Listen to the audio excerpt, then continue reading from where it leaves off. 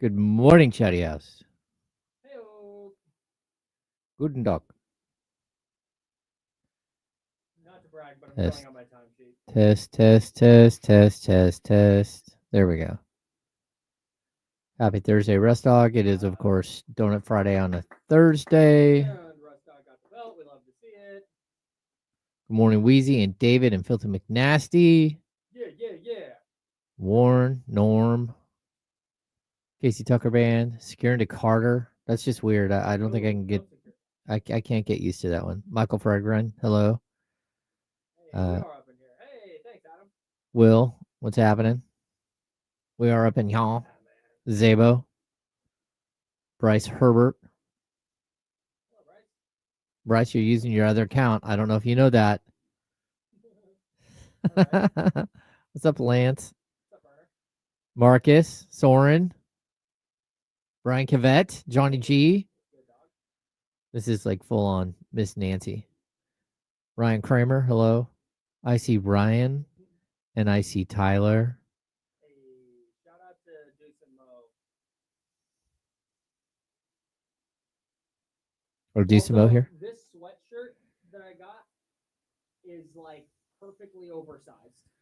Ooh. The cuffs don't like. They're not like tight sleeve cuffs, and then the bottom isn't like tight where it like bunches and sticks around. Oh, okay. Your waist. Oh, it's the best. I'm having a great time today. Thanks, Lucy. Oh, you guys can barely hear me because my microphone's not on. There it is. All right, here we go.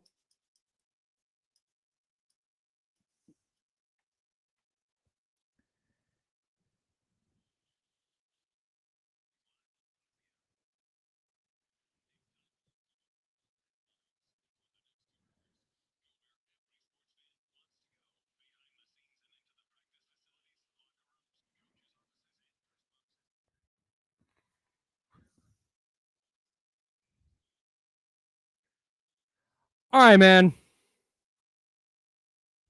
That's James. I'm Kyle. We're hanging out with you till noon. 916-909-1320 is the Elk Grove Kia talk line. 916-909-1320. Would love to hear from you today after the Kings lose again to the Chicago Bulls. 126-113 the final. And we will dig into what happened last night in the Kings' fourth loss in 5 games to start the year. However, I want to start with something that was said after the game because I think it tells the story of where the Kings are, and unfortunately, I think where the Kings are going. Yeah. Doug Christie, after the Kings last night, played well in the first half. They were phenomenal in the first half until the last 2 minutes. And then in the third quarter, couldn't figure it out. Let the game slip away. Didn't battle back in the fourth quarter. And eventually, like I said, suffered their fourth loss in 5 games to start this season. 126-113, the final. The Kings outscored in the second half 64-49. Not great. Yeah, they gave up a 9-0 run to finish the second quarter. Yep. And to give away their entire lead. They went up, I think it was 64-62 heading to the half. Mm-hmm. And then they gave up a 12-2 run to open. So Just a brutal. 21-2 run. Just brutal. Yeah. Out of the gate. Just immediate. Yeah. Doug Christie said after the game, quote, "It seems sometimes we get a little bit bored with the monotony of doing things the right way and having success at it." Brother, what? What? That's I not can't a Deepak believe that. Chopra quote. Dude, they've not been good enough to be bored with being good. I got when the Warriors had Kevin Durant, they'd lose a couple of games. It's like, oh, they're bored with the regular season. That team gets to be bored. No, you're right. If Oklahoma City loses 4 in a row, and it's like, they're bored with the regular season. I get it. Got it. The Kings play a good half, and their head coach believes that the collective mindset is, this is so boring. Goodbye. Whoever that is, whoever it is on the Kings that is bored with doing things the right way for like a little bit, much less an 82-game slog, much less a play-in tournament or playoffs, you can go now. I don't get him out of the building. However many people it is. You're trying to establish a culture. You're trying to establish a thing here, a winning mindset. And you've got guys who are bored with the monotony of doing things the right way and also having success at it. 5 games into the season. 5 games in. And you're 1-4. You're on a last-second shot. Holy smokes, man. This is where we're at. A little early. It's way too early. Look, I've covered a ton of NBA head coaches. A lot of them. Doug Christie is the 10th head coach I've had here in Sacramento. And then on top of that, like you actually cover other head coaches. Like whether I used to go talk to the other coach every single game for years and years. I don't so much anymore because they put it in like this really, really small center block room. It feels like you're in a bomb shelter. Sure. And there's too many people and I don't want to be in that room in the post-COVID world. Sure. But like, look, every coach handles things differently, especially when it comes to players. Like Dave Yeager was notorious for protecting his players. Right. This is not protecting your players. This is saying, hey, I don't know what to do with these 5 guys. And those 5 guys, just so everyone fully understands, he talked about in that same exact press conference that he should have done a line change and swapped out all 5. Those are the 5 starters. That's Dennis Schroeder, who you begged for them to sign. Yep. Russell Westbrook, who somebody decided to sign. Sure. Zach LaVine, DeMar DeRozan, and Domantas Sabonis. Yep. They have a combined, like, I don't know, like 85 years of NBA experience, something crazy. This is a seasoned veteran group of players who went out in the first half and played a specific way and were very successful. Yes. And looked like they were going to run over the Chicago Bulls. Yep. Then they stopped doing it. Then they come out in the second half and they looked absolutely nothing like the team that played in the first half. Nope. The shot selection was gone. The defense was gone. It was a bunch of Ole, go ahead and score, drive right to the basket, like game over. I don't know. The stated, I shouldn't say the stated goal, but the implied goal with how they operated this offseason was that they are trying to win.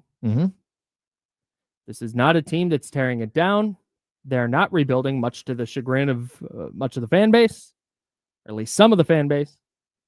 They have too many good players to punt a season and start a rebuild.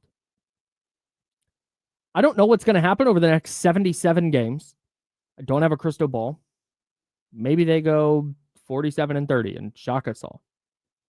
I don't think that's going to happen if they're already bored. I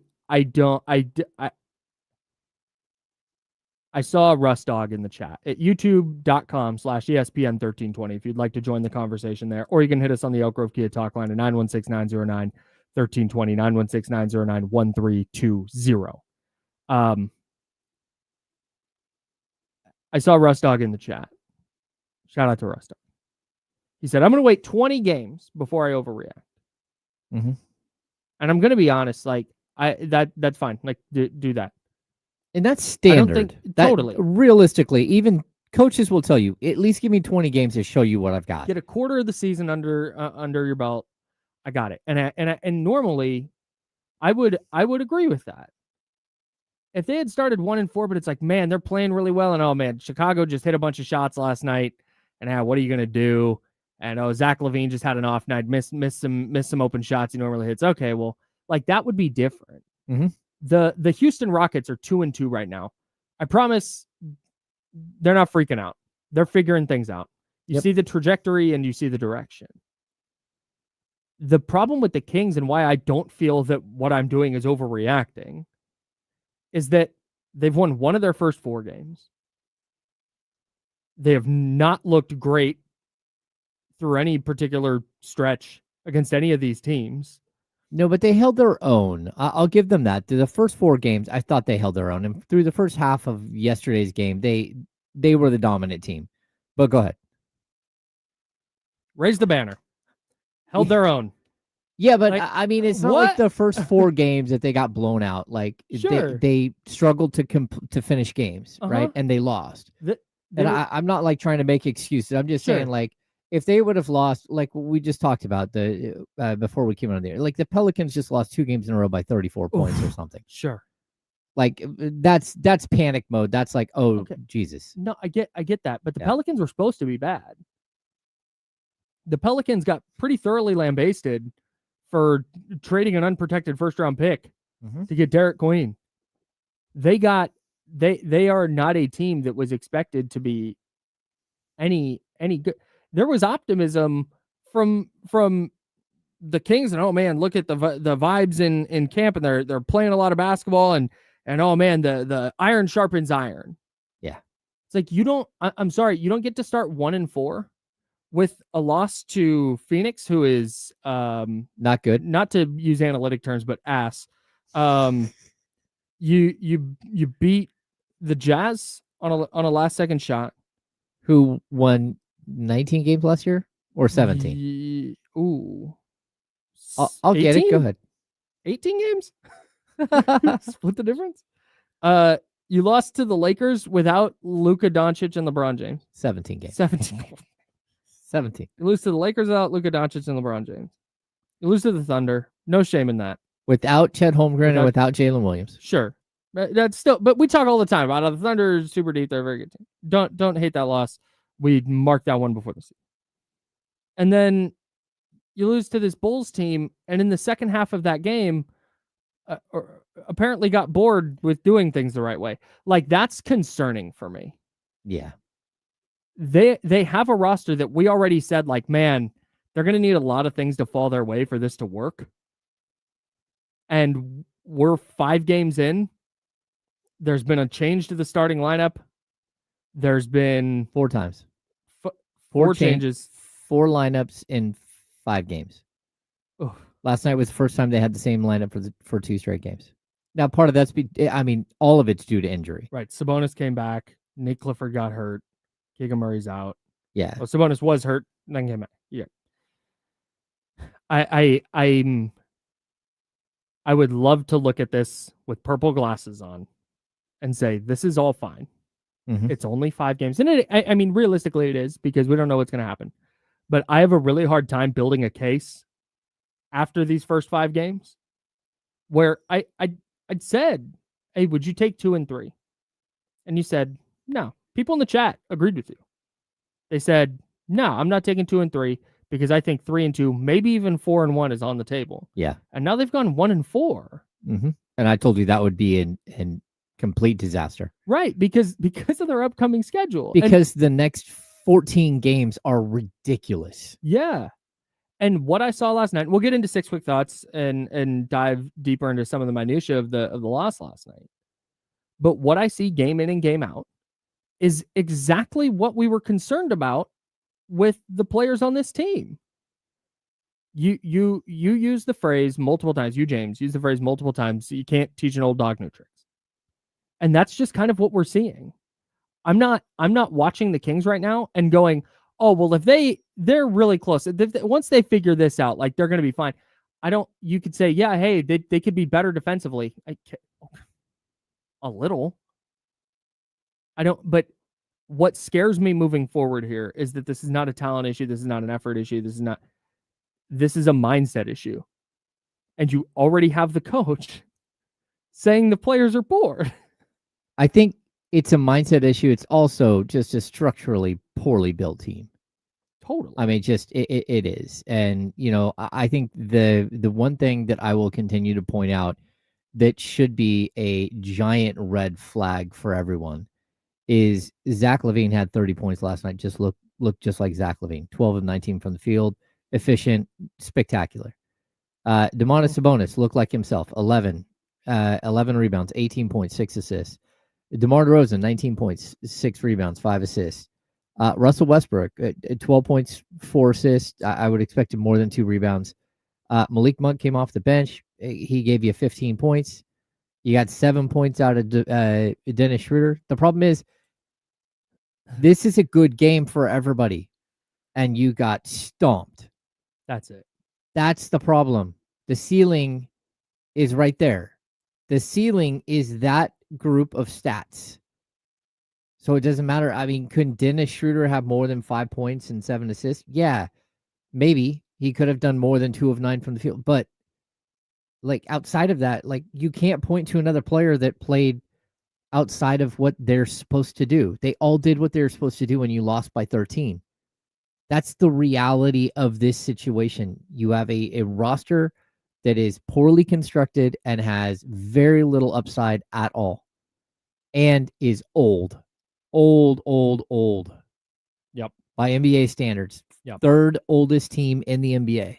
And this is how you're performing in game 5 of the regular season in a winnable game against a team that is scrappy and beats you with no star. The hope for me was that there would at least be some semblance. And again, there's 77 games left. Yep. I don't have a crystal ball. Got it. But it's hard for me to believe. And my hope was that Doug Christie and Scott Perry would be establishing this culture where things like they're bored with doing the right things wouldn't be a problem. If they were losing because, like, man, like I said, they were just kind of getting out talented every night, and some teams hit tough shots, and the Kings didn't hit open shots, and that's what. But I'm not. The reason that this one stings so bad, and the reason that Doug's quote in particular stings so bad, is because that, to me, says that, oh no, there's no culture being established. In fact, it's the opposite. The opposite of a winning culture is being established. Mm-hmm. And to a point that you've made many times, there's no fix, there's no path, there's no. Are you gonna bench your 5 starters? You don't have 5 other players to play. You don't. I mean, Doug McDermott hasn't played yet, right? Nope. I don't think he stepped on the court in 5 games. If he did, it was one of those, like, there's 3 seconds left and we need to put a shooter out there. Yeah. And I mean, you can go up and down. Like, the Kings don't have any roster flexibility. Mm-hmm. The only one who's on a non-guaranteed deal, well, there's 2. There's Russell Westbrook and Isaac Jones. Mm-hmm. If not, you're going to have to eat the contract of Drew Eubanks or Doug McDermott, or waive one of these other players. If you do a 2-for-1 trade where you send out 1 player and bring back 2, somebody's got to get waived. You've got no flexibility. You've got no cap room under the luxury tax. You're about $3 million, but even that is already tied up in the bonuses to Sabonis and DeMar DeRozan. Like, there isn't flexibility here. This is not a good situation to be in 5 games in. It's not. We'll dig into some specifics. Mm-hmm. Certainly the bad. There was some good last night. Some silver linings that we'll get into. It's really difficult to write 6 quick thoughts right now. And I'll explain why when we come back. I can't wait.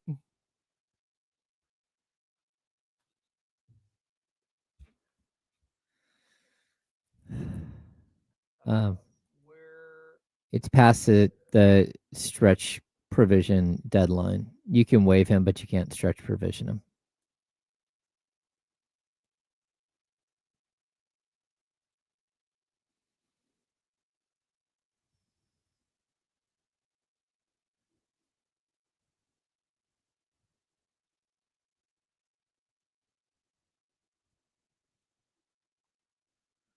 Yeah, Chris, I mean, the trade deadline, but, like,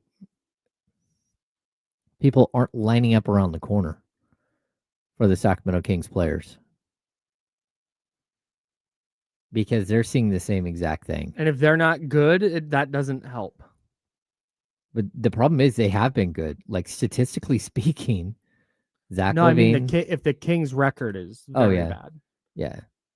No, I mean, Zach LaVine right now is shooting 54% from the field and 38% from 3. Down a little bit, but he's averaging 29-2 a game. DeMar DeRozan, 19 points, 5.2 assists, 4.4 rebounds. That's it's quality, 50% from the field. Sabonis is on the rise, 12.5 points, 3.3 assists, 13.8 rebounds. Yeah. Who is impacting winning? Our favorite phrase. What was I going to look at?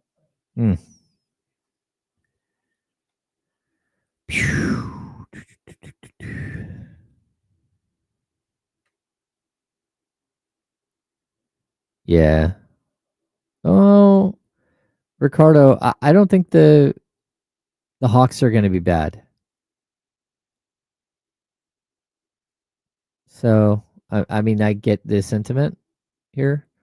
I don't know what anyone's going to do with the Spurs no matter what. I mean, again, they're playing like a pretty strong brand of basketball. It's called the Wembanyama brand. They're 4-0. De'Aaron Fox hasn't played yet, and he's going to play, and it won't be that long until he plays. And, whether you love Fox here in Sacramento or you don't, he's a very, very good NBA player and will help that team.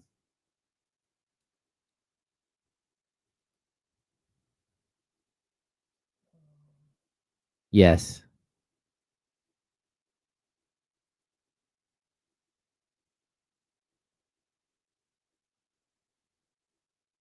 Man, I really hate how minimal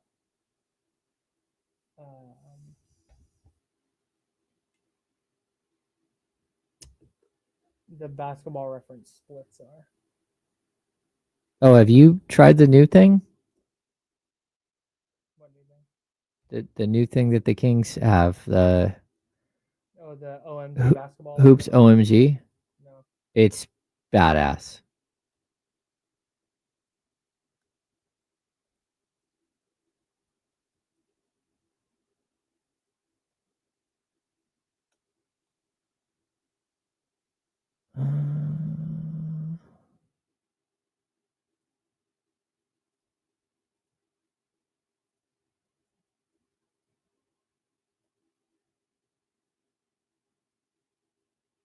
Mess that up? Oh no. All right, here we go.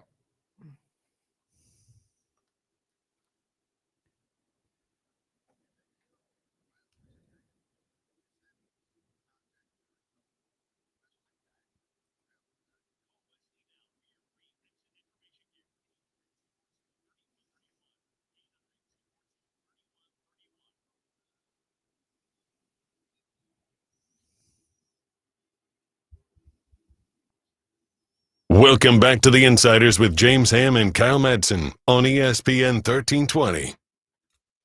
James is over there. I'm Kyle.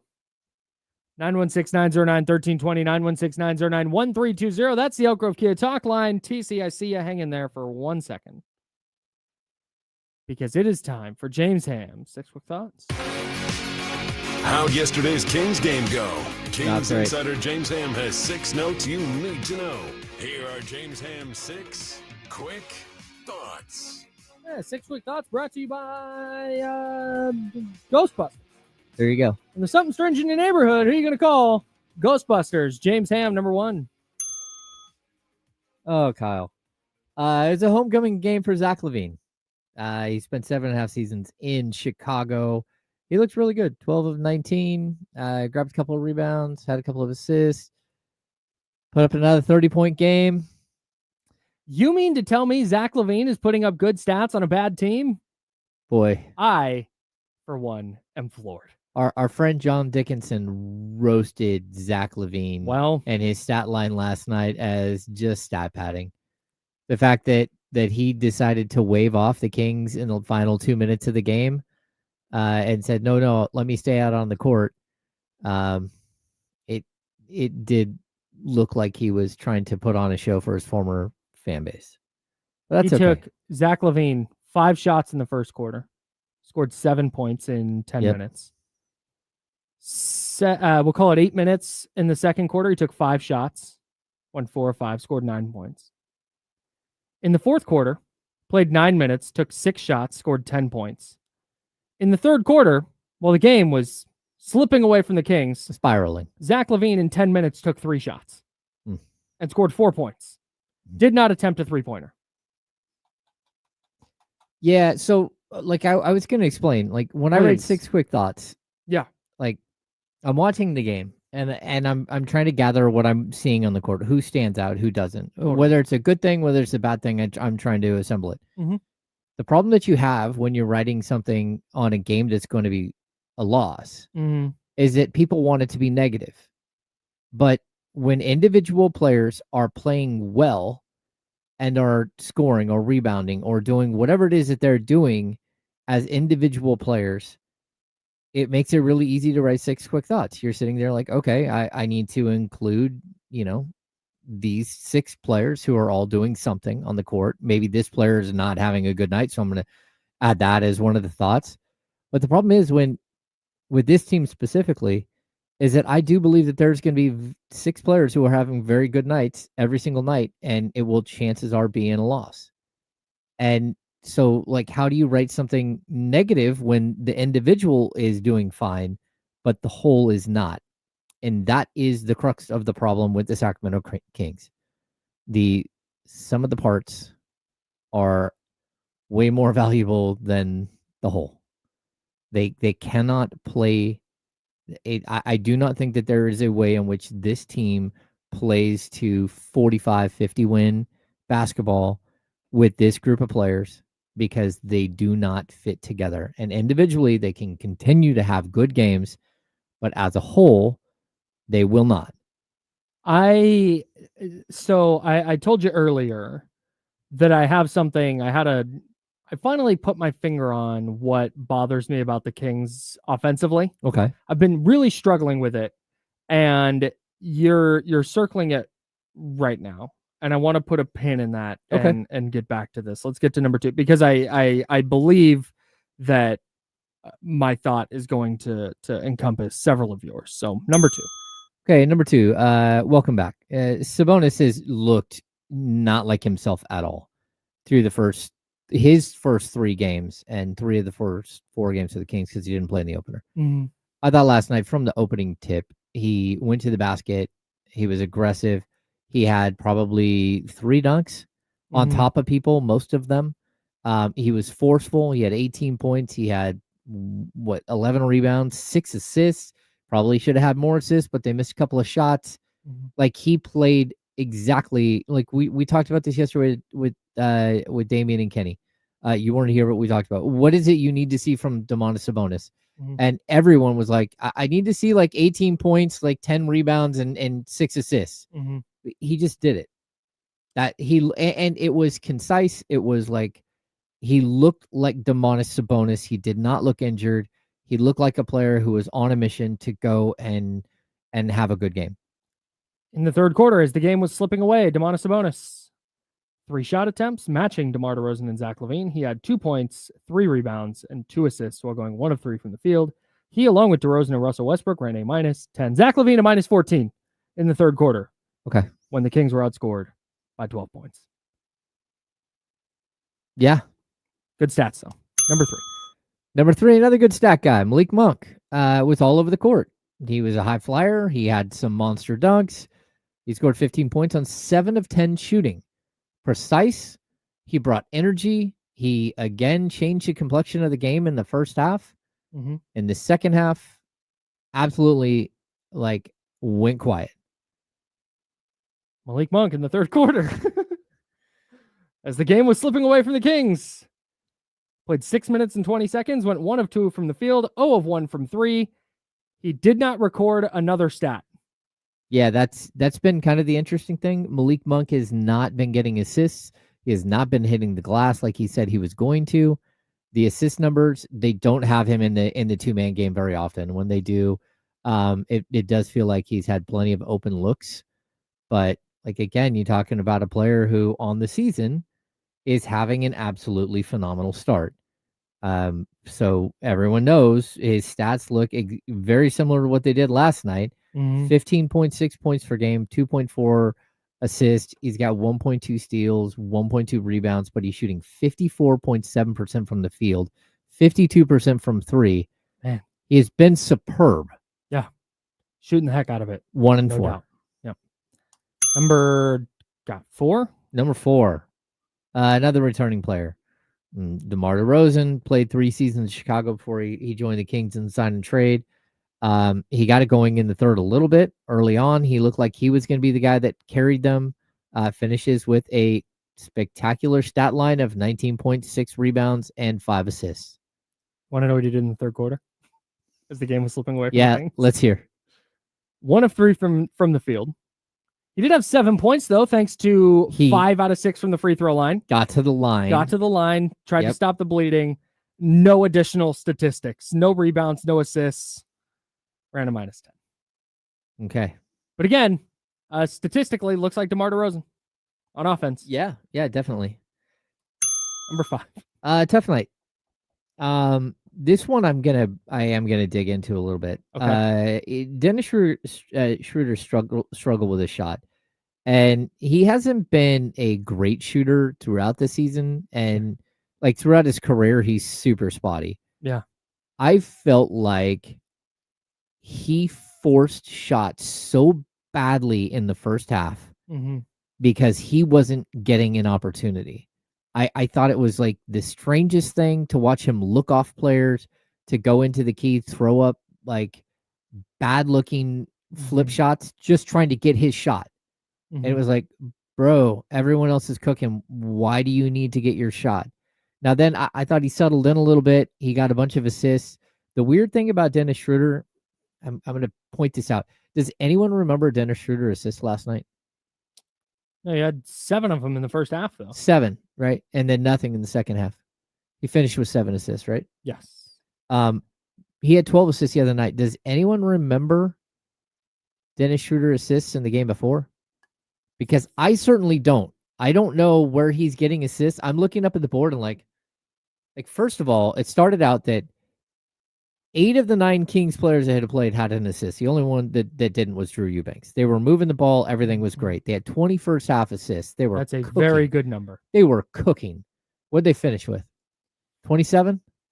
That's going to be my guess. Very close. You get credit. 28. 28. So same thing, 2 games in a row, where you have a big assist first half, and the second half, when the other team goes to the locker room, makes an adjustment, the Kings come out and look like a different team. When the going gets tough for this basketball team, they revert to, I need to go get a bucket. They revert to who they are as players, which is individual, one-on-one ISO players. Yeah. Apparently bored ISO players. Bored by their first half success. Yeah, but so for me, I really did feel like I was not impressed at all with Dennis Schroeder's game. The game before, he had 12 assists. It was great. You know, he was helping the team get things going and all that stuff. But last night's game, very specifically, I thought it was forced, and then when things didn't go the Kings' way, he just flat out disappeared in the second half. Dennis Schroeder in the third quarter, as the game was slipping away from the Kings, he played 8 minutes. He actually led the team in shot attempts in the third quarter with 5. He went 1 of 2 from 3 and did not record another statistic. He had 5 points on 5 shots, and that was his contribution to the third quarter. And you're going to look, the whole entire third quarter is nothing but individual play. There are no assists. And it's not just because they didn't hit shots. It's because they didn't set each other up. This is the same exact thing that we've seen countless times this season. The third quarter, they come out, guys look at their stats in the first, they look at the box score in the locker room, and they come out and they say, I have got to get my shot going. Yeah. And you lose. You lose because of it. You stop playing team basketball. All right. Not a great recipe. Last one, number 6. I think we have a temporarily permanent starter. He's a permanent starter until Keegan Murray gets back temporarily. So I'm not sure that works, but let's roll with it. That's fine. Russell Westbrook made his second straight start. Again, I thought he played within the confines of what he's supposed to do. 12 points, 4 assists. The 2 rebounds is not okay. He's too good of a rebounder, but I'm going to give him some leeway as a nearly Mm-hmm. 37-year-old man on the second night of a back-to-back. The fact he's playing. Starting at power forward after not having a training camp, I'm going to understand that a little bit. The legs, I don't think, were there, but he also had 3 steals. And I'm going to guess that his third quarter numbers were non-existent. Do I really need to rate him? Go ahead. Russell Westbrook in 7 third quarter minutes as the game was slipping away from the Kings. 2 points on 0 of 2 shooting, 0 of 1 from 3. He knocked down both his free throws. He did record additional numbers, though. He had 1 rebound and 1 assist to go along with his 2 points. He also ran a -10. Yeah. I didn't say Malik Monk only a -2 in that third quarter. Didn't get to that earlier. Yeah, that's what happened. They went to the bench, and the bench was able to hold on.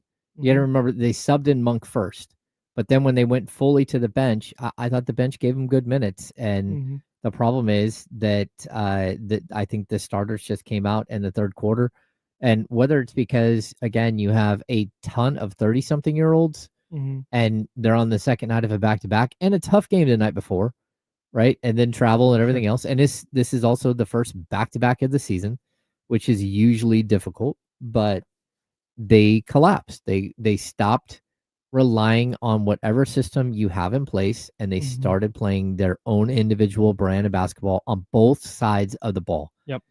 Watching guys get out of the way on the defensive side so a guy could get a bigger dunk was very disheartening. Very disheartening. The amount of times the Bulls got the ball deep and one pump fake, layup, or one little shoulder shake, pivot, layup. The amount of times Chicago got wide open looks both at the basket and from 3. The defensive effort in the second half, forget the offense for a minute. The defensive effort in the second half was just abominable. Beyond. Yeah. It was so bad. And in every moment where it's all right, hey, they're up 5. Can you lock up and get a stop? Nope. Wide open look. All right, you answered back with a bucket. Can you lock up and get a stop? Nope. Wide open look. Yeah. Ugh. Well, that and someone asked, it's a good question, and I can answer this. Someone asked in the chat, why didn't Dylan Cardwell play? First of all, it's Cardwell, not Caldwell. I think everyone tough one. Yeah, it's like Deebo Samuels. Maybe you're getting some autocorrect. I'm not sure. But the problem that you have in this game is, first of all, Domas was very good, and he played 32 minutes, right? So there's 16 minutes. There's also, if you look at who the Bulls ran out with their second team, Vucevic played 32 and a half minutes. He matched basically Sabonis. But Jalen Smith is a 3-point weapon. He shot 0 of 4 from 3 last night, but he went 5 of 9 from the field. 4 of his 9 shots were 3-pointers. Dylan Cardwell is not going to play well against Jalen Smith, and that's who they went with as their center. And just for the quick math, 5 of 5 on 2s. Yeah, 5 of 5 on 2s for Jalen Smith. Yeah, but again, that's a player that you can guard with a smaller individual. Sure. So that's why I don't think Russell Westbrook. Yeah, why the Kings didn't go to Cardwell. And look, Cardwell's going to play some nights. He's not going to play other nights. That's just kind of the way it's going to go throughout. And they only have 50 games of Dylan Cardwell. Yep. He cannot be the answer. No. You need your veteran players who have 85 years of NBA experience to be the ones stepping up. Yeah. Not the undrafted rookie. I would agree. On a two-way contract. Let's get TC's call in here. He's been patiently waiting on the Elk Grove Kia Talk line. 916-909-1320, 916-909-1320. Where are you at on the Kings after 5 games? TC, go ahead. What's up with my big dogs, man? Hammer Kyle, good morning. Chilling, man. Hey, just chilling. So, hey, I I think to be fair on the Domas thing, Ham, I think we were talking about him going like 25 and 12. I get that's the talk about him. It's like, bro, just score more because you got it. I could see if he was like trash and everybody was just like super hyping him up, but it's more like, bro, you can score more, so just do it. I get you on the pass, and that's the whole thing with Domas. So we can go back and forth on that. Russell in the starting lineup, I like that. But I like what Doug did last night. I don't got a problem with him calling his guys out early. He's not going to beat around the bush or any of that. Hey, man, these guys got bored. We need to do something. If not, then get these guys out of here. I see the frustration on Scott Perry, BJ's face all the time. The guys just trying to get through and they trying to work trades out. Dudes will be moved, in my opinion, in the next couple of weeks. I don't got no information or nothing, but that's what I feel. Dudes will be gone. Dad gets kind of over it, but he's respecting the veterans enough because he was a player. So I'm going to respect you guys because I was a player. But at the same time, if you guys aren't doing what I'm doing, I'm going to get you out of here. And I like that from Doug. That's how I think he's thinking. I'm Thanks, going, y'all. Thanks, TC. Appreciate you. Yeah, man, that's going to be the question with Doug Christie and the coaching staff moving forward. Is, all right, I get the idea. You're paying respect to the vets. You've got, they're making all this money. I got that. But every game that they play, where they play like they did last night, particularly in the second half, where they appear to be bored by doing the things that are successful or whatever, that is one game fewer that you have to establish the culture that they are trying to establish. And I worry about the long term with every defeat like last night. Oh yeah, I mean that was always going to be the question. How do you build a culture with a bunch of players that aren't going to be part of the culture moving forward? Like there is a culture, I think there is an ability to build like a culture of toughness and a culture of winning and a culture, like pushing people around and all that stuff. Like I think there is a way to build that, but I don't know how you do it with a bunch of players who are either on the trade block or are entering, they're in the final year of a deal. Like none of that stuff makes sense to continuity and to growing something that is long lasting. And again, we're 5 games in, but last night was the first game where you're like, oh boy, like this team. I agree. Like watching the level of non-competitiveness was so frustrating, and watching them, especially on the defensive end, where it was like, that just happened to you two and 3 times in a row. Yes. And the way they lost to OKC was exactly the same. Right, but you forgive it a little bit against Oklahoma City because hey, maybe Oklahoma City is just better. Yeah, that's a possibility. But they're still like functional when you watch AJ Mitchell just run by Keon Ellis because he makes a bad play and there's no one behind him at all to cover. Like that's a problem. Yeah. That's a huge problem. And when it happens twice, that's a bigger problem. Now, last night, I'm not going to put Keon in that discussion. Like the game that we saw last night, that was won and lost by, guys, I looked it up. I did the math. It's 70 years of combined NBA experience, your starting lineup. Wow. That's a lot. Yikes. And they did not play well enough to win a game at all. And that's, it is what it is. You want to know some good news? I finally put my finger on what bothers me about the Kings offense. Excellent. We'll talk about it next on ESPN 1320, Sacramento Sports Leader.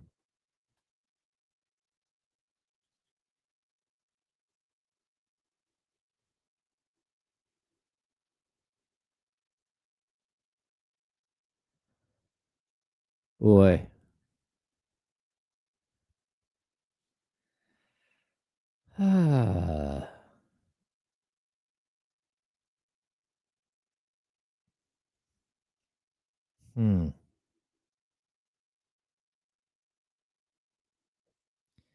It started something earlier.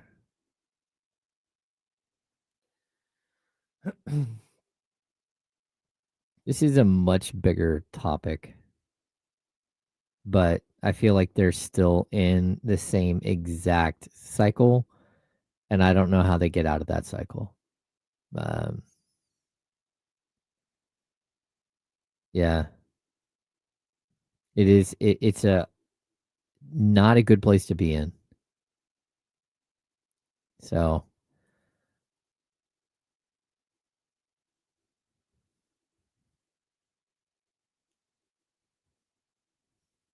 Sorry, I'm looking something up real quick. Chris, I think when I was younger, it didn't, it was just like going to work every day, right? So I've told Monty Poole this. Monty Poole, the great Golden State Warriors reporter. when we worked together at NBC, I told him there's not a lot of difference between writing 50 winning game recaps and writing 50 losing game recaps this season. Realistically, it's just a couple of words that are different. Mm-hmm. Like, you're still covering the team the same way. It, you don't feel better or worse. It becomes like, oh, how many games in a row are they going to lose and stuff? Mm-hmm. But when I'm watching a game, I don't disengage at all. Like, if you see that I'm not tweeting, it's because I'm writing 6 quick thoughts. Sure. So that's what I'm doing when that's happening. Now we get to game 65, 70, and there might be a weekend where the Kings have 2 games on the road, and I'm like, hey, I'm not going to tweet this weekend because I'm going to go enjoy my life and go hang out with my wife somewhere and not and turn off basketball for a little bit. But yeah, I mean, regardless of the results, like, I sit there and watch every single game from start to finish, fully engaged. I don't eat during games because it's too much things going on. I like somebody said they started drinking at halftime. I do not drink when I'm covering games at all. I might drink after games here and there, but not really. But yeah, it doesn't really change me. And I think that's the one good thing about doing this job versus being a fan. Like, do I get upset with things that I see or things that are said and stuff like that? Sure. But at the end of the day, it's about covering a team.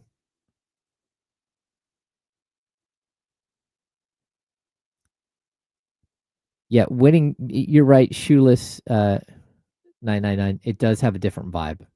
It's a lot more fun when you're on the way to the playoffs.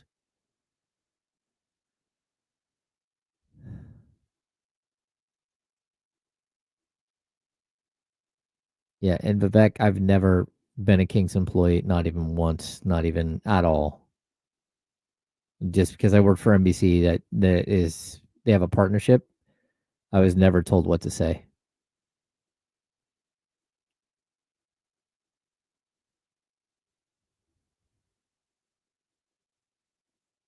It's a good question. Thanks for asking it, Chris. It's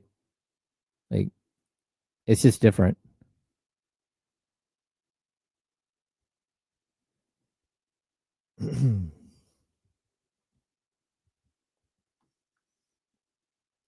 I have a really fun statistic about the Kings defense that I can't wait to talk about. That's a tease for those of you watching on the stream. We're not going to get to it here, but we will.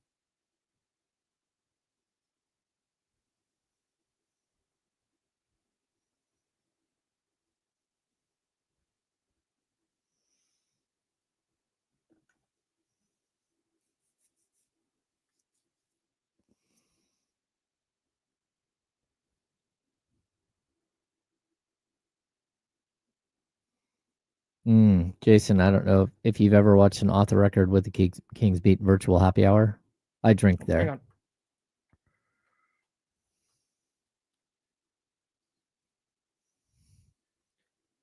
Hey, someday I'll learn how to do a radio show. Here we go. Welcome back to The Insiders with James Ham and Kyle Madsen on ESPN 1320. James is over there. I'm Kyle. Hey, before we get into, just very quickly, I promise, because I want to talk about the Kings offense and the thought I finally put my finger on what bothers me about it. We need to talk about cherries, James, because you've done this twice now. Oh. And I really, I need it. We need to discuss this. You shamed somebody for using maraschino cherries yesterday. Yeah, I heard this. You Public Jordan Meeks. Shout out Jordan. You really put them down for using maraschino cherries. And if you're gonna do that, if you're gonna try and big league people, you need to know what you're talking about. Oh, okay. You do use maraschino cherries. They're just a very different maraschino cherry. Yes. Yeah, Luxardo, the brand. Yeah. On the label, it says the original maraschino cherry. Yes. So if somebody says, hey, maraschino cherries, you're using a maraschino cherry. Yes, they're different. They're different than the ones you get at Applebee's. They're not what you have in a No, they're a fancy version of it. Yes, yeah. But what I'm saying is they're not what you have in a a Shirley Temple. That's what most maraschino cherries are. They're like the bright red maraschino. Yeah, right. cherry. Yeah. Yeah. So Luxardo brand is just a different. It's like saying I ate at McDonald's, I had a hamburger, and you're like, well, no, you didn't have a hamburger. I went to pick your favorite burger place. Like, no, we all had hamburgers. One is just of different quality. That's all. Okay. Enjoy your maraschino cherries, people, regardless of what brand you use. Anyways, I just had to get that off my chest. Kings offense. It hit me last night what bothers me, because when you watch and you go back and you look and you're checking the box score, you're like, man, because you hit it in 6 quick thoughts. Like, man, you look at statistically, all these guys are just they're putting up numbers. What bothers me about the Kings offense is an individual player like Zach LaVine, or an individual player like DeMar DeRozan, or Domantas Sabonis, or Russell Westbrook, or whomever. They are very good individual players. They never, and they all have, we hear the term gravity a lot. Like we talk, George Kittle coming back, his gravity changes the Niners passing offense. Steph Curry and his gravity, and we talk about this stuff all the time. No Kings player uses their gravity to the offense's advantage. Yeah, teams, it's not like teams are just like, yeah, throw a guy one-on-one on DeMar DeRozan. Like, no, when DeMar DeRozan has the ball one-on-one with a defender, you see another defender maybe creep up and try and double. You might see, they never take advantage of the way their offensive players warp a defense. Zach LaVine does not get past it, do a move, get past his defender, get into the paint, defense collapses. He does not then use that to pass wide open three. He uses that to take a tough contested two, and he'll make it. Like, wow, look at that. But when we talk about sustainability and we talk about continuing to put up the amount of points that they're going to need to put up to win games with the defense that they have, they don't maximize everybody on individual possessions. An individual is just trying to maximize himself and to like you said, get their own shot up. There's not the coaching staff has not taken this group and said, okay, when Zach LaVine gets to this spot on the floor, the defense warps this way. So here's how we need to move the ball. Here's going to be our philosophy. It very much feels like pickup basketball, where if a guy drives into trouble and he does pass it out, they throw it out to the top, where a new guy tries to get his own tough contested shot. Yeah. And it's not going to be regularly efficient offense. It's not going to lead to your role players being maximized, because they may or may not, like, yeah, hey, I don't know when I'm going to get the ball. And if I do, I might not have shot it in 17 minutes.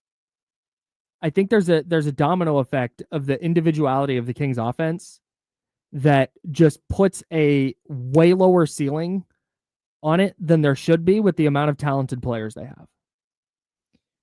Yeah, I mean, to your point very specifically, like I think everyone looked at Zach LaVine and thought, okay, he can average 27 to 30 points per game. Like, he's got that kind of talent. He averages 3.9 assists a game for his career. Right now, he's at 1.6. He's scoring 30 a game. He's scoring 29.2, but in the 5 games they've played, he scored 30 or more 4 of the 5 times. The problem is he's doing nothing else. And you're right. He is a gravitational player. Everyone is like zooming in and trying to get him, get the ball away from him. Like when he starts going, he is not finding anyone else to make anyone else better. And I feel like that is pretty much like most of the players on the court. Like, and when I watch, again, Drew Eubanks, like what would make Drew Eubanks think that he was a scorer on this team? Because that's what I keep, like, he's not rebounding. He's not setting guys up. Like, how many of these crazy flip shots, the pivot sky hook that doesn't even draw iron, hits front rim every time. I don't know. I don't know what's going on there. Gosh. But I just like, again, if you're going to play and you're going to fill in for a guy who is typically a huge assist guy in Domantas Sabonis, Drew Eubanks is averaging 0.2 assists per game. Oof. Like, and like, what are you doing? Like, every time you touch the ball, you should not be shooting when you're shooting 25% from the field. Yeah. And like, again, this isn't about like one player being bad or anything else. It's that they aren't playing to help each other get better. I want it because I know we talk about Zach LaVine a lot. Let's talk about Malik Monk. Yeah. Malik Monk, who 54.7% from the field, 52% from three, scoring 15.6 points a night, is averaging 2.4 assists, his fewest since the 2020-2021 season when he was with Charlotte. And he averaged 2.1. What do you average last year? 5.6? 5.6. The year before that, 5.1. The year before that, 3.9. Yeah. Because the Kings had an offensive system. They were doing something offensively. The fact that Malik Monk, a player that we talked about throughout the offseason, hey, is he going to be their starting point guard? It probably shouldn't be. Well, he's going to be their backup point guard. Malik Monk is a not pass first player, but he is a willing passer. Mm-hmm. The fact that he's averaging 2.4 assists per game, to me says, hey, there's not a system here. Yeah. He's not driving looking for the roll man. He's not driving looking to kick. He's driving because he's only shooting it 10.6 times a game. That is his second fewest since his first year in SAC when he's at 10.3. So he's going, all right, when I get the ball, I have to get my shots up because I'm not going to get a ton of opportunities.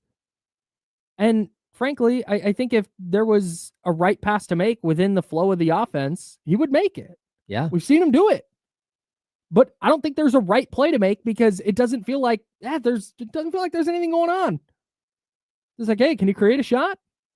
Cool. And I gotta be honest, I don't remember a bunch of bad shots by Malik Monk.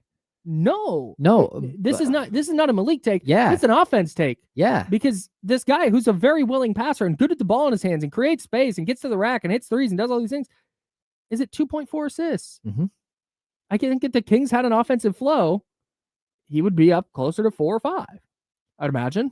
Yeah, I would assume so because that's where he typically has been with the Kings. Mm-hmm. I'm like, the advanced statistics on this team are just like jarring. And, you got a whole bunch of dudes who have high usage rate, like a bunch of guys over 20 usage rate. And that's not typical to have a whole bunch of those guys. Zach LaVine at 28%. That's actually really high for what typically I think he does. Mm-hmm. But you got, again, DeMar and Schroeder both at 21. You got Monk at 21. You got Russell Westbrook at 23. You got Sabonis at 19. Like, these guys are on the court enough. They have the ball in their hands enough that you can't have a bunch of guys with crap assist rates. Mm-hmm. And that's what they are. Like, I mean, Zach LaVine's assist rate's at 7.4. Just for reference on that, his assist rate with the Kings last year was 15.6. 15.6 was the second lowest mark of his career. Yeah. And now he's at half of that. They're just not. They are not relying on a system at all. And then when the opposition does what the Kings have done, the Kings have started running a 2-3 zone, right? Mm-hmm. To throw guys off. They completely took the Thunder out of their game for long stretches the night before. Well, the Kings have been doing that. When the opposition runs something different at the Kings, it's like fold up shop. Yeah, we're done. And even that zone against OKC, when OKC started to figure it out, it was like, threw our best pitch. Yep. Well, that's when you started having the jailbreak to the basket. Yep. Like, all right, they broke through the first line of defense. There they go. Oh, I think they're going to get to the queen. My bad. Yeah, that happened. I mean, just realistically, there are a lot of flaws in what we're seeing so far. And again, I don't know. It's super early to blame one specific thing or to blame one specific person to say whether it's coaching or whether it's players. It would be way easier if it was. Yeah. I think it is an amalgamation of things. Yeah. And that's the problem. No, I'm with you. There are so many different issues that they're all bleeding into each other. But the fact that everyone is putting up basically similar stats to what they've always done, except for the assist number, to me is jarring. because you don't usually see that. And that's what I meant when I was talking about 6 quick thoughts. It's very different to be able to write 6 quick thoughts, 6 positive things that are happening, and they don't have to be positive. They can be negative. But like when you're looking at the stat lines, they're all positive. You can point out, oh yeah, Sabonis shot 5 of 15 from the field the game before. Yeah, he missed a bunch of layups that he won't miss again. Like whatever was happening, he's a 60% shooter for his career. There's no reason why he's shooting 30% for a night at the rim. I have so many thoughts on what you just said. We need to get to that, and we'll go around the NBA because the Kings, while it's not great, are not the worst team. No, that's a plus. We're already talking about firing a coach somewhere. We'll get to all that on the Insiders. We're on ESPN 1320 Sacramento Sports Center.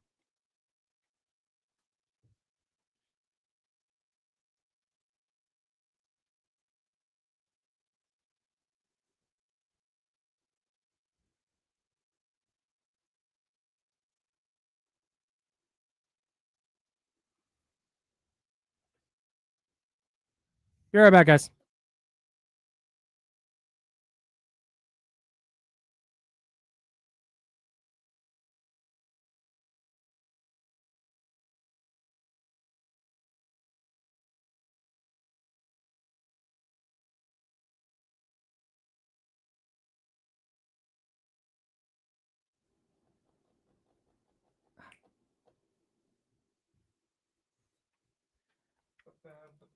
Are we back on?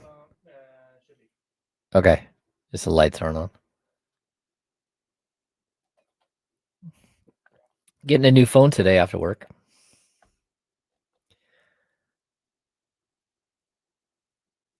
How might pick one up this weekend? I've had the same iPhone X since 2018 or 17, I believe. Oh my gosh. Yeah. Phone's been great. Like I could probably keep using it for another 10 years, but You can I don't who's your carrier? AT&T. Oh, yeah. Yeah, You like I should- got it upgraded. Like I can go pick one up. I just never have, I guess. Yeah, I'm getting a 17 Pro Max today.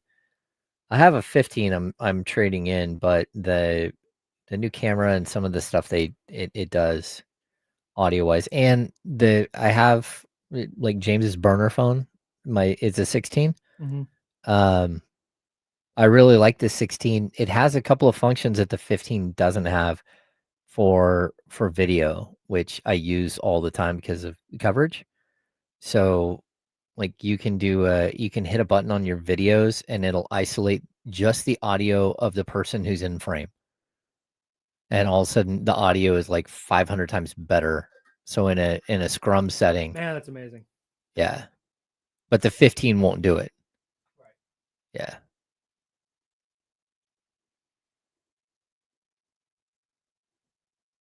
Yeah, Scooter, I'm getting the 17 Pro Max, but a 512 because I've almost reached the maximum of my 256. Russ, Doug, I have Verizon.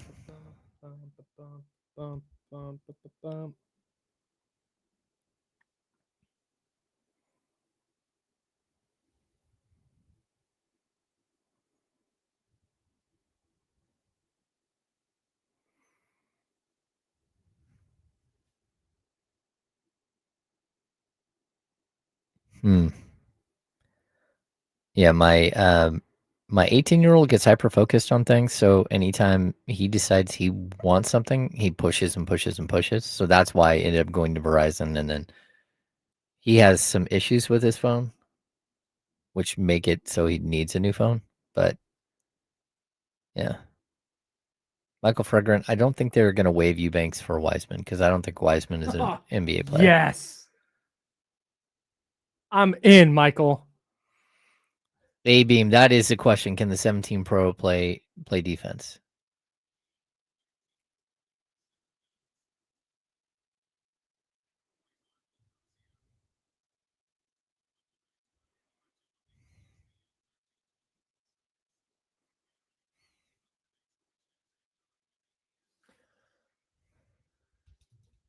Hour number 2. That's James Ham. I'm Kyle Madsen. We're rocking with you until noon, and then we hand it off to D-Lo and KC. It'll take you up to 4 o'clock on this Thursday, October 30th. Sports Talk on ESPN 1320 is presented by Paramount Plus. You can't count on much these days, but you can always count on Sundays with the NFL on CBS and Paramount Plus. Watch your local NFL game every Sunday on CBS and Paramount Plus all season long. Visit ParamountPlus.com/NFL to get started today. Yeah, I might want to lock into the NFL if the Kings keep playing this way. Because, oof. Yeah. Not great. Jesse Toppy on the ones and twos. Appreciate you helping out, Jesse. Shout You're out the best. to 1320. Shout out to me helping out. Shout out to the crew. Hell yeah. I didn't have anything nice to say right there, so I just said words. All right, salute. Words. Grove Kid Talk on 916. I haven't had anything nice to say all morning. I've been doing this for an hour. Yeah, it hasn't been great. It feels like we're on the verge of a free fall right now. Sure does. 916-909-1320, 916-909-1320 is the Elk Grove Kia Talk line. Let's get to Don. Don, you're on the Insiders. What's up? Hello, it's Mark. Hey, Don. Is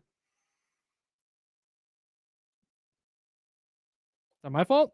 No. He was on, and then I think you slid him down. Oh, he's on. Oh, why can't I hear him? He was on, and then something happened. Oh, okay. That's my bad. If that was you, call back because Jesse can actually screen the call and I won't call you Don. Yeah, Mark, call back, Mark. It's Mark. Was his name? Was It's his name Mark Robertson. Yeah. The one who wants to tank. He wants to tank. Is he in the chat? Yeah, yeah. Oh, I didn't see it. That's my bad. Mark, call back. He said, Jesse, help me out. I got you. Hell yeah. hung up on me. My bad, dog. Didn't hang up. Just pushed the wrong button. This is what happens when Mark's when you here. try Hold to on. record it. Okay, great.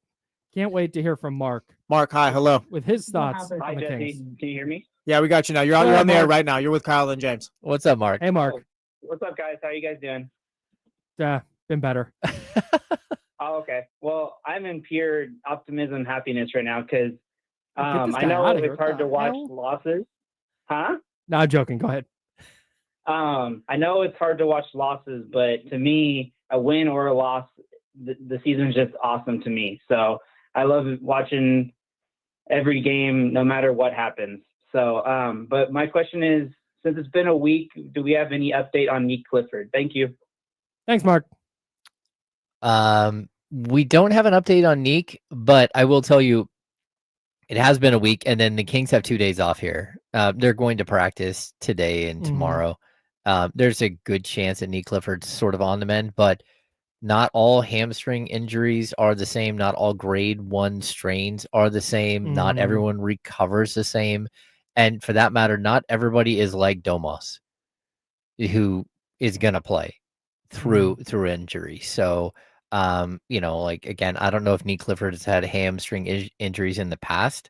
And that may dictate how he like wants to push forward here. But I wouldn't be surprised if he's getting close to return. We don't have a full-fledged update yet, but we might have a he's back at practice type thing today, tomorrow, something like that. Great. Looking forward to having Nick Clifford back because then at least there's like that's the thing is our guy Mark is living in pure optimism. Salute. I wish to be able to be in that headspace because if they win, great. If not, every loss is like a tank, so that's cool. Well, that's you do know Mark is like the purveyor of like the tank mentality. Like he loves a good tank. He's Tank Bigsby. He's here. Yes, exactly. Okay, got it. Yeah, he is here for as many losses as possible. And like, look, a lot of fans are going to be that way. Totally.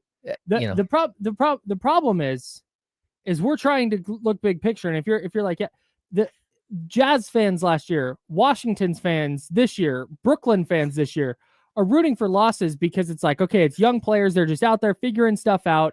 And the losses are just going to be the result of playing the young players and trying to establish a foundation for the future.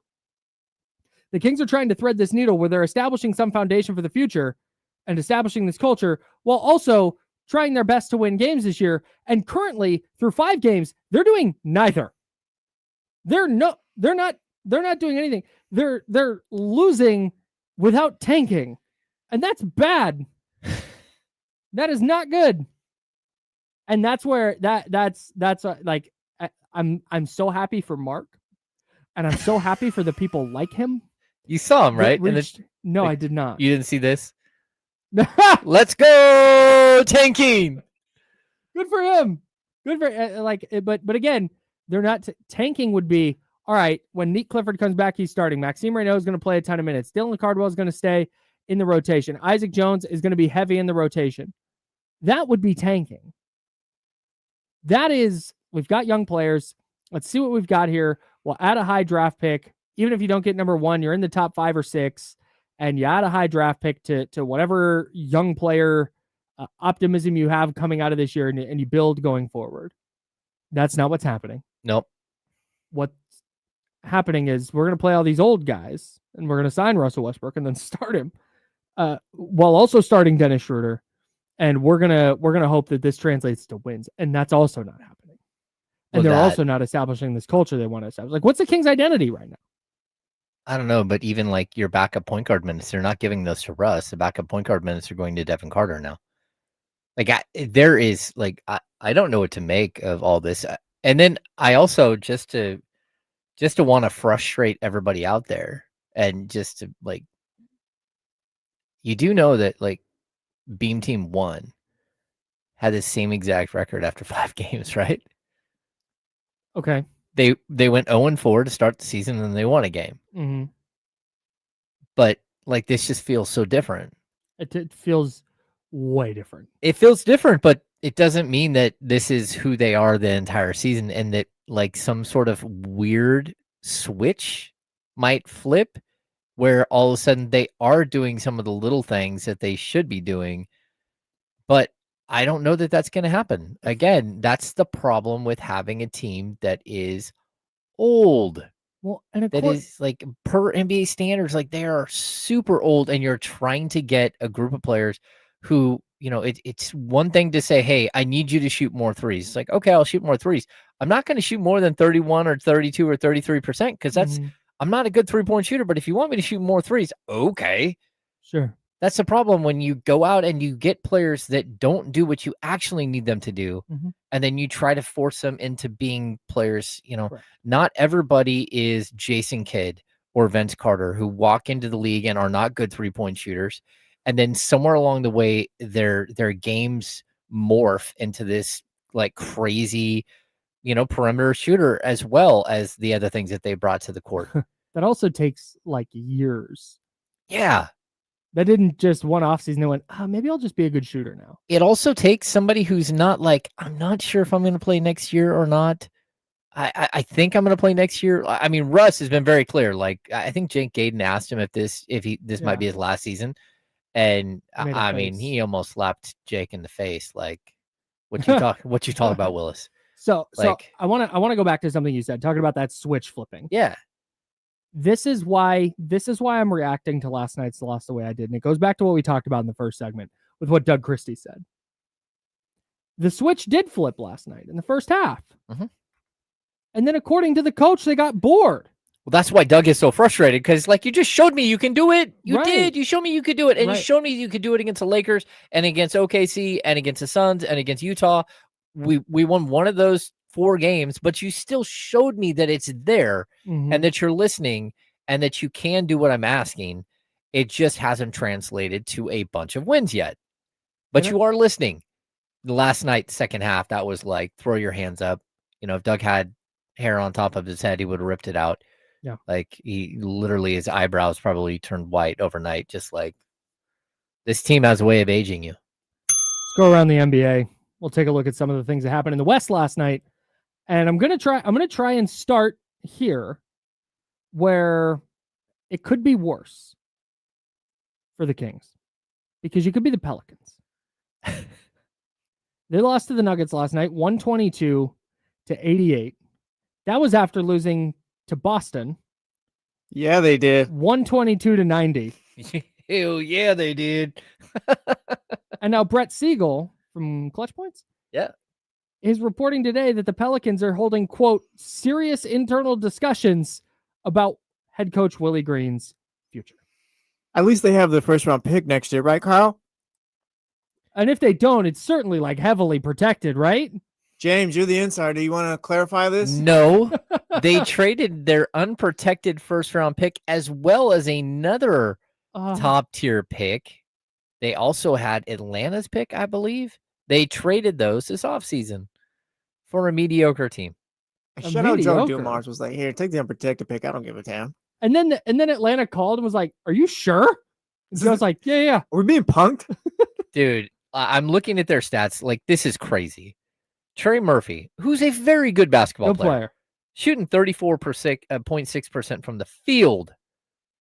Jordan Poole, 35.6. Herb Jones, everyone loves Herb Jones. Big Herb Jones guy. 29.7% from the field. While shooting 33% from 3. Better from 3 than he is from 2. Sadiq Bey, one of my favorites. Everyone knows that. Sadiq Bey, Big Sadiq Bey guy. 37.8% from the field. As a team, they're shooting 40.4% from the field. Not from 3, from the field. Oof. Holy cow, that's a bad team. But to that point, their top 10 players in minutes are all 27 or younger. Yes. Like that's a team that stinks. That you feel like, okay, how's Jeremiah Fears look? Is Jordan Poole going to be anything? Herb Jones there, Trey Murphy's there. Like there's Yves Missi. Yves Missi. Yeah. All rookie guy last year. Yeah, you have a bunch of players that are young and that you're trying to bring along. I just, again, you're going to lose a ton of games. They're going to lose so many games. I think I was on the over for the Pelicans to start the year. Mm-mm. No, bad call by. You know what? Hang on. Where's Sean McVay when you need him? Bad call by me. That's a bad call by me. Bad call by me. Yeah. I want to keep going through the West here. Okay. The Blazers beat the Jazz 136-134 last night. Do the Kings finish ahead of 0, 1, or both of these teams? At the beginning of the season, I thought they'd finish above both those teams. I did too.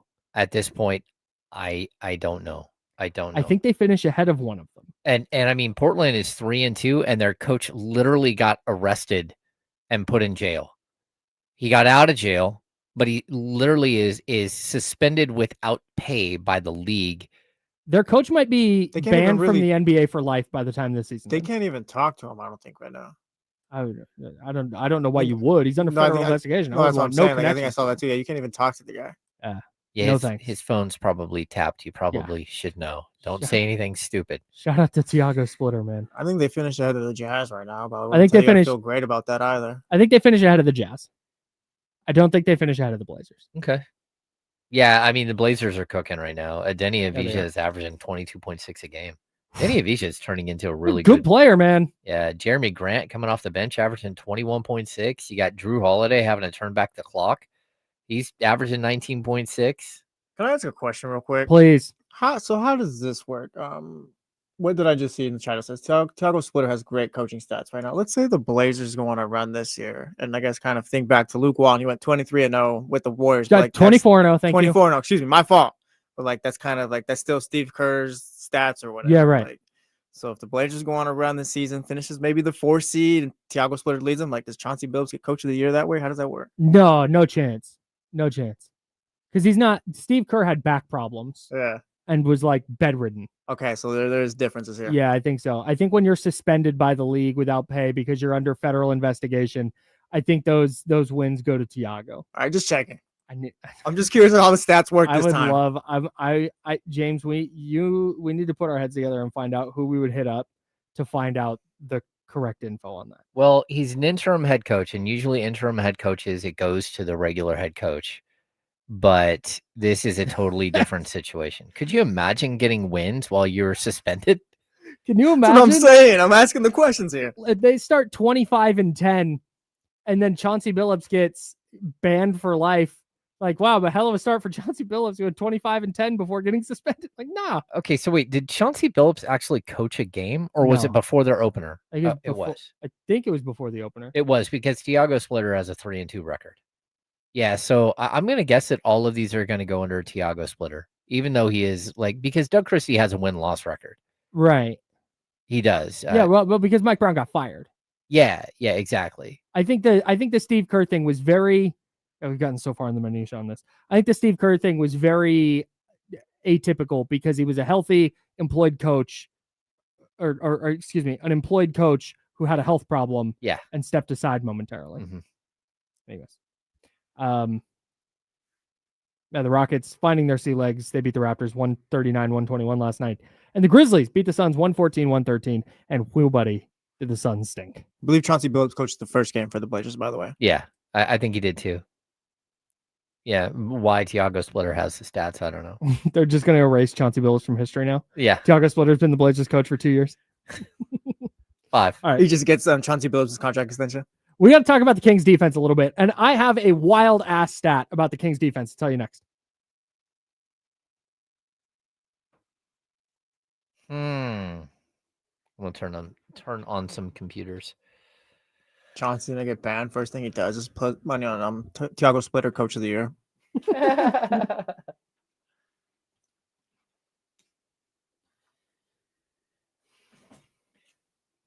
mean, hasn't like Kevin Garnett already got dragged into that, and then someone else just got dragged into it. Yeah, Kevin Garnett's name was thrown in there, but Who was thrown into it yesterday? I didn't see that one. Either yesterday or this morning.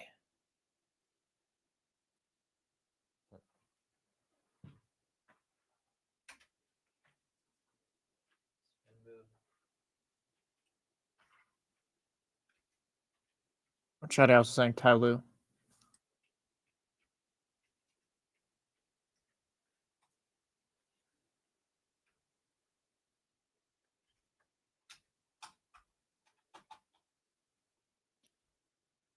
Did you see Ty Lue was at those poker games too? Allegedly. Oh, that's who it was.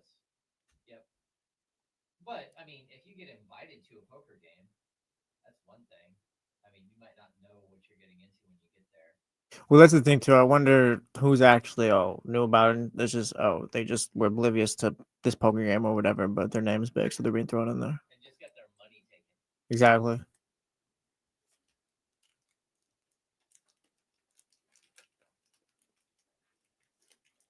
I like playing poker. I've never been invited to Chauncey Billups' poker game, but now I know not to go. Oh, yeah. You're telling me if Chauncey Billups went up to you, Carl Matz, and said, "Hey, you want to play poker?" You turn him down? Today? Yes. What about in 2 months? Yes. Oh yeah. What about in a year after this has all been Yes! resolved? For life. It's Chauncey Billups. The hell with Chauncey Billups. But if Chauncey Billups would I might think about it. I once played in a Kings charity. I think Dante Green put it on. James Ham, next name coming out tomorrow. There it is. There was well, maybe there was a buy-in, but it all went to charity. Oh, would Kyle play poker with Zach Collins if it allowed him to punch him in the face? It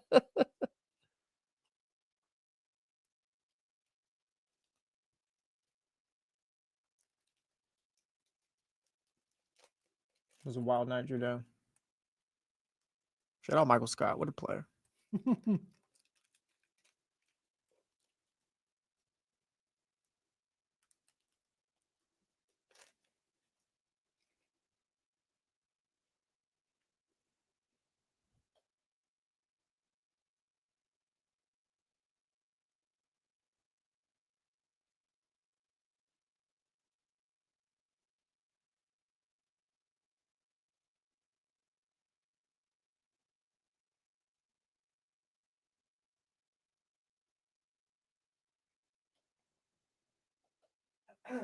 Welcome back to the Insiders with James Ham and Kyle Madsen on ESPN 1320. James is over there. I'm Kyle. 916-909-1320. 916-909-1320. If you'd like to join the program, we're ripping the Kings today after their 1-4 start. If you would like to join us, go ahead on the Elk Grove Kia talk line, 916-909-1320. Or if you want to be like Mark, who called in earlier, and spill your optimism. Change my mind. I wonder how if this true is that anything is. shy of a disaster. I know Mark is pro tank and all that, but is Mark really sitting through these losses like, it's all right? Like, just Mark isn't pro tank. Mark is the tank. well, I get that, but it's just like I'm watching my sports team suck or whatever. It's not the funnest thing to go through. Here's how. Okay, so maybe come draft time, you get a little bit more excited. But. No, it's a great question, and I've thought about this a lot because I've rooted for a lot of very bad teams in my life. So, in 2016, the Chip Kelly year for the 49ers, I was living down in Arizona. At the time, it was a little bit of a hassle to watch games I had to go through like an app, and I had to, again, 2016, technology was not quite where it is today. And I found myself sitting down and watching every single game, and I was not like rooting for them to lose. I was not rooting for the 49ers, who went 2-14 that year, by the way. They beat the Rams twice. I was not rooting for them to lose, because if they scored a touchdown, it was like, nice. They gave up a touchdown. It was like, ah! The difference is when the game ends, I wasn't in 2012. The Niners lost a game, ruined my week. I'm not turning on SportsCenter. I'm not turning on Sports Talk Radio. I'm not doing any of that. I'll catch you next Sunday. But when your team is like this, when your team is in tank mode, or you believe your team should be in tank mode, I don't think you're rooting for them to lose as much as when they do lose, it's just, all right. You can move on from it pretty easily. Yes. It's like, all right, doesn't bother me. But if they win, it's like, oh, nice. They won. I think that's how you deal with it. I don't think people like Mark are sitting on their couches and the Kings go up, whatever it was, 10 in the first half last night. I don't think they're sitting there going, dang it. Like, oh, God, no. No. Pull out a win against the Bulls on the second night of a back-to-back would have been nice. Yeah. But I think tanking is more of a philosophy than an actual like practice. Yeah, and like, look, it's one thing to make a tank and be a tank commander for Halloween. Mm-hmm. It's another thing to watch 82 games and just like have the soul your soul as a fan ripped out of you. Now, if you're pro tank and you're like, I'm just mentally checking out of this Kings season, I'll turn it on sometimes. Okay. But if Monday Night Football's on, I'll watch football. Good World Series game on, I'll watch the World Series. Oh, my show's on. Big Into the Chair Company on HBO Max. Yeah, I'll turn that on. I'll fire up Paramount Plus and find all of my favorite television programs on Paramount Plus. Or my local NFL game every Sunday. I'll turn that on instead. Mm-hmm. I think that's how a lot of people probably deal with it. I know I have a lot of people like tell me on Twitter or tell me, when we get deep into a season like this, hey, thanks for the 6 quick thoughts because I'm not watching that trash. Basically you summed it up. I watched your timeline. You summed it up, so I didn't have to. Watched it, so I didn't have to. Yep. And if they're on the verge of beating Oklahoma City, there's 5 minutes left and it's a tie game. Cool, I might turn it on. Yeah. I don't blame anyone who operates that way. No, I don't. Not even one bit. Yeah. Not even one small amount. But those of you who are like 82 games, I'm locked in because like Kenny the other day was like, I just love watching the Kings. Mm-hmm. I love watching the Kings play. Good, bad, doesn't matter. I'm going to be locked in. Great. That's tight. Yep. We're fans of you fanning how you want to fan. I told you I had this Kings defensive stat for you.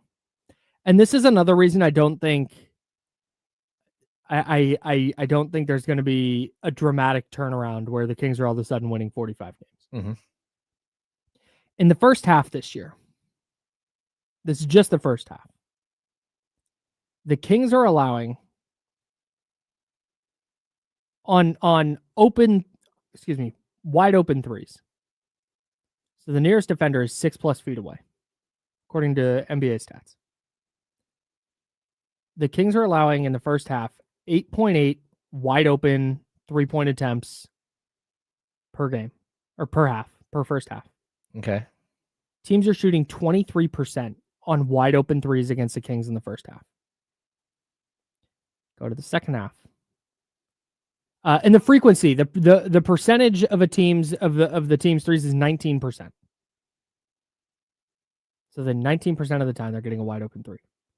In the second half, that frequency leaps to 27.4%. Up 8 points in the second half. 11.6 attempts per second half, up from 8.8.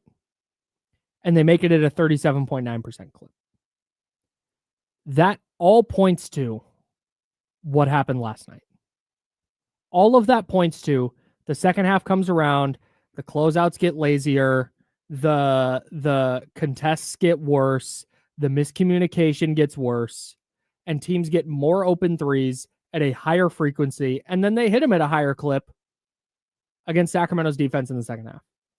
And the reason it's going to get worse is because I don't think teams are going to continue shooting 23% on wide open threes in the first half. Yeah, that's tough. If they're going to give up 8.8 and teams are only making 2, that number's probably going to creep up closer to 3.5 or 4. Yeah, I got to be honest. Like the Bulls came in last night with the best 3-point defense in the league, right? They're allowing 26.3% coming into the night. I didn't think that they did anything spectacular on the defensive side of the ball that would make you. Teams are just flat out missing shots against them for whatever reason. You know, like I watched the Oklahoma game. If I'm the Kings, there's a certain point where you got to like a point in the game where you're like, hey, can someone check the rim? Like we've had like 14 shots go in and out of the rim. Rim crooked? Roll off the rim, whatever it is. I always kind of get that feeling like, hey, is there something weird? Like when you have players just who are repeatedly missing wide open looks at the rim, and like something feels off. But last night, I watched a Chicago team who cranked up the intensity in the second half and just like blew a team away. Like the Kings gave no resistance. You lost 2 games last night. You know, Doug always talks about the 2 games. You have the scoreboard, and then you have this other game that who plays harder. Well, you lost that. You lost both without any question. And that is more alarming, especially when you won that battle in the first half. You lost it in the last 2 minutes of the first half, but in the first half, you were the better team almost the entire game. I mean, again, how many minutes of the Oklahoma City game did they lead? It wasn't until the very end of the game that they took the first lead since like the first 2 minutes of the first quarter. And that's just tough. That means that you're not sustaining. And to be honest, you don't have a team that's sustainable. That's what it feels like to me. And, you know, we talked about this before the season. That's not to say the Kings can't win 30-something games. I think they can. This start isn't great. And again, hold on to your hats because the next 15 games is going to be rough. It is. But once you get past that, the schedule normalizes and we'll see what happens. But is there anything left of this team by that point? The Kings last night, to your point, against Chicago, and Chicago's 3-point defense. The Kings got 27 open or wide open threes. So that is the nearest defender is 4 or more feet away. The Kings shot 27 of them things. How many do you think they hit? I'm going to go 5. No, it wasn't that bad. They did go 5 of 18 on wide open threes. Okay. 7. They shot 25.9% on open and wide open threes. Yeah. That's intriguing to me. There's on something... wide open 2s, they were 1 for 4. Can you knock down a shot, guys? Good Lord. Wide open. Oh my gosh. That's horrible. Yeah, but again, they didn't have a bad offensive game, and that's, you know, we can keep looking at like the overall. If you told me that the Kings were gonna get the offensive production that they did out of everybody, the 7 of 28 from 3 is miserable, but you shot 52.4% from the field. You get dished out 28 assists, and you turned the ball over 10 times. Like the Kings, like that's one thing that they haven't done is turn the ball over. They're one of the best teams in the league at valuing the ball. And it doesn't matter. It doesn't matter because your defense isn't going to be good enough and the continuity of your offense can be stopped. And then you become like ISO team and it just gets like super, super ugly. They also run into this issue. They're shooting 31 threes a game, which we knew was going to be a problem. The thing is, if you're going to shoot that few threes, and they're at 37.2%, but that's down from, I think, 43 to start the year. What we're seeing in these games is nothing dramatic needs to change. It's just the Kings aren't playing good enough defense. And eventually teams start hitting open shots because that's what most NBA teams do. And the Kings don't have a great response on the other end. They just kind of keep doing what they're doing. They never put a stranglehold on defense. They never just put the clamps down and go, okay, you know what? We're gonna lock up 5 possessions in a row here. And we're gonna take this 10-point lead. We're gonna make it 20. We're gonna put this game out of reach. They never put games out of reach. They never go on these big 22-2 runs. Like there's nothing ever where they just assert their dominance in a game. They score on one end, they give up an easy bucket on the other. Mm-hmm. I mean, they've gone up like I think at one point 20 points in it against Phoenix. Against Phoenix, and Mhm. they lost. They had a 12, 13 point lead last night and Mhm. couldn't hold on to it. Same thing against OKC. They had leads up against 10. OKC, Mhm. which were solid. I also think it's like when we talk about they're not playing defense, right? When you're not playing good defense and it becomes a track meet, Mhm. that's fine. If you're going to get in a track meet with other teams, that's fine. That's where this lack of 3-point numbers comes in. Mhm. It's that the other team, if they keep shooting threes at a high clip, and both teams are going racing back and forth and are having efficient offensive moments, right? Mhm. But one team is coming away with a 3 on every second or third shot, and you're not. You're now falling behind 1 or 2 points every other play, every third play, every fourth play, Mhm. and that's where the Let's keep 6-point chipping lead away. and then the 8-point lead. That's where again your lead disappears just quietly. Mhm. It's because you're not keeping up with the same volume of 3-point shots. And again, I'm not going to tell this team, hey, just take more threes. That's not who they are. Mhm. Like, I don't want 30% 3-point shooters, career 30% shooters, shooting a bunch of threes. That doesn't Mhm. make any sense. So you got to figure some things out. And realistically, you need to reorganize the roster. I don't care when it happens. Just you have to do it. And there are certain restrictions on some players. You can't trade a Dennis Schroeder until December 15th. Sure. There are certain other players you can't trade till deeper into the season, but they have a bunch of players they can trade. And other teams have a bunch of players that can get traded. So again, you want to look at teams around the league that are struggling, go to New Orleans, work out a deal with New Orleans where maybe you can find some commonality. Maybe there is a way to get Herb Jones out of New Orleans right now, Sure. or Trey Murphy out of New Orleans right now in a swap. Maybe Houston, that has a glut of wings, could use a point guard. Yeah. Like there's I think moves to be made. And I get why, if you're Scott Perry, why you wouldn't want to pull the plug after 5 games. I worry about we've talked patience a lot. I worry more about the ownership's patience than Scott Perry's. Oh, I definitely get ready for that, everybody. Like that's just, and again, this is not, there's nothing out, but it's like, it is one of those things that it lingers for me. Well, like it's always, it's been a problem. Yeah. And I keep going back to, we've said you got to give this team some runway. You got to give Scott Perry runway. You've got to give Doug Christie runway. Okay, I'm sure that's Vivek's idea. Wants to give him runway, but 1-4, not going great. All right, they're scoring, but they're not playing. Like, oh, I worry when the Kings aren't playing well. It's like, when does that hammer come down?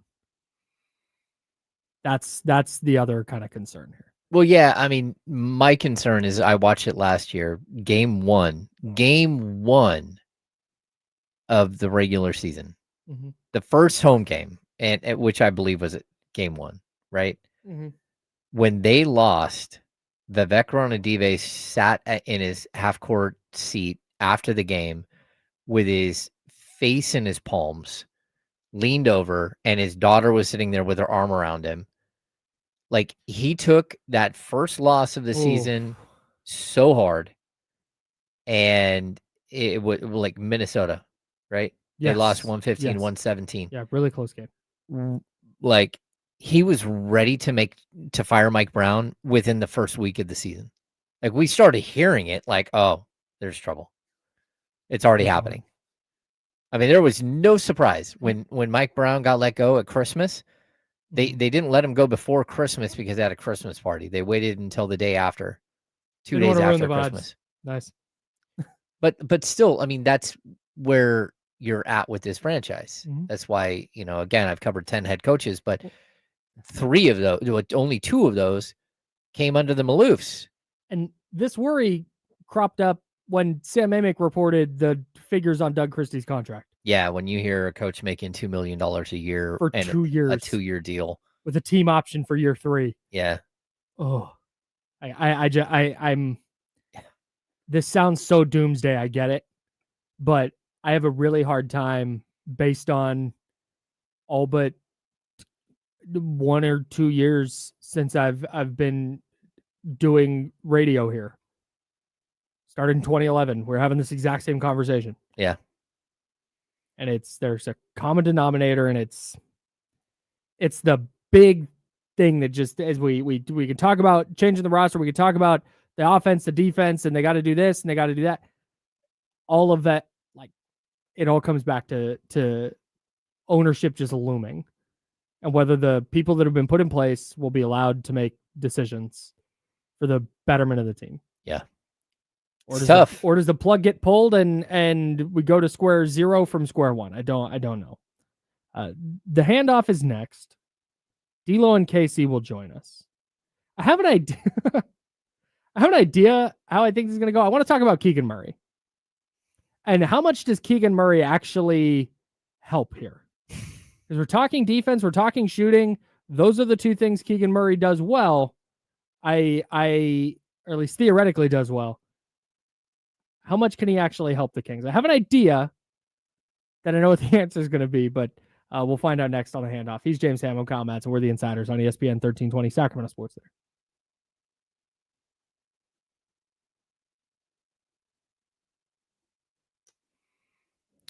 Who is playing tonight? What is the Thursday night game? Ravens. Oh, Dolphins. boy.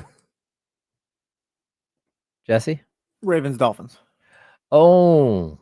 And yes. He's back? Uh-huh. Hmm. Yeah.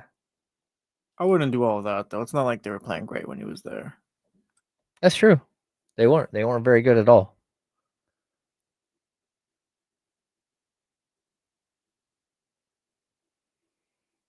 All right. Lamar Jackson, not that good, according to Jesse. No, I didn't say that. I said That's the Ravens kinda, weren't playing well when he was there. The Ravens as a whole are just not a great team this year. Okay. Kyle trying to start stuff. No, Jesse, it's Lamar Jackson. I had no idea.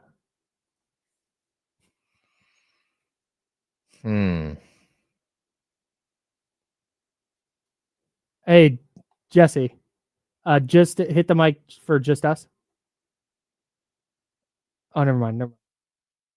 I was going to ask you about who was calling, but never mind. Oh, okay. Got it. Yeah. Got it.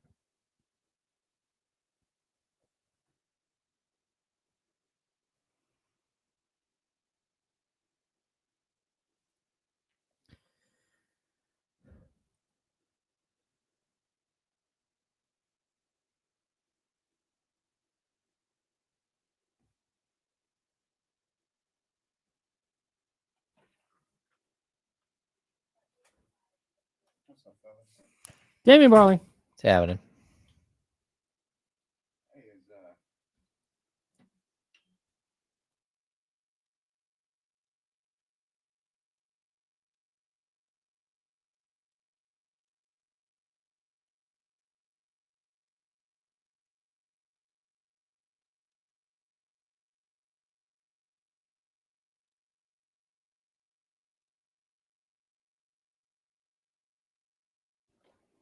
It's happening. All right, we're back. Well, we're not back, but not sorry. We're back. Our mics are on. Words matter, man. We're not back. That's Words my matter. fault. I do that twice a week. I'm like, all right, we're back. And James is like, oh, okay. No, not like that. Our mics are on.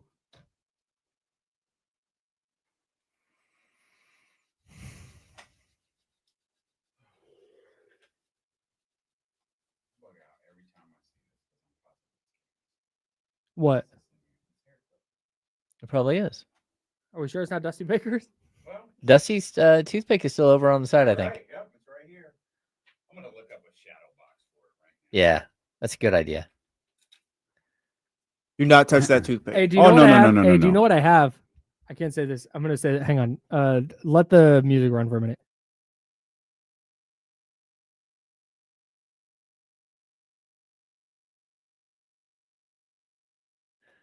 Welcome back to the Insiders with James Ham and Kyle Madsen on ESPN 1320. James there. I'm Kyle. Damian Barling is here. Yeah, not on camera though. No, that's fine. No, hey, there he is. Damian Barling in the building. Kenny Caraway. He's legitimately here. In the building. To be fair, we are starting like a minute early. Okay. In fairness.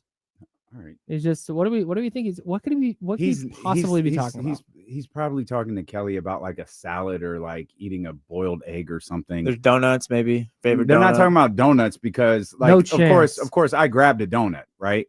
And so Kelly walks by. Kelly is, fit young lady. Oh wow, I don't see you do that often. Damn. Get out of my face. God. No, you're right. She threw shade at you? Get out of my face. I think everybody I've been drinking juice for 7 days because the doctor said I'm not allowed to train. I saw a donut and I ate it. Good for No, you. that's course, crazy. Of all people, Kelly saw. She said See you do that very often. she said Pretty much. I think everybody's on edge right now because the Kings stink. I think that's what's happening. Yeah, she was pretty torn about the game. She was. I could see it. Yeah, just in her eyes. I could see it. Yeah. Do you think they're gonna figure it out, Kyle? Good over there. Yeah, I was like, wait a minute, what is? It's fine. It's whatever. Tame's been flustered since the donut question. Bro, I've been flustered all morning. I can't front. And maybe it is the Kings. I don't know. That's what it's I just. think. You know what it is? I'm off my schedule. I'm not my schedule. I'm off my routine, and because my routine is off, my mind is off, and the Kings stink. So you throw that into like I'm already off, and I'm watching the last 2 games. Like you're thinking, man, this would be really good. God, this would be so great for us. This would be so great for the Kings. Yes. You able to get an Oklahoma City Thunder win. Like this is terrific. Yes. Okay, you fall short there. You got a chance to bounce back against Chicago. Like, great. All right. Like, all right. They're playing well. Things are looking really good. Again, in the first half, things went a little awry at the end of the first half, but that's okay because you hit halftime. Right. Really didn't expect them just to pick up exactly where they left off after a 15-minute break, but yet they did. So you throw all of that stuff in a pot, and then Kelly's goddamn donut remark, yeah, I'm a little flustered. The thing that got me so bad, I called Kenny on the way home last night. Oh, wow. Yeah, I was here late. You were doing the coach's show. Shout out to Coach Brennan Marion, Sac State football head coach. Oh, wow. You really were here late. I was here late. Yeah, I got on the mic and he was like, I'm here. I was like, you're where? Why? Doing what? Yeah, doing a little training. It's part of the gig. So is it? Well, a little. It's gonna be. Man. The learning annex. That's what we said. You were in the learning annex. Yeah, right. That's exactly where I was. So I had to call because that Doug Christie quote after the game. That was a bad quote. That's a bad quote. If you missed it, if you're just tuning in. Well, wait. Okay. What? No. Run the quote and then I want to hear. I did not get the audio of the quote because I did. I'm sorry. I'm sorry. I thought my show this morning. I absolutely thought. Well, you were here till apparently 8:30, 9 o'clock last night. So no, I think it's fine. It's fine. We made it.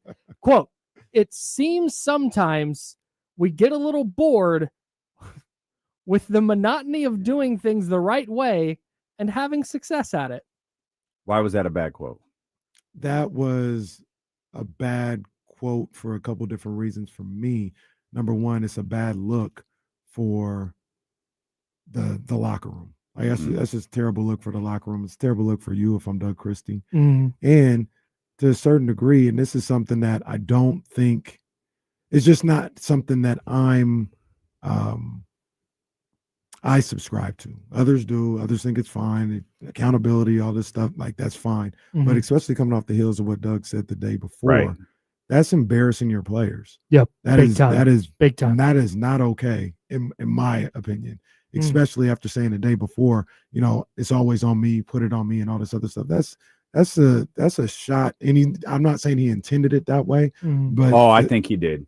I absolutely think he knew it. I absolutely think Doug knew what he was saying when he said that. That's a public shot at your players, and my style. That's just not that's not the way I would go about it. Sure. Let's just take it at face value. Let's remove the, like, is it a good look or not? the monotony of doing things the right way and being successful. They're 1-4. I think How what are he's you saying. bored? I think what he's saying is in the course of a game, they're doing things a certain way. Because like I went back to try to, because I think you can pull a quarter from at least 3 of the 5 games. Mm-hmm. And it's always in the second half. It's either the third quarter or the fourth quarter. Mm-hmm.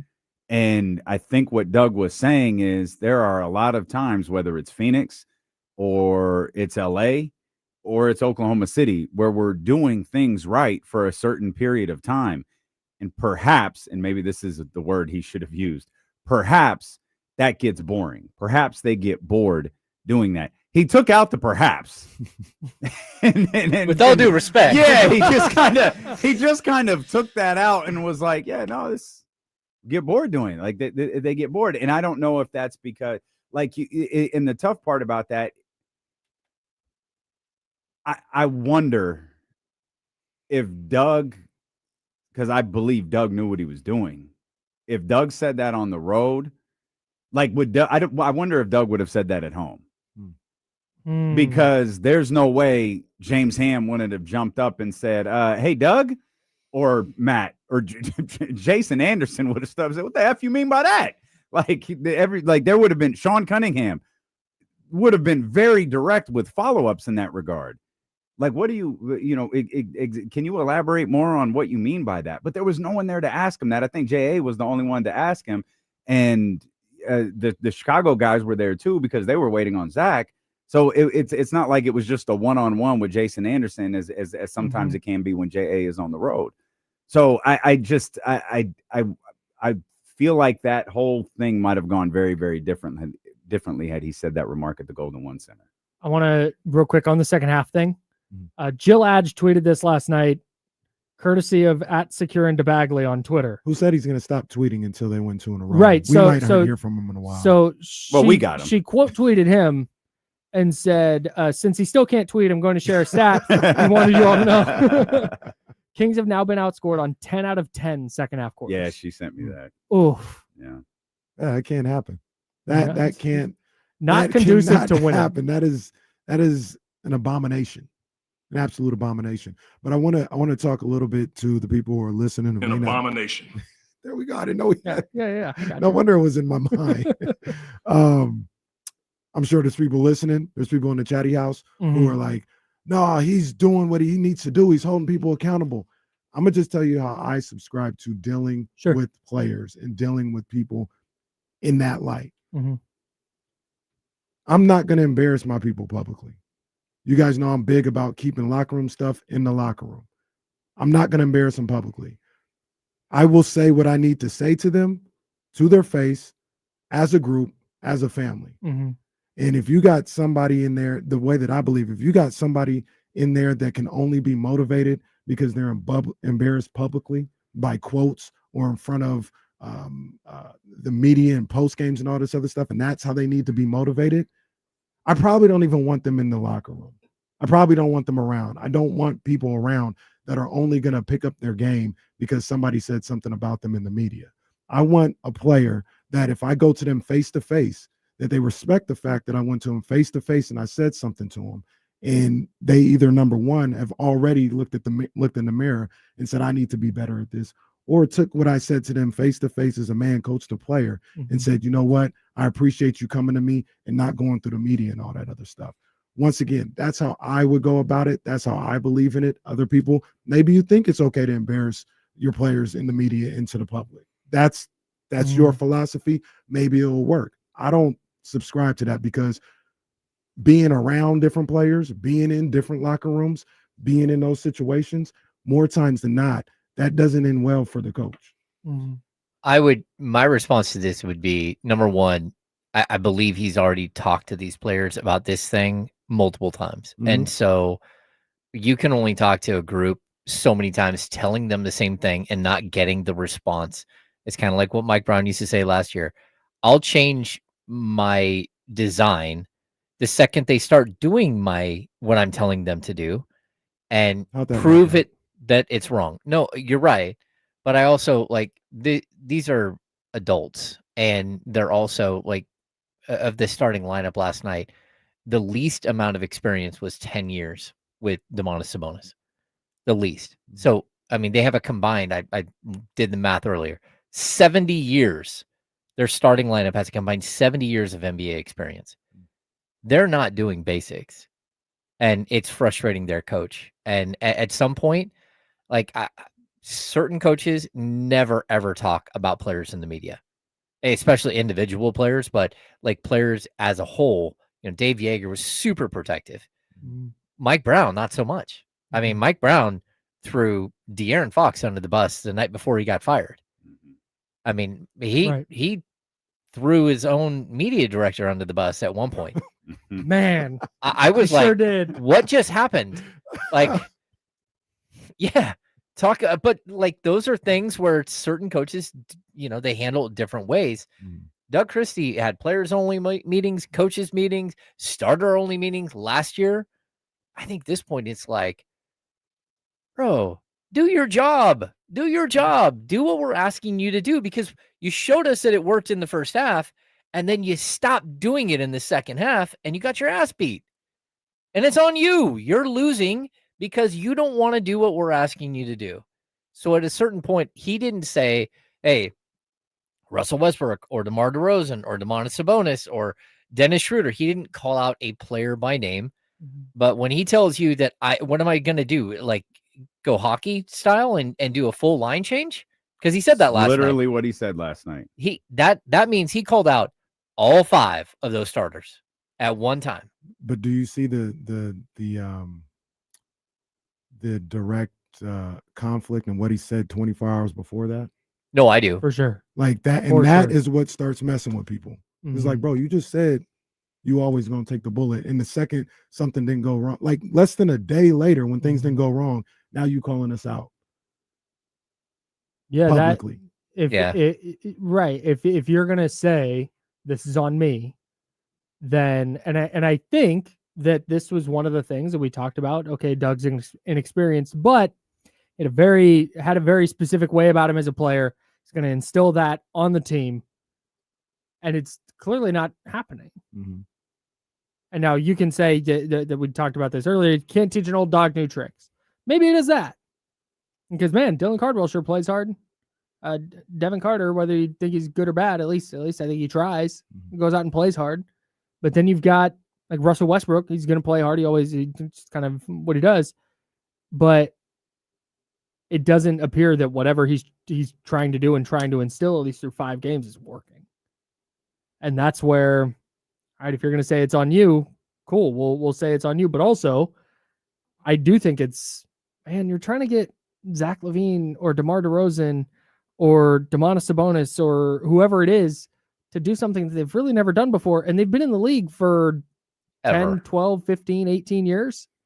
I guess it's probably just not going to happen. And I think that thinking that was going to happen was always a little bit of a long shot. Well, it wasn't a long shot. It was an impossibility. Oh, yeah. I mean, that's the honest truth. I mean, it's an impossibility. And when you take Keegan Murray out of the equation, one player, it's not going to change everything. But it's also a selfless player that does all of the things that they're lacking: the rebounding, the 3-point shooting, the defense. And you lose him. Neat Clifford, same exact thing. He's a good soldier. He's going out there doing exactly what you're asking him to do because he's young and because he wants to get on the floor and he knows playing defense. When you start pulling those players out of the lineup, and then your backups just like at certain positions just aren't good enough. They're just not NBA standard, like straight up. Like you don't have a backup 4 and you don't have a backup 5. That's NBA standard. Like, God bless Drew Eubanks, but he has been a 4th or 5th like center on most of the teams, 3rd, 4th on most teams that he's been on. And you're asking him to back up, and he walks out on the court and he's shooting 25% from the field, and he can't pass the ball like Sabonis. He can't do anything that you're really asking him to do defensively. He gets some blocks, but he's not a good defender. And every single one of his blocks go out of bounds every time. Everyone he's sending into he had the another seats. one last night. It was like that was useless. You know what's And he crazy? wasn't bad last night, by the way. Drew Eubanks wasn't terrible last night. I was just about to say, You know what's crazy about Drew Eubanks? Like, he doesn't look good at all, but he actually looks better than I thought he would.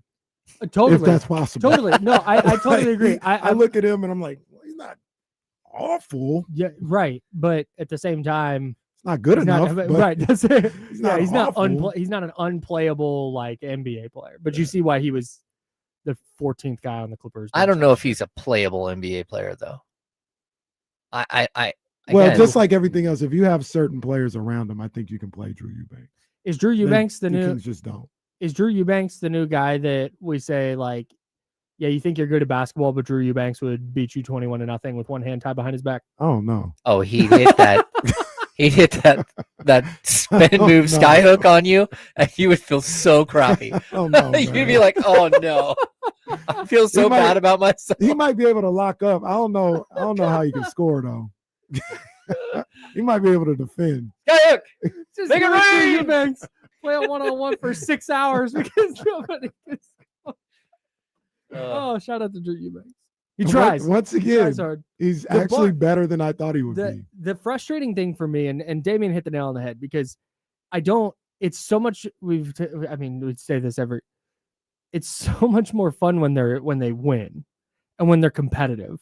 And doing this job is it's just better. Like, people are more excited about the team, and you get to talk about all these possibilities. Oklahoma City's like, man, are they going to go in and stun OKC? Like, okay. And then they don't. Okay, fine. OKC's very good.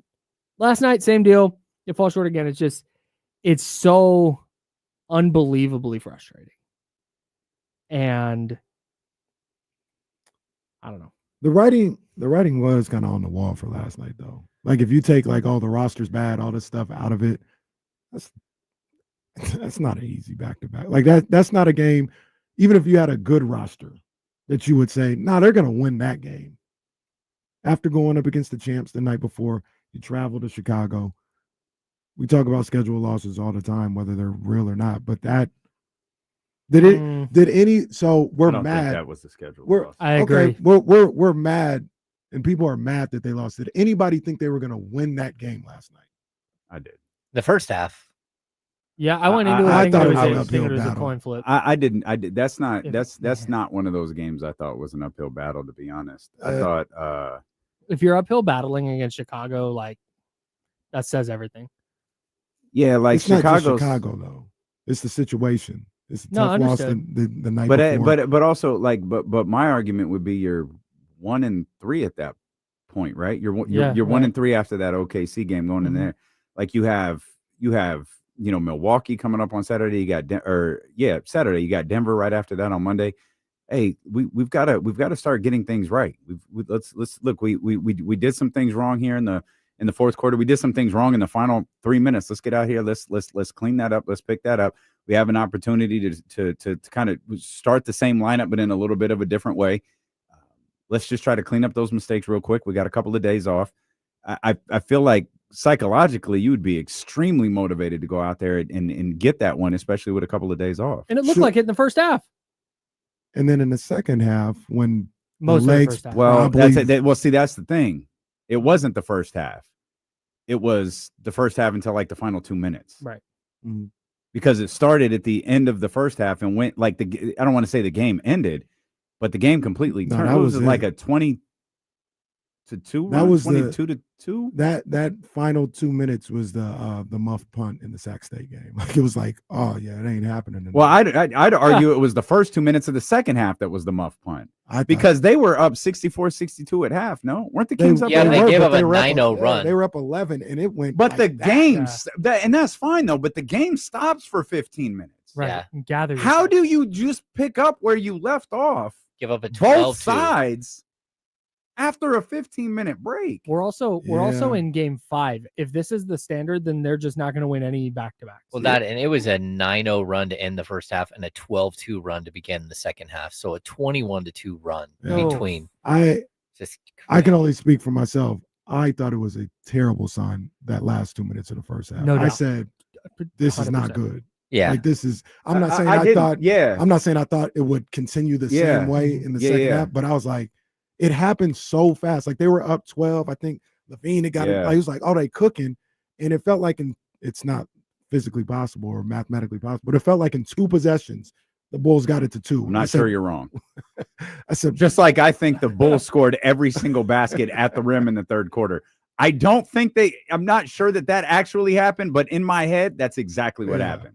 I was doing training here yesterday, and to that point, we see him go up, was it 11 or 12? Mm-hmm. And it's like, oh, wow. All right, nice. I look down, I go, all right, here's where this is on the computer. Here's where this, you want to make sure this. I look up and Josh Giddey is on a run out to cut it to 2. I'm like, what is this? Yeah. And so I go back and I look, I'm like, did I have the math wrong? Because I do that in an embarrassing amount. Where it'll be like 57-48. And I'm like, oh, it's an 11-point game. Yeah. Like, nope, that's not how the math works there. So I literally went back and looked to make sure that I hadn't done the math wrong and that it was actually like a 2-point game. Like, no, I just smoked the lead fast as hell. Fast.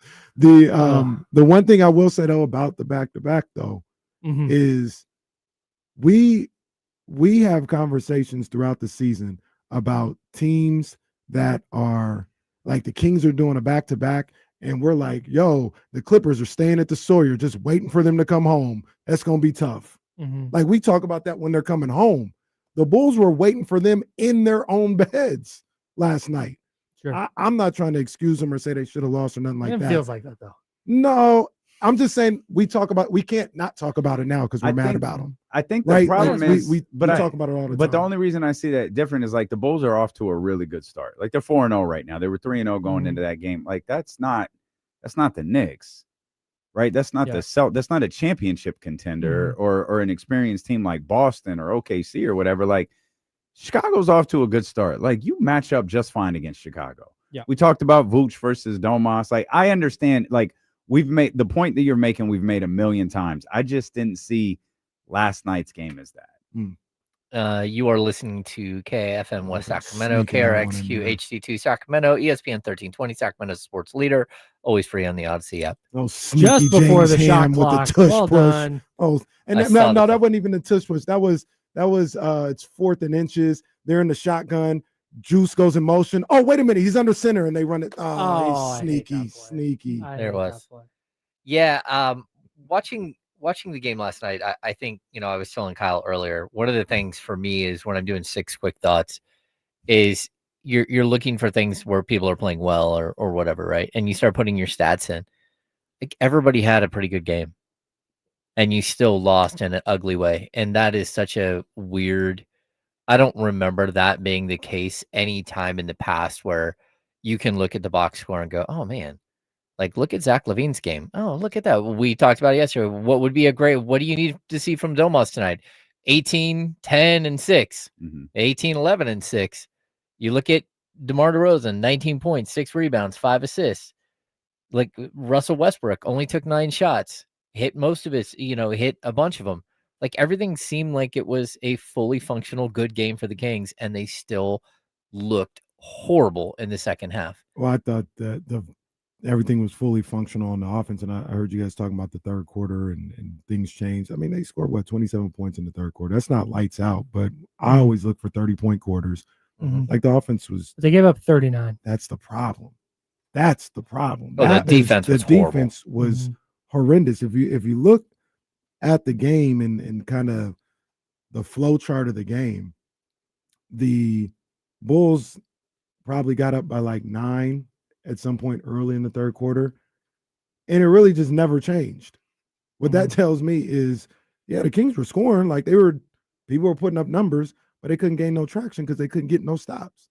Like it was literally after maybe the first 2 minutes, it was like 8 or 9 for the rest of the quarter. And that's just trading buckets. So offensively, you see those numbers and you say, yeah, they did fine. But I thought for probably the first time for me all year long, I thought the defense was just horrendous. Yeah. It was horrendous. And Dame talked about it. It was a layup line out there. It was so bad. Like it was that so third bad. quarter was awful. And that was the issue to me. They I think at one point, I could be wrong, but I saw the graphic. I think at one point the Bulls were like 14 and 19 in the third quarter from the field. Jeez. Like they scored every time down damn near. They finished 17 of 26 in the quarter. The Kings went 8 of 20. There was a moment in the OKC game too where for like 3 minutes, they just stopped playing defense, and it was boom, boom, boom, boom, boom, boom. You're like, what are you doing? Yeah. Why are you not playing deep? And it wasn't even like the stars.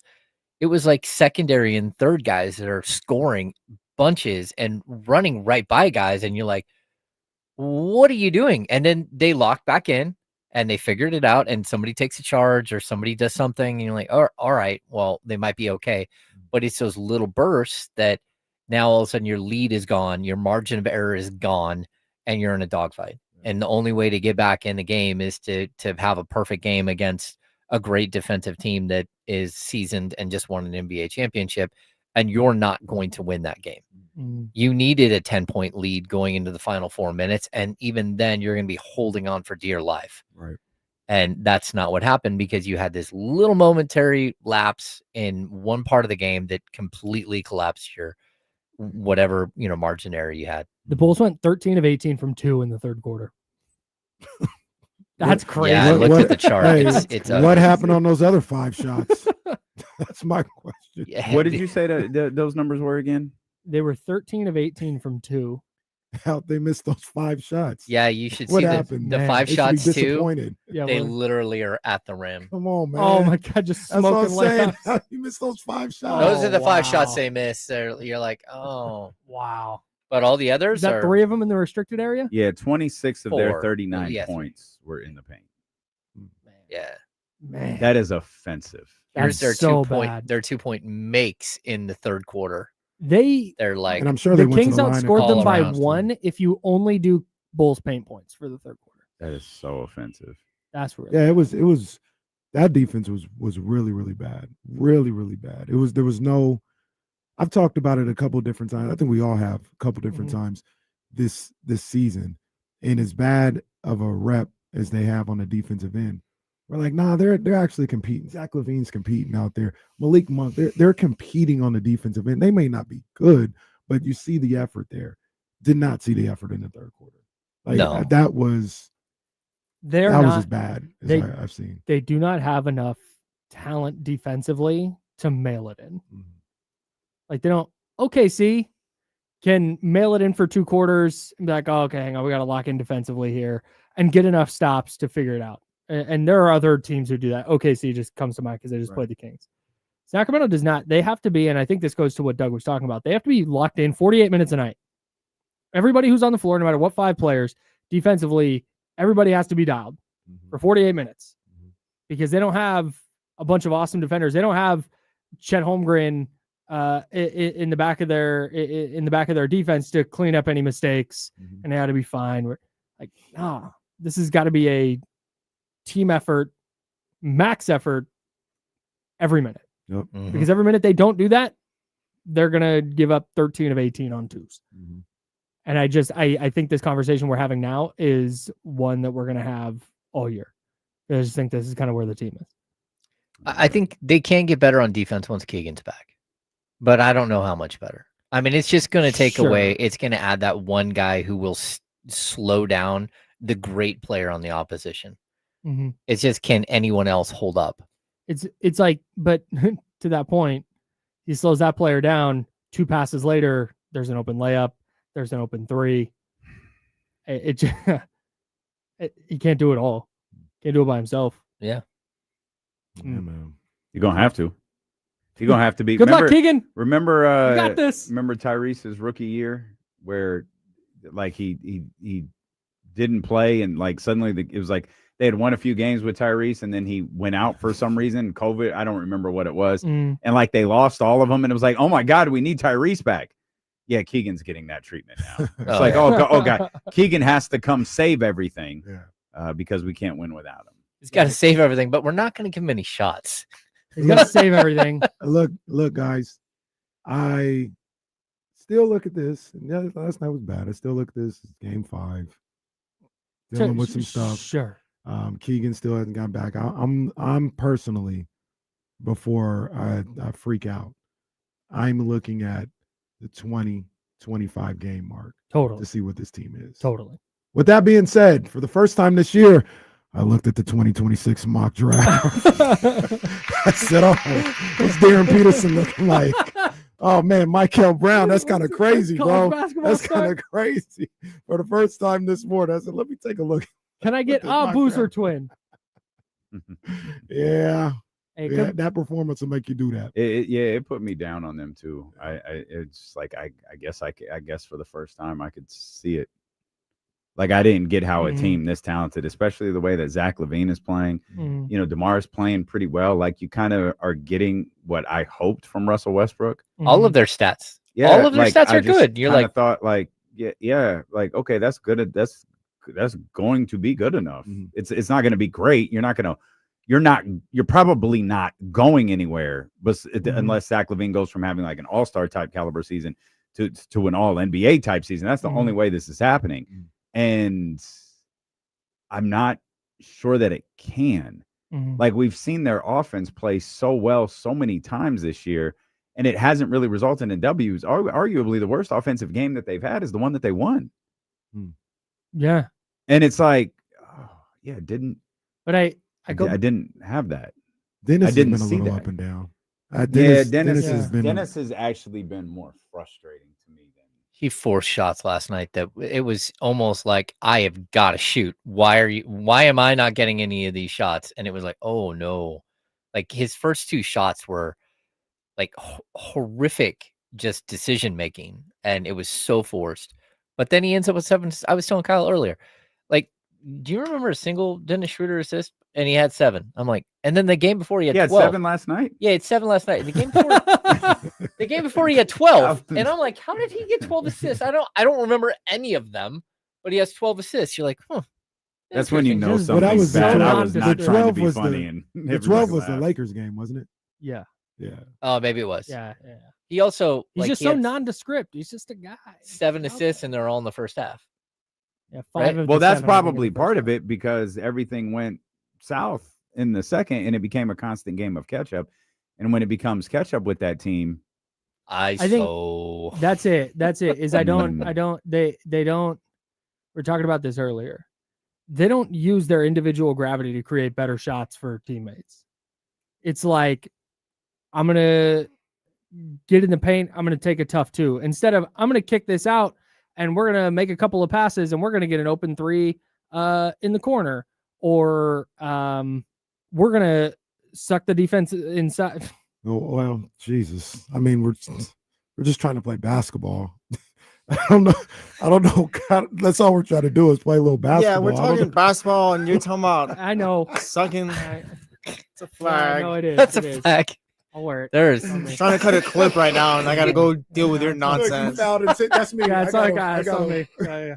hey, but Jesse there's in there, not- a disappointed like parent. Like Hey, I'm he over was. here Trying to cut I'm a over clip, here trying to make. YouTube. I'm over here. back. I'm over here trying to make dinner, and you and your stupid brother out here are. Playing basketball. Oh man, come on, bro. Anyways, not like getting in the paint, drawing the defense, and getting an open dunk or a layup. You Like know- it's You know the biggest lead. You're flustered right now, and I understand. Yeah, you know the no, biggest. that's You the know the whole time. biggest lead that Utah had in that game. I don't expect anyone to know it off the top of their head. It was 8. 6. It was 6. my second guess. So like what does that and I don't mean that like rhetoric. What does that tell you? If the biggest lead was 6 in that game against Utah, the game that they won, does anybody remember portions of heavy ISO ball in that game? And I'm genuinely asking because I don't. There was a little bit, but not a ton. Okay. So is it one of those things where if the Kings can, it was like what we were talking about yesterday with Oklahoma City. If they kept the 2-point lead a little bit longer, I really believe they could have won that game. But the second they go down, it's like, okay, I'm going to get us back. And maybe DeMar feels that way. Maybe DeMar feels the pressure as the fourth quarter guy to get them back. The one of the best clutch players in the league over the last handful of years. Zach LaVine has never been a clutch player, but he's clearly been the best player on this team, certainly the best scorer on this team this entire season. Maybe he feels like he's got to do it. I don't know. I don't even know if that's a thing. It's just an observation from looking at scores and trying to recall these 5 games so far this season. Wasn't that the whole point of bringing in a point guard, though? Yes. was actually the point of bringing in 2 of them. Get it to the point guard. They organize the offense. They initiate the offense, and here we go. And I argue Dennis has done that mostly. Yeah, I would ask, but not when they get down. I know. Like that's. I know. I would ask. So what do you guys want to see from the offense? Like, what would you orchestrate? I know what you've talked about it, like get in the paint, kick it out, do all. Yeah, that. but even that, they don't have 3. Like, I don't think there's a highly functional offense here. Go ahead. Sorry. No, but I was just gonna say, like, what do you want it to look like? Because I think with the way, I'm a big believer in the way the NBA is and the way these guys are. There's a lot more ISO ball than people want to realize. Sure. Like that's just the way it is. When you talk about your assist and your movements, I think you're talking number 1 Golden State. They do it differently because of the gravitational pull of Curry and how they use him as a decoy, and the way people just lose their mind over. That's when Draymond can get a backdoor, and that's how you move. Not everybody got a Curry. Nobody has like that type of gravitational pull. But even Golden State is. But we're looking at this right now. That's a 1-on-1 move. Like he's just going ISO. He didn't move the ball. Well, yeah, he saw a barbecue chicken in front of him. Yeah, but that's the way the game is played more times than not. I think when you get your ball movement and you're talking about the ball moving all around, and this goes to another one of your guys' points and what everybody is talking about, is when you can get out on the break, get assists, and get things that way. Look at Giddey. He's just going 1-on-1. Nice little back cut. That wasn't the offense. That wasn't even a back. Okay, that was frustrating. That was bad defense. That wasn't even a back cut. Buzelis was jogging. Yeah. Back. Like that wasn't no awareness at all. Nobody. No, that was ball watching. They did that way too many times. It's like the ball watching is bad.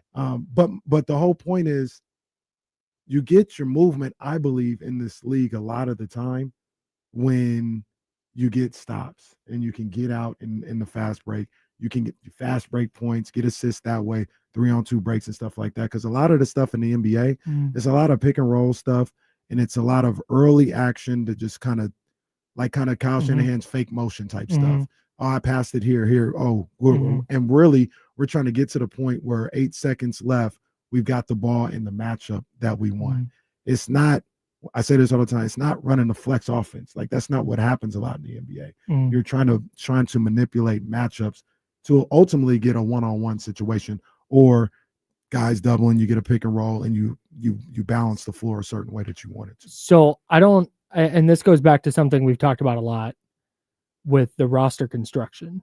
And you talk about like the modern NBA, you have to be able to shoot it in the modern NBA. And I think the maximized version of the Kings offense that I'm talking about is cool. When you break a defense down, ideally somebody collapse comes to help, open man. Oh, they close out, one more pass. Now you got a wide open 3. Right. Like that's but you're asking the question, what do you want to see? Because a version of the Kings like that is like, okay, Zach LaVine breaks down the defense. He throws it to like Russell Westbrook in the corner, and then he throws it up to Schroeder, Sabonis, DeRozan. Like none of those guys, every single one of those guys, the defense is like, cool, you go ahead and shoot that. Right. And that's, I think, the larger issue for me than anybody individually. For sure. Well, and I think that you have too many isolation players. So then it becomes, because part of the key to isolation offense is number 1, the shooters, and number 2, the screeners. There are people that are trying to free you to make that move. The Kings don't have that. I mean, Drew Eubanks is out there trying to set some screens, and DeMonis is a great screener, right? But to have a guy, to free a guy to create like that, it's got to be the shooters and the spacing on the floor. And then on top of that, it's got to be somebody who's willing to set screens. And I agree that a lot of times they're like the NBA is an ISO game. And we talked about the first 4 games of the season, how it's Austin Reeves and it's Shea and it's, Devin Booker and even Lauri Markkanen. The difference is the other players on the floor all have a function, and the Kings' other players on the floor, their function is to do the same exact thing the guy with the ball is doing. Like, I'm waiting for my turn to get the ball so I can go ISO. And that's where it just becomes like, statistically, they all look like they're the same player they always have been. They're just not a team. And that's how they are right now. And the other thing I would point out too is the offense and the defense, I think, are being impacted by 2 huge things. Number 1, you can't get out and play transition defense when nobody will get a defensive rebound. You can't go out and play transition offense when no one will get a defensive rebound. And so they lost 2 games very specifically because they got their ass handed to them on the offensive glass. Second chance points, like every time, even the OKC game, remember the thing that stemmed the tide late in the game was they gave up those 2 egregious offensive rebounds. I think one was on a free throw and one was on a ball that clanged off the iron, and the Kings didn't get the rebound. They don't rebound well, so that's a huge problem. They've had 1 game where they beat the other team on the defensive glass, and that's the game that they were really close with OKC. But then on the defensive side, they're trying this 94 feet thing. You're not good enough to play 94 feet. Nope. You have got to get back and set your defense. Maybe one guy can go pester and slow it down, but they're not good enough as a group to try to do what they're doing. And that's a problem. And they're going to have to make adjustments there because it's like, look, if you got the Oklahoma City roster, go play 94 feet. That's fine. Go press. You got all of these dudes that are athletic and long and can defend multiple positions. That's fine. Well, that's not who the Kings are. They need to get back and figure out what's coming at them. Like, hey, look, we got the ball's coming and 5 guys that are going to play an offensive set. We need to figure out what's coming at us right now, not scramble mode all the time. So it's tough. It's not a good look. Not at all. The good news is there's only 77 more games. We're almost there, guys. Last night was the worst. Though. NFL draft is right around the corner, and then before you know it, pitchers and catchers report. And you're fired up, guys. By the way, Rob Manfred, hold on that lockout. Let these guys play. Let them play. Let them play. Let them play. Just all of a sudden anti-salary cap in baseball. Tony Vitello introduces the Giants manager today. He is, yeah. Oh, it already happened. Yeah. By the way, he said Twitter's not real life. He won the press conference. Well, shout out to him. I'm glad he sees the light. No, Twitter is real life. He says something mean to me online. It's on site. On site. Shout out. This is the difference between the GOAT. This is the difference between the GOAT. This is what I'm talking about. Oh. Since Shohei Ohtani lost his mind in game 3. And then they stopped giving him pitches to hit. He's 0 for 7. This is what I talked about the other day. When Bonds will go a week without seeing one good pitch, the next week on that Monday, when he saw that pitch, lights out. Lights out. You want to go over Barry's postseason? No. Do you want to go over his exploits on the mound? I think. Did he lose a game in the World Series? That's the point. Did he lose a game in the World Series? Dude played 18 innings, came back the next day and pitched 6 innings, 3 runs. He's exhausted. Yeah, he didn't. Okay, first of all, he didn't play 18 innings. He played like 4 because he wasn't even out there for half the damn game. He's on base 9 times. He wasn't standing there like picking daisies like everyone else was. He was eating pineapple on the bench. I saw this thing the other night that It's was a good like, fruit. I love pineapple. It was like Vladimir Guerrero home runs off Shohei Ohtani 1, Shohei Ohtani home runs off Vlad Guerrero 0. Vlad's having a hell of a series though. He's a good player. I love Vlad. Vlad. I love seeing the pictures of him as Lil Vlad in the Expos. Oh, the best. That's awesome. The best. That's awesome. I'm glad that I'm happy that you're happy talking baseball. America's national pastime. You gotta love the game. Doing everything possible. Actually, one more. We're not done. One more. Call him a fraud. Yeah. Dude is such a fraud. One more. Now this is a Welcome back to the LeBron bench. impression. One more. One more. This is a LeBron impression. Just let him My wrist doesn't hurt anymore. One more. Him going to the table, the press conference table with that wrap on his wrist. That was the great. It's one of the funniest things that's that was ever the happened. greatest. That was the greatest stunt ever. And then the gif of him standing up and picking up his bag and like straightening up his coat and walking out is one of my. Oh, that's my all-time favorite. Yeah. That's the one. Is that the one where he said "Be better tomorrow"? Yeah. Yeah, that's the best. That's the best LeBron gift of all time. Yeah. Got his purse. Got up, grabbed his purse, and had the short suit on, and He was Right. flying that game. Last or that thing, day. real quick. The good news for the Kings too is it could also be worse because you could be the Pelicans. Oh my gosh, We're apparently talking about firing their coach 5 games in. bro! 4 games Well, in? see, They that's the don't thing. have their pick. He was always Luke Walton. No doubt. Willie Green was always going to be the first coach fired. This season. Yeah. Inexplicably, they don't Man, have the their English pick. language beats this show's ass, man. I swear. Between the three of us, damn it. You remember For when I no told reason. you? You remember I told you do not trade your 2026 pick. If you're the Right. Kings, you guys are like, just give it up. And I'm like, What we say? Who was Might it be for? better. Was it for Kuminga? Yeah, Jonathan Kuminga is playing great Nope. basketball right now, I will say. You still wouldn't do it? no. Even after watching Drew Eubanks and Dario Saric? Yeah, because you just have another dude putting up numbers and isolation basketball, same exact thing. Same, I not don't playing know about defense. I don't know. Jonathan Kuminga is playing great. Yeah, Oh my I god! don't know. You gotta watch. I don't You gotta know. watch. But the Pelicans, for Tap no in. reason whatsoever, don't have their first round pick next year. The bad thing about that was I think they traded it without having to go their first round pick. That's why everybody's so upset. Like, why did you do that? It didn't even need to be included. Yeah, but would you rather have their young roster with Fears and with Their top 10 players in minutes are all 27 or under. That's great. They don't have their pick. They might have the number 1 pick this year. Yeah. They don't even have their pick. Tough. Do you know what's gonna happen to the Pelicans this year? What's that? They're gonna I don't know, man. I might get fade into oblivion. You know what I mean? The classic. Tough when that The happens. classic. Tough when that happens.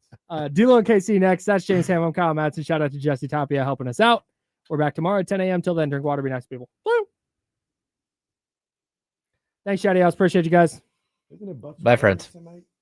Yes.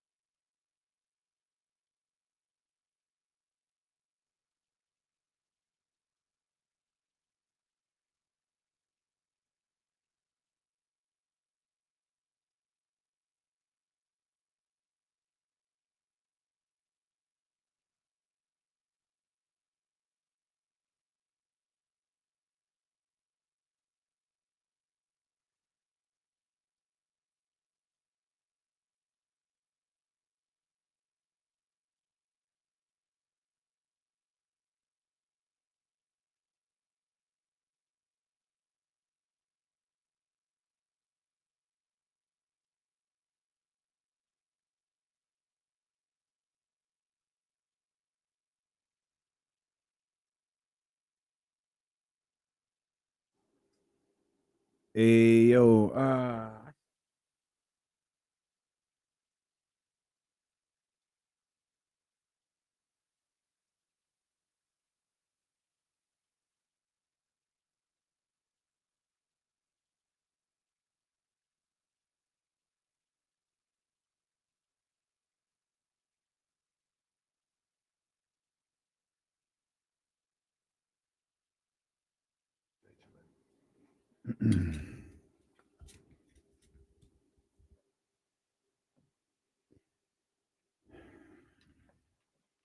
can't believe we don't have that.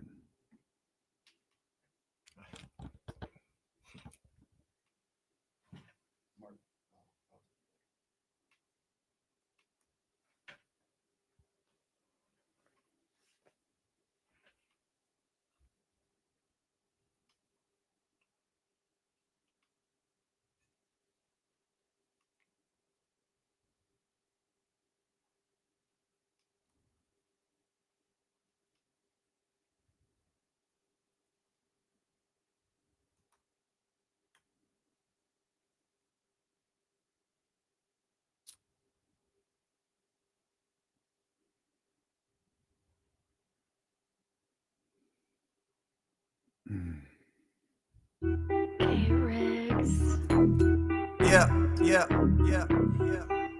We got them screaming D-Lo, KC, D-Lo, KC, D-Lo, KC, D-Lo. We got them screaming D-Lo, KC, D-Lo, KC, D-Lo, D-Lo.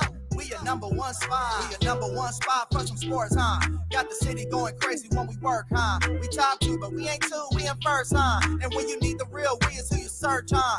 D-Lo, KC, D-Lo, KC, D-Lo, KC, D-Lo. We your number one spot. Let's go. Hey.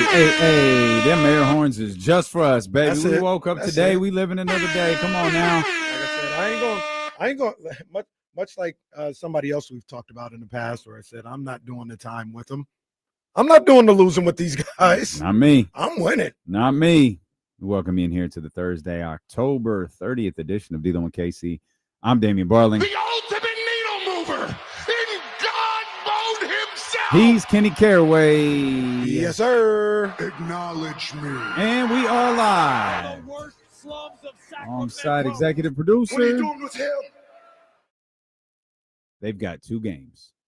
The Bucks, the Nuggets. If they don't win one of those 2, my hand to God, I'm taking this off the board. Whoa. I'm taking it off we can't the do that. board.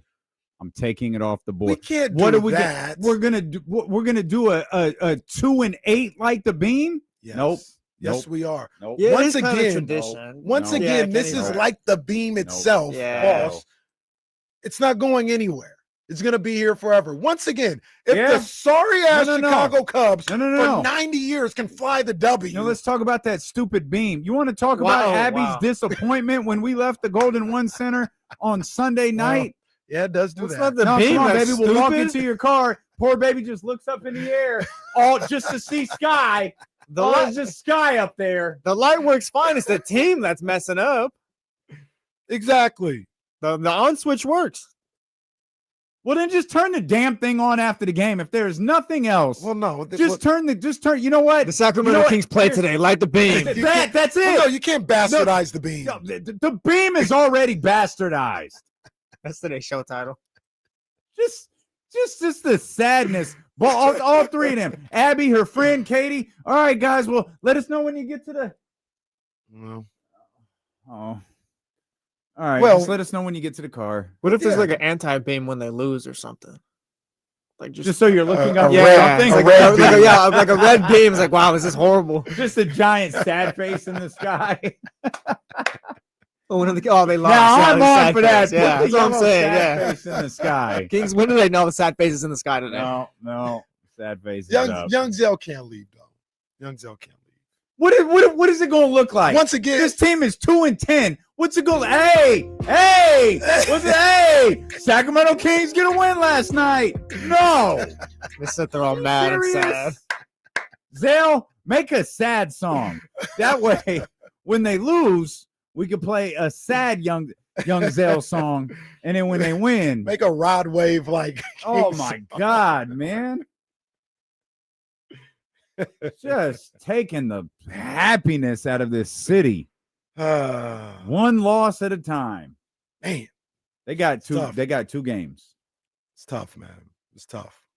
But you really like I thought said, that was a built-in loss last night?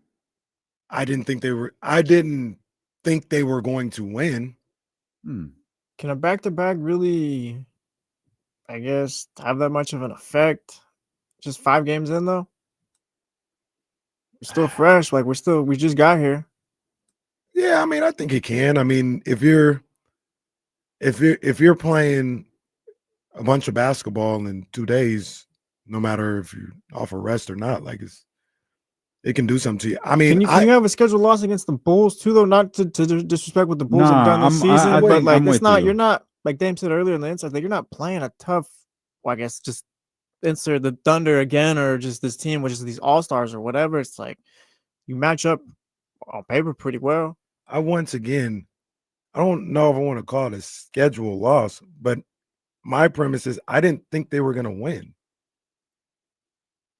Because of the back-to-back, though, or because of the team they are? All things encompassing, like because of the back to back, because of who the first game was against, and that's why I thought last night was a better look for them, because OKC was the first game and not the second. I thought they tried everything they could to win that OKC game. Oh, I think so too. But like if you had all the energy in the tank, I thought they spent a lot of energy to try to win that word game. here, boy. You're gonna get fans excited. Energy in the tank. Don't use well, that. They should be excited right now. Like I said, I think they are. I hear people complaining all the time about this team. Why are you complaining? This is exactly what you want to happen. It's exactly what you want to happen. Plus, I heard some of y'all. You told me and everybody that would listen, and I'm not trying to tell people how to spend their money, but you told me, no, they're going to show up for a rebuild. Let's see 17,000. I especially expect to see you at the games. You know who you are, because you said, no. If they tank, if they have a sorry product out there, show up every night. I said, as my partner would say, sweetie, no, they won't.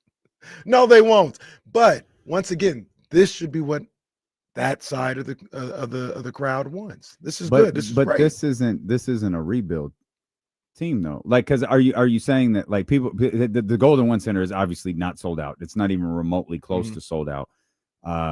Shout out to my friend Melissa, who's a Warriors fan. I run into her every day when we're walking our dogs.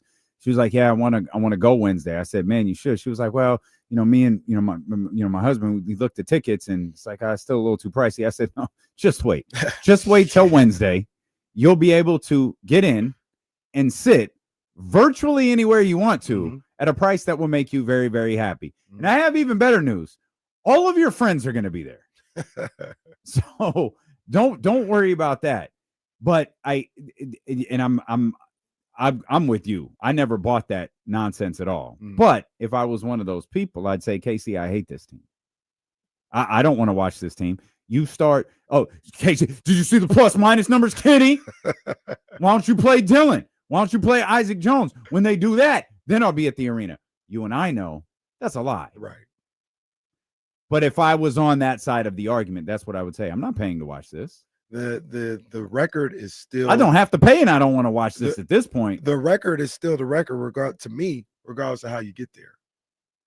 Like, no, I hear you. Because they play the young guys. Like, come on, man. Outside of Neek, like these guys are rotational guys. This isn't. But have you ever? Foundational I hear you. But have you? I'm with you. For the record, I'm having a conversation on behalf of that crowd, which I normally don't do because I disagree with them.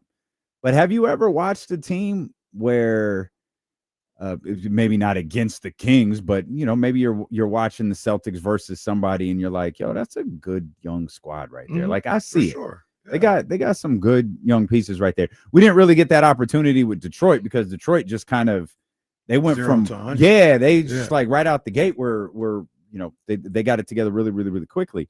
But like we've all watched teams where OKC was like that. Sure. Yeah. We've watched teams where we're like, yeah, I see it. Like it's I see it. That's not happening here. No, but it was never going to happen here if you understood what you were watching with the contracts and stuff like that. Like if you understood what for was sure, going on, not you specifically. No, I know what you mean. Like it was never going to happen here that way. But what you can hope for, if you want that, is the losses. And you don't want this team to be good. This particular team, not the franchise, but you don't want this team to be good. You want them to lose, and they're losing, and they're going to continue to lose in your guys' eyes. It's about going to the games, right? You know what I'm saying? Like y'all said you would be there. Well, I think the difference. I don't think you should, and I'm not saying you should be there. That's what we've always said. Like you don't have to go to the games if the team has no hope, if you don't want to. Me personally, I just like basketball. I like NBA basketball. I'm gonna go to the games because I enjoy that. But if you are solely on like, hey, the Kings are, I want to see the Kings. You can see them win 25 games. Once again, y'all said this team was sorry. To your guys' opinion, they're looking sorry right now. They're 1-4. This should be happy. This should not be frustrating. Well, I think the difference was maybe that sorry, Jesse, go ahead. They were gonna support, like, say they said they were going to games and stuff, support the tank, but like, kind of because that would put the team in a direction moving forward where maybe you got young guys, like the team stinks or whatever, but you got young guys here. Here, this is a Kings team with no future. Like, it kind of feels like with young guys, you're on a bus and you're going somewhere. Yeah, you're going somewhere. Here, you're not going. You're going off a cliff. Yeah, here it's just losing. This is bad. This is not tanking. This is not a rebuild. This is a bad basketball team losing basketball games. That's all this is right now. There's no reason to support that. It's not moving anywhere. A bad, slightly expensive basketball team. But once again, I guess the difference is like the other one. Yeah, it's a slow moving bus, but it's moving. This one's just we're stuck here. But no, you're not stuck because you are driving off a cliff. Like you're moving. You are. Yeah.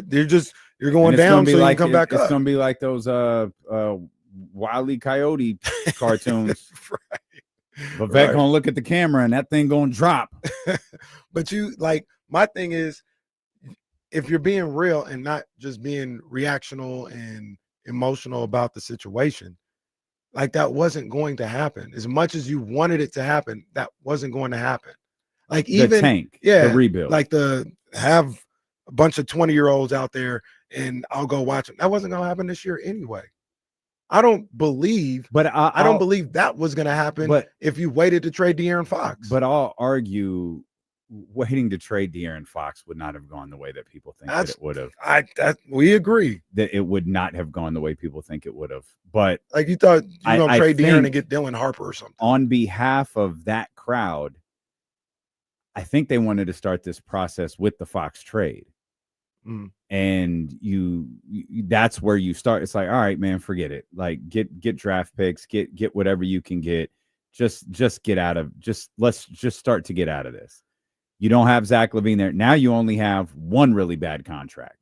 And DeMar's not a bad contract. DeMar's like $25 million and it's less next year. Right.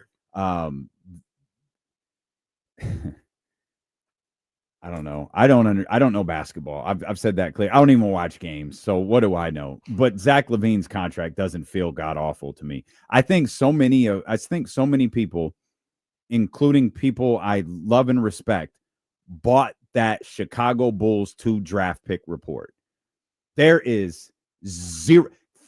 I want everybody to say this to themselves out loud. The Chicago Bulls were willing to attach 2 first-round draft picks to Zach LaVine, and no one took them. That's cap. Please tell me. No. Security Bagley says so. Everyone is lying. No. Somebody told that to Mark Stein, and they lied to him. Yeah. There is no chance, none, zero, that is true. Think of the ridiculousness of that statement. 2 first-round draft picks. Think of the premium that a first-round draft pick holds, and they want you to believe they were willing to trade you Zach LaVine and 2 first-round picks to take his contract. No effing chance. It's not everyone securing. It's one guy, and everyone took that report. Yeah. It absolutely 1,000% did not happen. Yeah. But if you think Zach LaVine's contract is bad, that's perfectly okay. Don't think it's bad because of that. But that's fine. It's bad. Domas's is 10 times worse. I agree. Domas's contract is 10 times worse than Zach LaVine. And you talk about stuff. Casey and I were talking about this yesterday. There's a handful of teams that Domas would be incredibly impactful on right now this second. Indiana is one of them. Now ask yourself, what can Indiana give up at that contract that makes sense for them? They can't. We've been over this. You need a team with an albatross of a contract. That's it. Who has it? What is a good basketball team with an amnesty level contract? Because that is the only team that can acquire either one of those players. And if that contract doesn't exist, the trade doesn't exist. And for a team, for a respectful, a team where Domas can go and be good and it matter. Yeah. And the same truth for Zach LaVine. To that point, and I'm not sitting here saying, oh, they did the right thing or they should have got Zach LaVine or whatever. But that's the same point to De'Aaron Fox. And people forget about the money aspect of it. They think we were just going to trade De'Aaron Fox and get Stephon Castle and 3 first-rounders for De'Aaron Fox if they would have waited. No, you would have to find somebody with a Zach LaVine level average annual value and the team to say, yeah, we want to give up those picks for it too. Maybe it could have happened too. In the chatty house, call in, give us examples of who possibly would have done that. I don't think it's the same because I think Fox has a more value than Domas, but it's akin to the question that you're asking about trading Domas. Like, who's got the contract to match up, the financials to match up, and are willing to give you young player X or 2 first-rounders for De'Aaron Fox? They didn't go looking for that, though, did they? So they did not. The answer to that, looking for that, and that's the other side. They didn't try. They absolutely did not. And this goes into the conversation we had yesterday about the conversation about Vivek and his input on this basketball team was centered on Luka and draft picks and all of that. We all know Vivek Ranadive wanted Zach LaVine. I'd be willing to bet Kenny's money, and that's a lot, that he wanted DeMar DeRozan too. So like we always center the Vivek stuff on draft picks, but you look at those acquisitions right there. I'm very confident he was involved in those. Right. Again, I'd bet Kenny's money that he was involved in those. I would never lose your money. That's not enough to make anything, though. It's not what the streets say. Check my prize picks. It's not enough to make it. I can't. I was so mad. I won $15 the other day. I think I was like a Dennis Schroeder, like one shot away. And it wasn't big money, but it would have made me smile more than I was just like, I got my money back. I'll take it. Sometimes that's how it is. So all of this talk about that game last night, I didn't run a lineup. I did. I did not run a lineup in that Chicago game. I don't necessarily have a rule that you don't run a lineup on the second night of a back-to-back, but I was like, I think I'll stay away from this one. But once again, and I understand what Jesse's saying and all this other stuff, but at the end of the day, the goal is to get a high draft pick. That's what everybody wants with the tank. That was your first and foremost goal this year. Even if you wanted to just run the young guys out there, first of all, the one young guy is hurt. So he would be playing, but he's hurt. But then you're talking about Keon and Maxine and Cardwell, like whatever. Like those guys are not game-changing players in this league. Neek is the only one that you could look at and could possibly help change your fortunes on a high level. He's hurt right now. He's going to play when he comes back. Yeah. Keegan, the same thing. He's hurt right now. He's going to play when he comes back. So those are the young guys you're talking about on this roster. Everything else you kind of stuck with to a certain degree. The key is to lose games and to not be good. And you're hitting the mark right now. Everybody should be perfectly fine with how things are going. But it's not. We're talking too general. Like it isn't everybody. No, and those who want it's that crowd. Those who want that, you should be the tank crowd perfectly fine. Yeah, the tank crowd should be thrilled. You're not tanking the way you want to. This team is just bad. But in the end, it's still losses. The sad part is, go ahead, Jesse. If they had started a tank this year and just those ugly compared to, I guess, whatever this is like, point is like, would that have sped up the process of this rebuilding this team though? Because now you're stuck for 2 years where it's like you got these older guys here, but I mean, maybe they do end up losing a bunch of games this season, but it's kind of like you're stuck till you really get to 2027, I guess, to like really start building. But so let's try this. Like I guess like what's the avenue to, I guess, building this forward with what you got now? 40 years? Trades. Was it? They've been 40 here? years. Yeah. How many times has this organization built a basketball team? A competitive basketball team? Once, maybe. Once. No, the answer is one. Well, you're talking about Beam Team. You can reference you can reference Beam Team 1, but that was a one and done.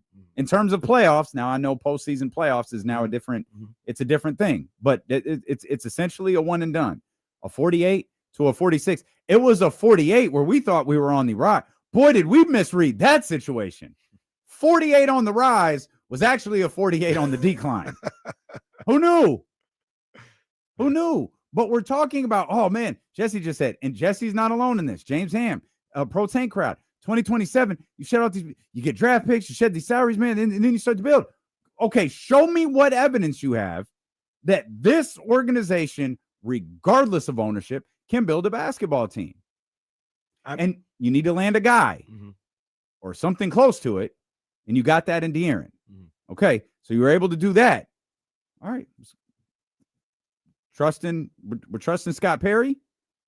We ain't got no choice, but yeah, I mean, or I guess the better question is, because I'm not asking for me. Yeah, I'm asking in the mind of a Vivek Ranadive, because if this is what you do, this doesn't last. Like, you're committed to Scott Perry for at least 5 years. Should be at least.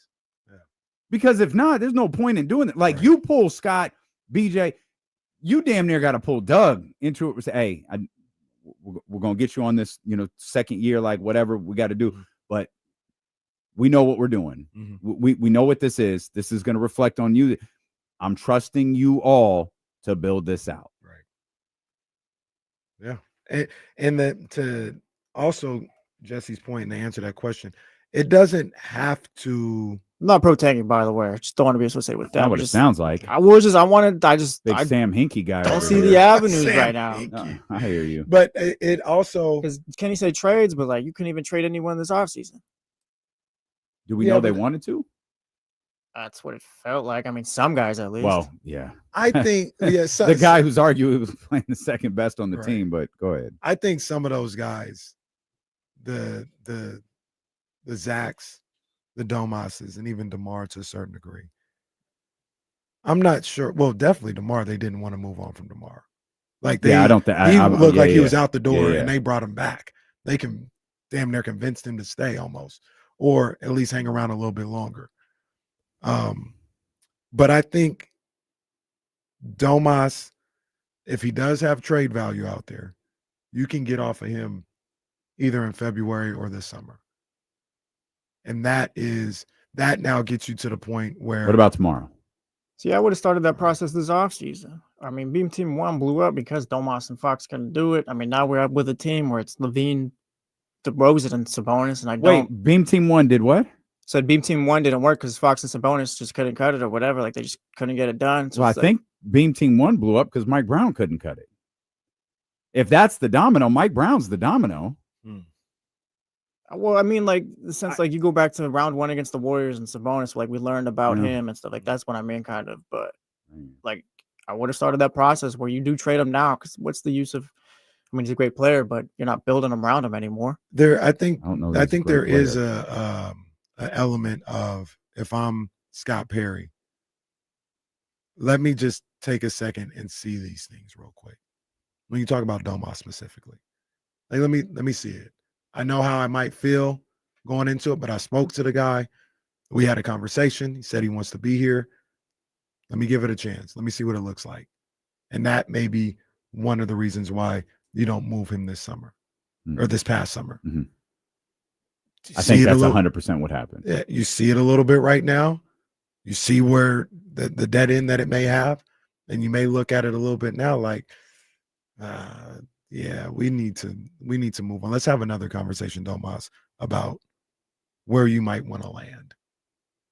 You know what I mean? And I'm using Domas and not Zach because, once again, I'm with everybody else. I don't know the trade value that Zach LaVine has. And people tell me that Domas is not untradeable. Well, if he's not untradeable, let's see what that value is. Let's explore that. Let's see what we got. Once again, tomorrow will probably be gone either in February or in the offseason. Now you're looking at it where you've got one rough looking contract, and you got a Neat Clifford, and you got an incoming rookie as well, and whatever picks that you got from trading Domas. And I guess I don't know if you'd get picks, but you'd get something from DeMar. Would it be a straight out release of DeMar because of that non-guarantee, or it depends. I mean, if you release him, I think you owe 10, or you trade him. And I think if you trade him at the 25, not the 10. But I'm not sure. I'm trying to recall the Chris Paul thing. But remember when Chris Paul had a non-guarantee, and then like it passed a certain day, and like it became 30 something million. Right. So, all right. We see Alex. We see you. You want to get on the Elk Grove Kia talk line, man? You definitely can. 916-909-1320. Hang tight. We want to hear from you. Frustrations are high. Matt George heard Mike Brown's name and he jumped in the chat to defend him. Matt George is going to be with us. What they call him in New York? What they call him? I don't want to say that name. It's not very nice. It's not nice. It's not very nice. It's only 4 games in. Why are they doing that? What do they call Mike Brown in New York? It's what you call the person at the circus with the big red nose on, Mike. Oh no! Yeah, it's really not nice. I don't want to say cool, it. bro. It's not cool. Once again, 4 that's games not in. okay. It's on WWFAN. Well, wait till Matt George gets a hold of the New York media. Matt George is going to be with us coming up at 3:00. Coach Brendan Marion going to be with us here today. We're going to start a GoFundMe for Coach Marion. He had a bad day yesterday. And then we'll hear from you again. 916-909-1320. Stilo and KC brought to you by Sky River Casino on Sacramento Sports Leader, ESPN 1320. Real quick, sorry. How many do you need 4. for Disney? 4. I'm sorry, Jesse. Go ahead. I'm for the one K Macklin. Yeah.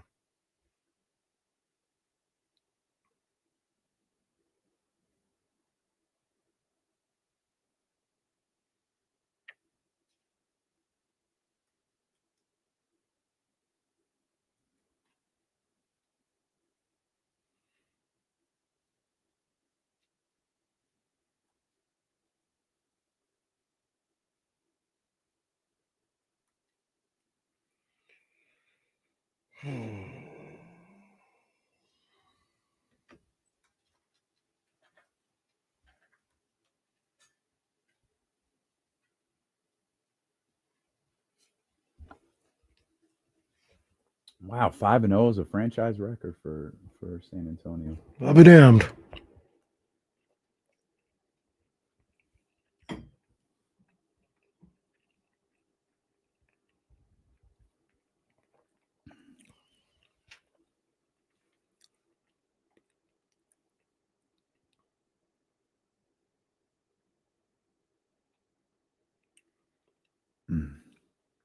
DeRozan's final year becomes fully guaranteed on 110. Yeah, so Michael, could you look? Can they trade him? Because I don't know that it would benefit the Kings to trade him on a 10. They'd probably rather trade him on the 25. But like, how do you? And I don't. Maybe it doesn't matter. Maybe they can trade him on the 10, and it doesn't automatically become guaranteed if they trade him. Maybe those intricacies aren't even public. But I feel like with Chris Paul, yeah, I can't remember. I can't remember.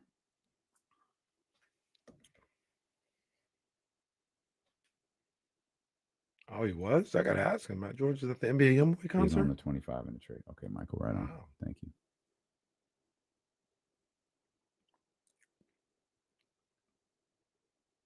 Wait, what did that say? Yeah, the Zabo said Matt George is at the NBA Youngboy concert. Oh. Learn something new every day.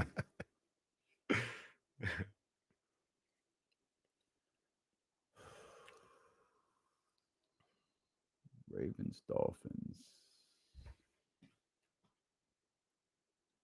Hard Rock Stadium. Is that a good stadium, Jesse? Jesse don't care. Oh, shut up. It looks like a good stadium since It it's does.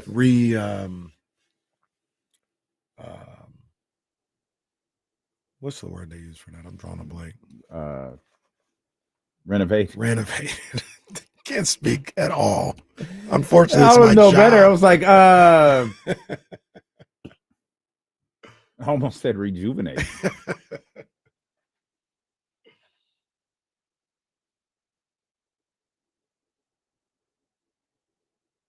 Yeah, that's right, Michael. Good work on that. Good work on that.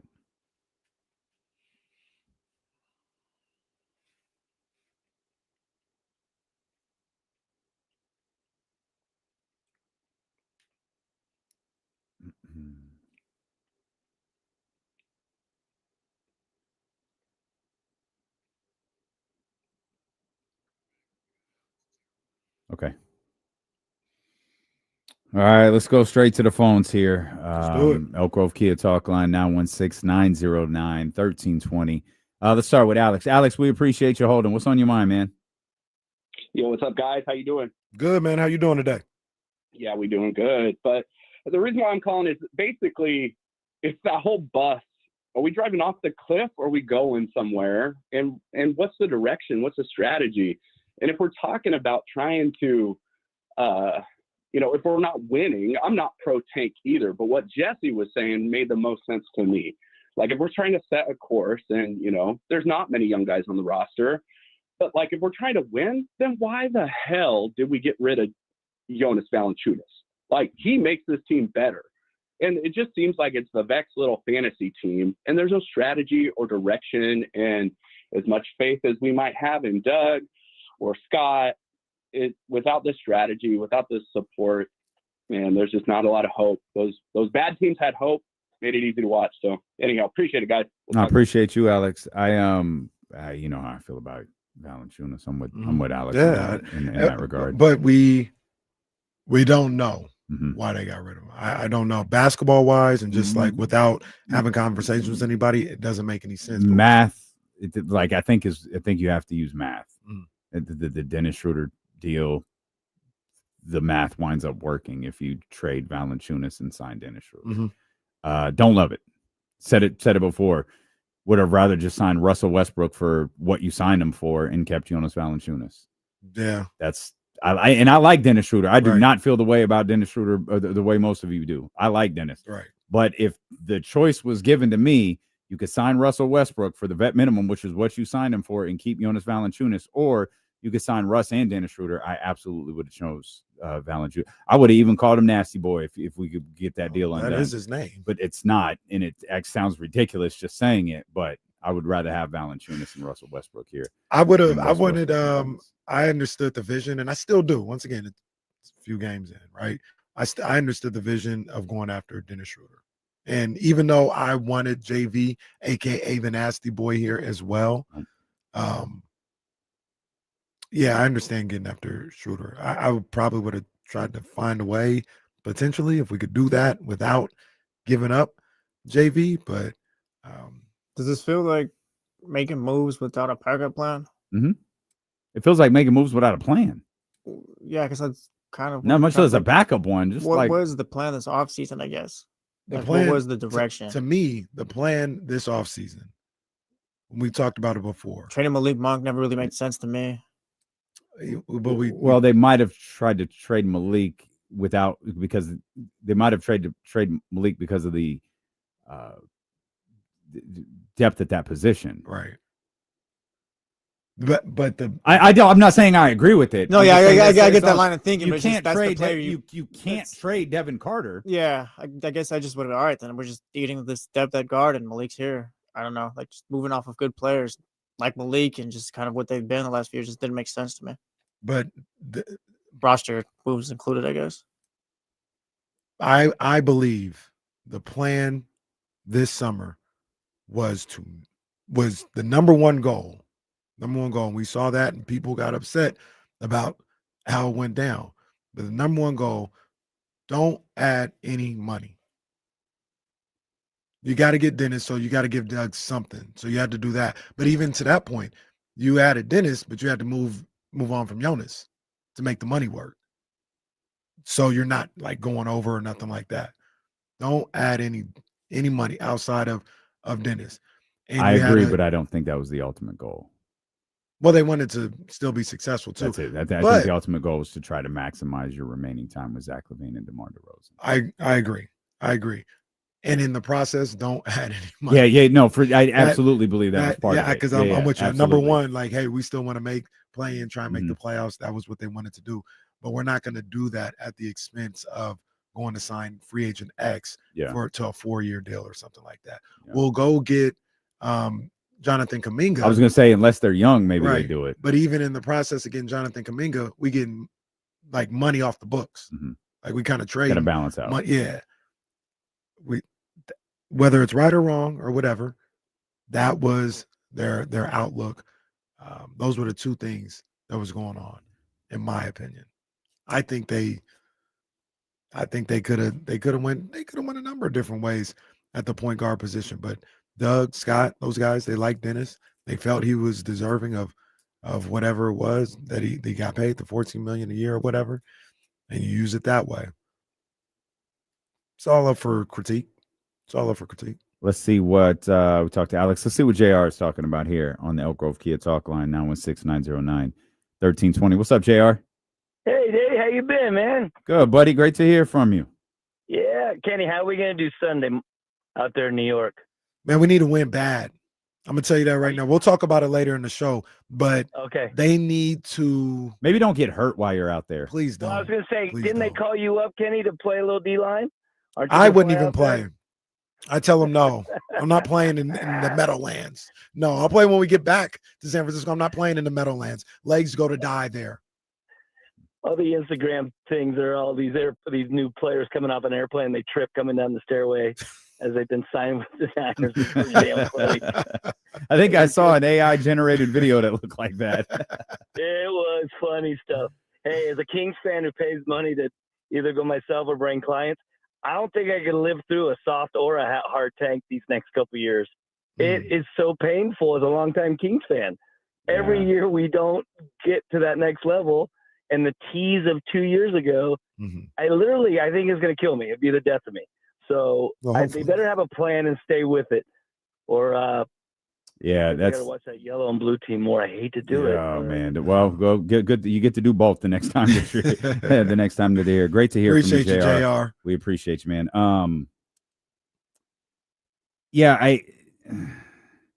I think everybody likes the route not taken, and that's losing basketball games, and like organizationally not putting forth your best effort with the hopes of landing a top draft pick. We point this out. No one cares. Utah's doing it. Like, do you see direction? This is with a previously successful general manager. I'd argue time has long passed that man by, but still, that's an organization that everybody believes has a direction. Like, everybody good with what you're seeing in Utah? You think Utah feels good about where they landed in the draft last year? Utah had hopes of Cooper Flagg last year. They didn't even get the second pick. And the guy they got, who I think will eventually be a good basketball player, cannot play right now. Didn't want to be there either. Was one of the more controversial players in the draft. Again, we say this all the time. I understand no one cares, but they couldn't have mathematically landed in a worse spot. I don't know how, JR was just talking about a long-suffering Kings fan. I don't know how, as a Kings fan, everyone just doesn't assume that's going to happen. Man, the Kings won. The Kings were 1-81. Who goes into that lottery not believing, well, we're going to get the fifth pick in the draft? I would. The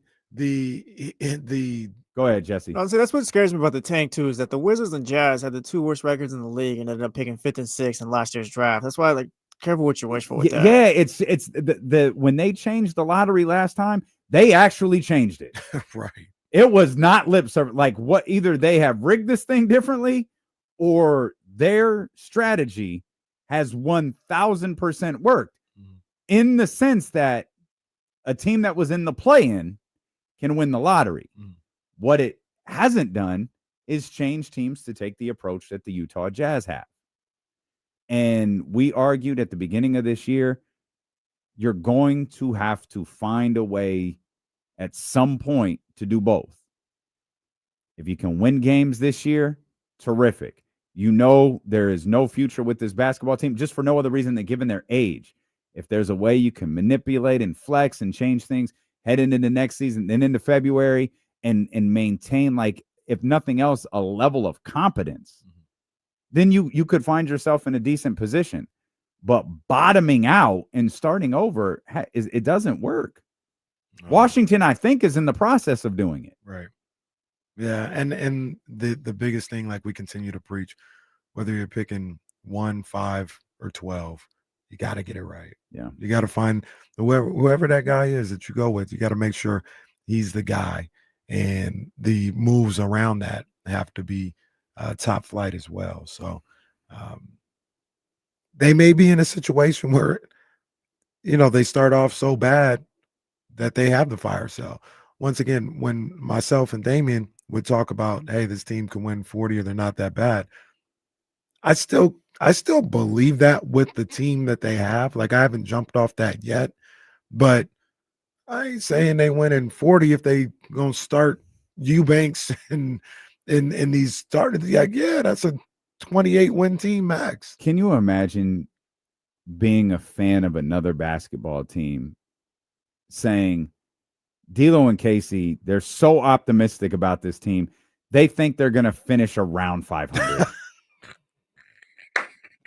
Hey, think about that. That's a good point. They ain't even saying they gonna win the chip. We're like, yeah, they might be. No, average. I don't think they're bad enough to yeah, they could win 40, 41, 42. Sure. Oh, that's crazy. And you know what? Maybe some of you were right. Yeah, maybe that man. is crazy. Yeah, last night was the first time I said, I was like, oh, that don't look good. Yep. That don't look good at all. Yeah.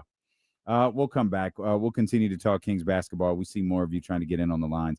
916-909-1320. Yeah, tap in with us. Sorry about that. Yep. I got a crazy stat that I didn't know anything about before last night. This is crazy. Crazy stats coming up next with D'Lo and KC on ESPN 1320.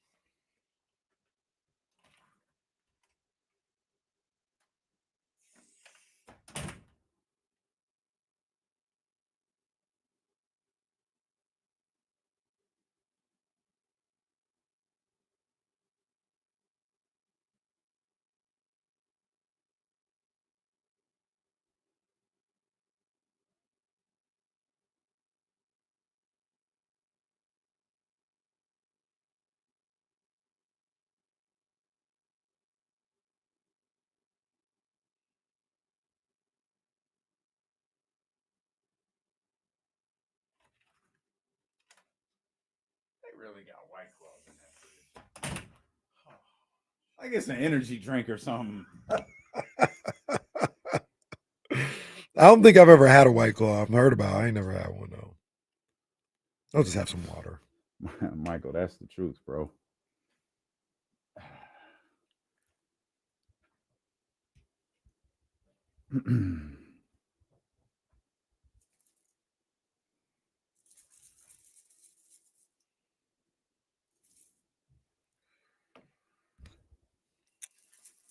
High school football tonight, Rest Dog? Oh, wow. Is that where you're at?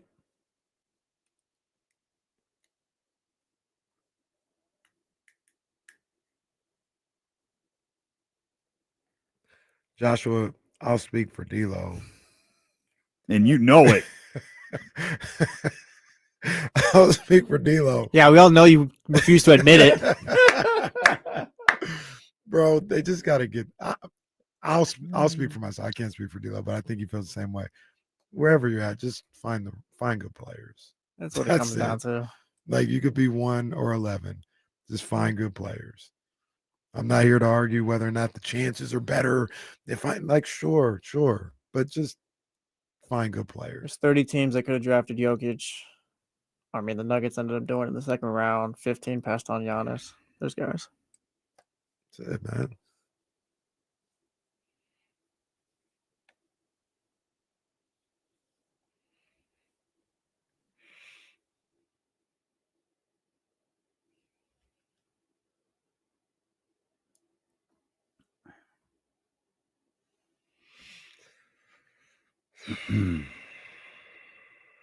Damian Lillard was what, the 6th pick?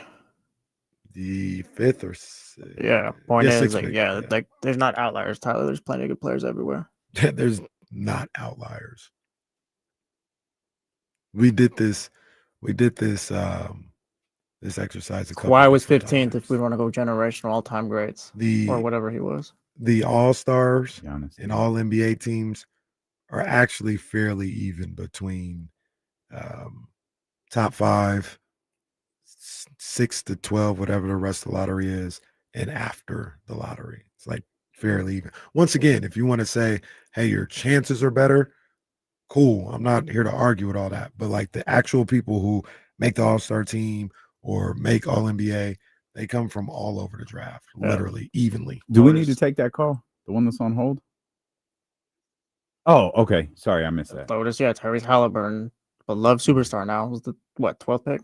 So someone asked, Germs asked, y'all think the Kings struggled to develop their draft picks? Hold that thought because we're coming back right here.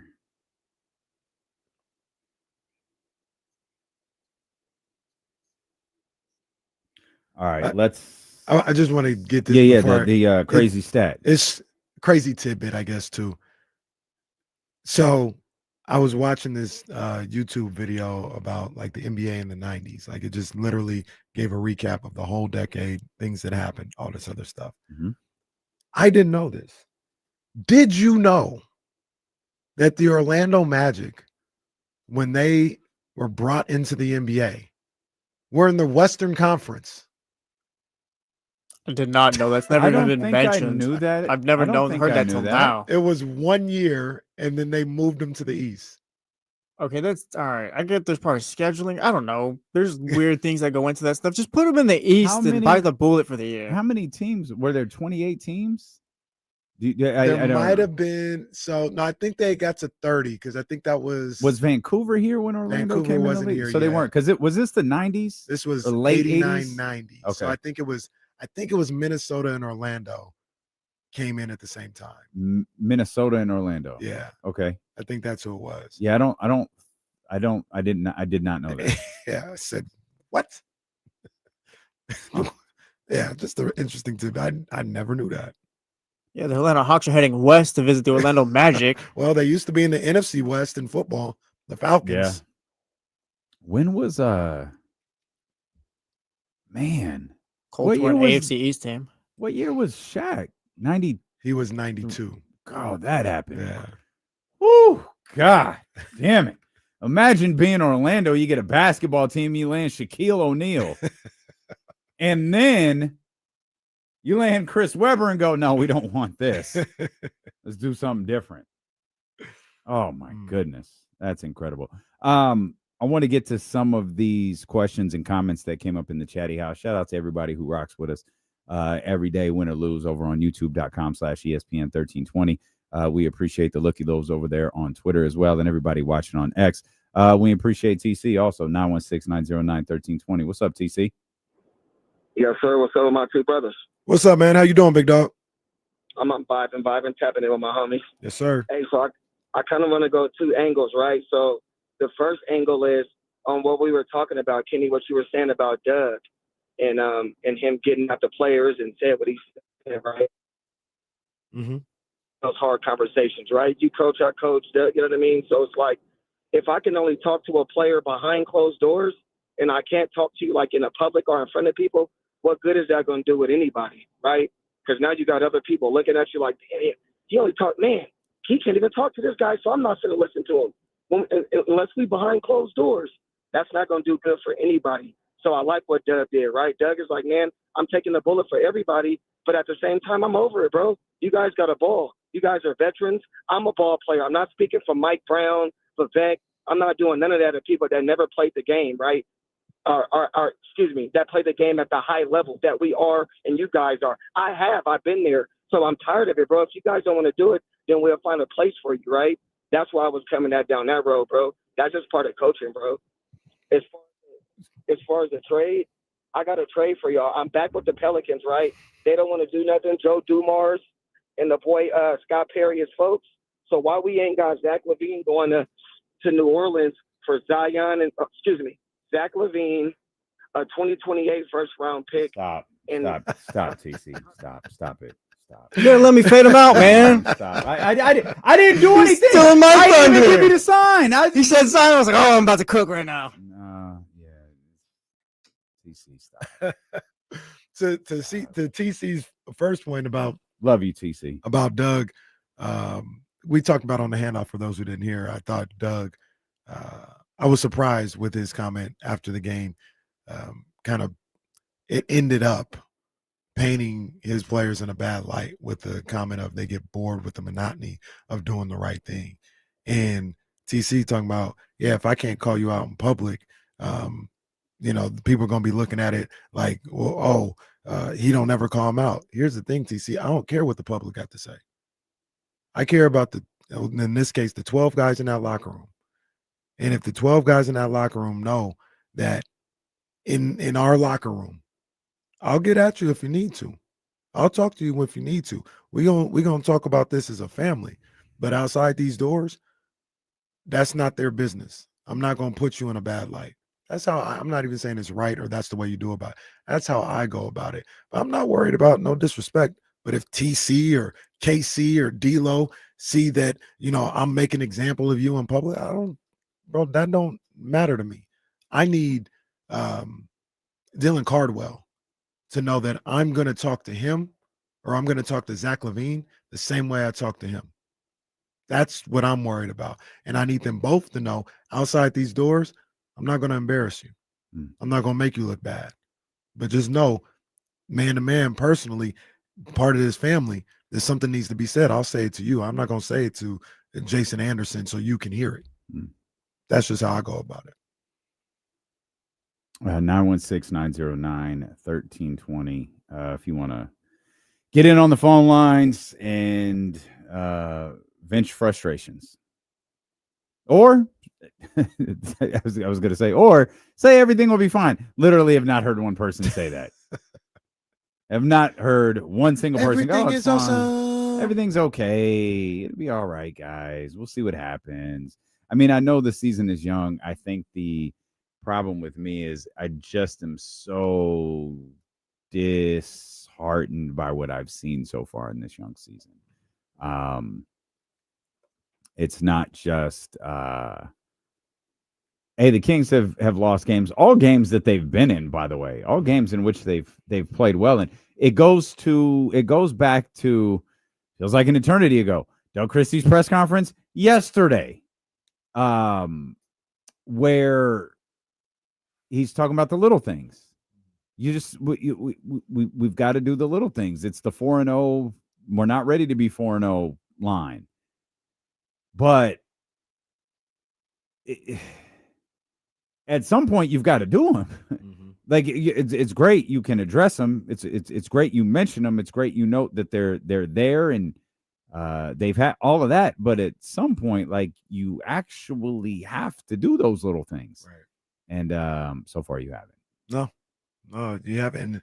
And Lotus Prime in the chat talking about Doug's comments the last 2 days. He says, you think they haven't been saying it? He hasn't been saying it to them, no, KC?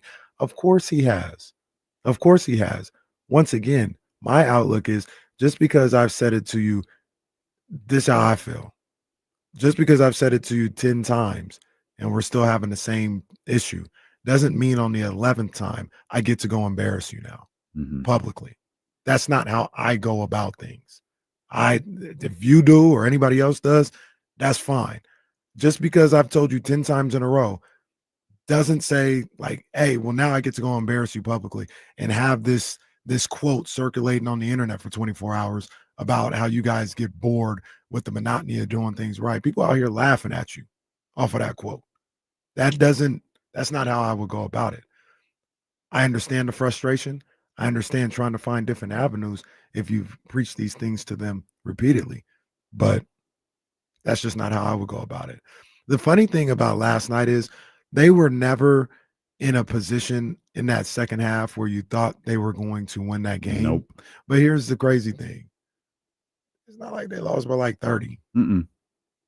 For the most part, like I said, in that third quarter, for the most part, it was like a 9-point game. And then during the fourth quarter, I was in and out because it was when the show had started, and I didn't go back and watch the fourth quarter. But you missed absolutely nothing. That's why I didn't go back and watch it. I'm gonna watch it tonight though, because I just like to see these games. But it was just seemed like it was more of the same. Like, oh, it's 8 now. It was 11. more of a back and forth quarter than it was anything else. Yeah. Like, you score, I score, you score, I score. Just, or you don't score, I don't score. Right. There was never a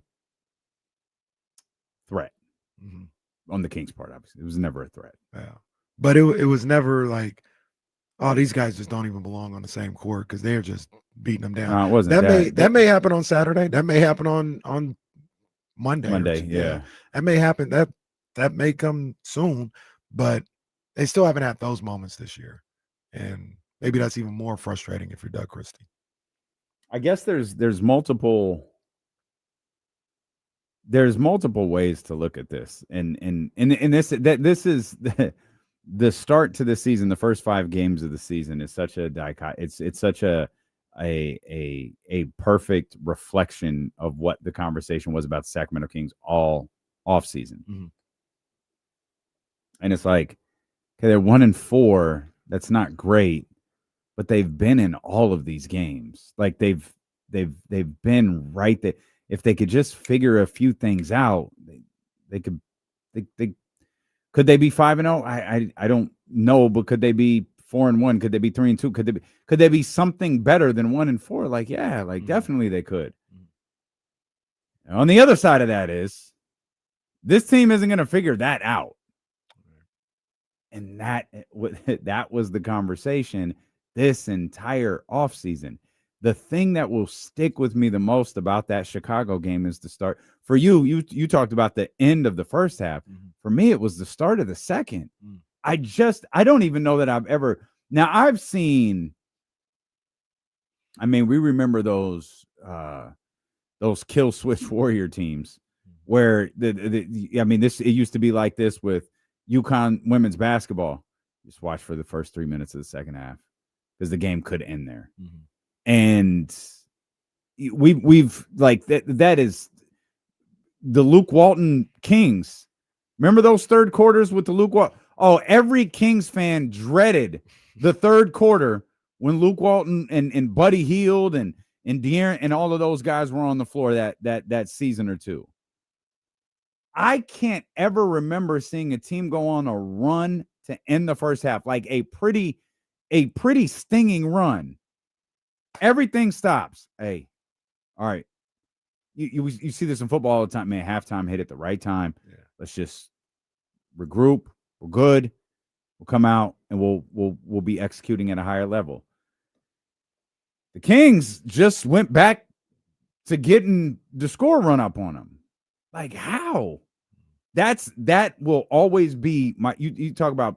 Oh, I didn't watch the fourth quarter. It doesn't matter. You saw the end of the second quarter. You saw the beginning of the third. That is the story of the game, and I, for the life of me, can't figure out how that happens. 20-2 runs. Those are dramatic in any game, but they happen. It's not like we've never seen them. Right. Seeing it split over 2 quarters, a little more unusual, but not unheard of. Seeing it split between the 2 halves to me is insane. And I'm sorry to say that's a reflection on Doug. That's a reflection on those guys in the locker room. 100%. Even after that ass whooping you took in the final 2 minutes of that quarter, you were up 2. It wasn't like the OKC game where they went on a run and all of a sudden that 6-point lead, 7-point lead, whatever you had. Now it's a 1-point deficit. No, you still went into the half with the lead. And gave it to him the second, Red Panda was done, or whoever was the halftime show out there. God bless Red Panda wherever she's at. I think she came back. Did she? She's back off of injury, I think, the other day. When she on, she's back she was real? on Prime the other day or something. Right? Yeah, I think so. Yeah. Yeah. Okay. Well, legend. For her. Legend for sure. I never liked why. I'm always scared of those acts. 100%. They had someone swinging around by their hair on roller skates. Yeah. They was at the Kings. Yeah. Wait, say it again. It was like a husband and wife. I hope it was husband and wife. If not, they got some explaining to do. They get a little close.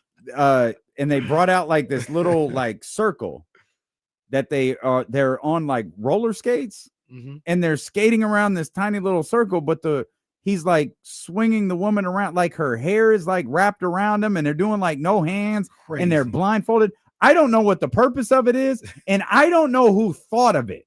But it was the halftime show at the Golden One Center on Sunday. Red Panda live, like when you're there, is lit. It's terrifying. It's scary. It's terrifying. Well, it's not scary because like I believe in her and stuff. It's like, wow, well, what she's about really the gonna throw guy? this bowl out. What about the guy who like stacks chairs on top of each other? Yeah, that's crazy. No, that's ridiculous. I always wonder how you figure out you have that talent. That's what I'm saying. Like, hey, Ma, look what I can do with these chairs.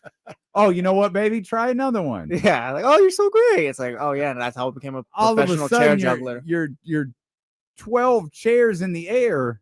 No, that is ridiculous. No, thank you. Whatever happened to just like the monkey riding the dog or something? I was just about to say, like little Fido doing tricks or something, catching a frisbee. What happened to that? Somebody gonna get hurt at one of these things. They're just gonna be like, yeah, we're just back to the monkey riding the dog. Who was it? Sacramento, shine the I was light. about to say, book sugar free again. Book, it's fine. Book sugar free. Who do we got here? Dan on the line here, the Elk Grove Kia talk line. That is 916-909-1320. What's up, Dan?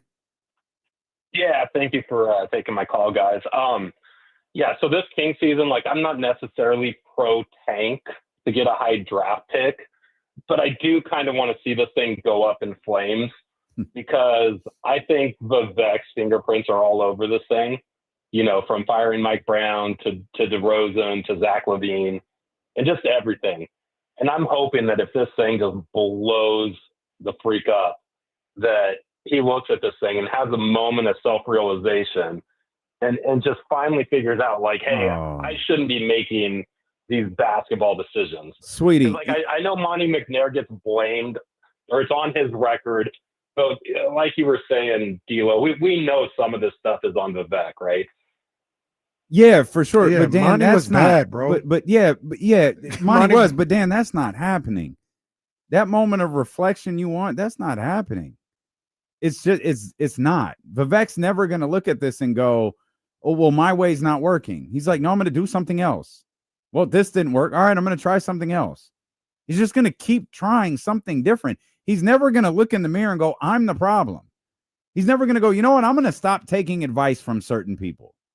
Honestly, he's not going to do that. Yeah, it really just because Vivek's not the only. I guess I wouldn't even call him a bad owner, just bad sports decision maker or whatever. Like, there's plenty of those around in sports. Just you got to hope they hire the one guy who gets it right. It's like, all right, finally. That's it. I mean, I get everybody saying it starts from the top and all this other stuff, but like if you, that was me. Well, no, but you're not the only one. Oh, yeah, that's been said for almost a decade now, but over a decade, like, I think. I get that, but if you have the guy, whether Vlade, Monty McNair, Scott Perry, yeah, they get the right players, it'll be fine. Vivek, people talk about they had something going. Vivek was the same Vivek when they were beating Team One. He did not change. He was the same person. He was the same owner. They got the right players there that worked, and they won games. He didn't do nothing different. Nothing. He was Vivek Ranadive that year as well. He was Vivek Ranadive the year after when they were 10 games over 500. He ain't changed. He didn't do nothing different. My point to that is get the players, everything will work out. They ain't got the players. Just at this point, hope Scott Perry is the right guy that he hired finally. That's it. Which kind of seems, I mean, just a bad answer because I like people want to hear like, oh yeah, we give Vivek to sell. Like, that's never gonna happen. It's just no. Yeah, hopefully Scott Perry is the one this time. That's what you're hoping for. Who was it? Phoenix and Robert Sarver, and they made the finals. But Vivek has to be in on whatever Scott Perry's vision is. Because if this team is going to have to be broken down at some point to where they wind up in organizational, like a purposely, I guess, well, I won't say bad, a young basketball team with draft picks playing and, you know, Keegan, Neek, like whatever. Vivek is going to have to understand that. And when he finds out that a Trae Young is back on the trade market, he can't step in and go, I want us to go get Trae Young. Hey, Scott, you need to go get Trae Young. Scott says no, then the answer is no. And you're right. But from everything we've heard, and I'm not caping for Vivek, trust me, I'm not. But from everything we heard, that's what he did for years. How long have we heard he wanted Zach LaVine? A long time. For a long time. And the guy would say no. But there's a difference. They like, that's a hard, I don't mean to minimize Zach LaVine with this sentence, but that's a hard contract to go get. Mm-hmm. That's a $48 million. I don't know what the percentage is, but it's a $48 million exchange of contracts. Mm-hmm. That's difficult to execute. If you're a general manager, Monty McNair, you could say, I don't want to, or no, that's not good for us. Or you could simply say, oh, Vivek, buddy, we can't. Mm-hmm. Like, we can't do that. Like, we'd have to give up 5 players to do that. We'd have to give up 4 players to do that. We have this contract. We can't. Like, we literally can't, man. Sorry. Mm-hmm. Oh, okay. Walk away. But the second you had a contract to where you could do it, what happened? Made the move. Let me ask this. Do you, yes or no? Mm-hmm. You can't elaborate. Do you think Monty McNair wanted Zach LaVine? No. Now the elaborate would be, yeah, who cares? I didn't want Monty McNair here anymore anyway. Vivek also, you can, I don't know who's telling the truth or what, so I don't want to say too much. Mm-hmm. But do we think Vivek wanted to give Mike Brown that extension? So I'm not trying to be, that's a story I genuinely do not understand. Was Vivek the one who wanted to give it to him and Monty wasn't? I believe. Or was Monty the one who wanted to give it to him and Vivek didn't want to give it to him? From what I hear, from just reading the tea leaves, and Monty was so distraught after Mike had to be fired that he didn't even want to do his press conference. I'm assuming Monty wanted to give him the contract. And he talked Vivek into doing it, and Vivek let it happen. So why do you think that was the case? Because I have a theory on that.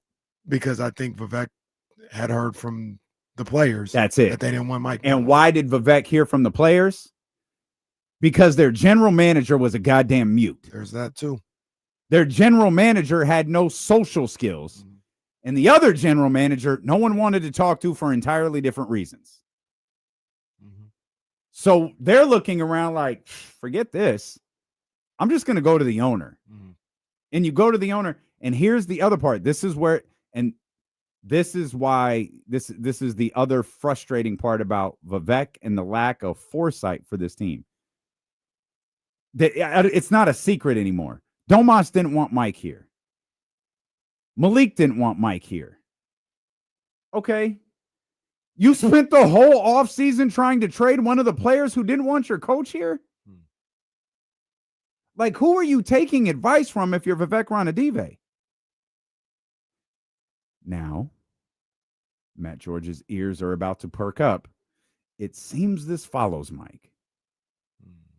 It seems this relationship, or lack thereof, follows Mike around organizations prior to and now since Sacramento. Mm-hmm. But you better be really, regardless of that, you better be really careful about who you take advice from. Mm-hmm. Mm-hmm. I think the way I read the Vivek situation is he listens to you and lets you do what you need to do until he's had enough and he doesn't. And then he's a wild man on a rampage. Yep. So I think Monty had plenty. Like, I'll ask you guys this. Do you think Monty didn't want Pascal Siakam or OG Anunoby? Or excuse me, Vivek didn't want either one of those two? I think he did.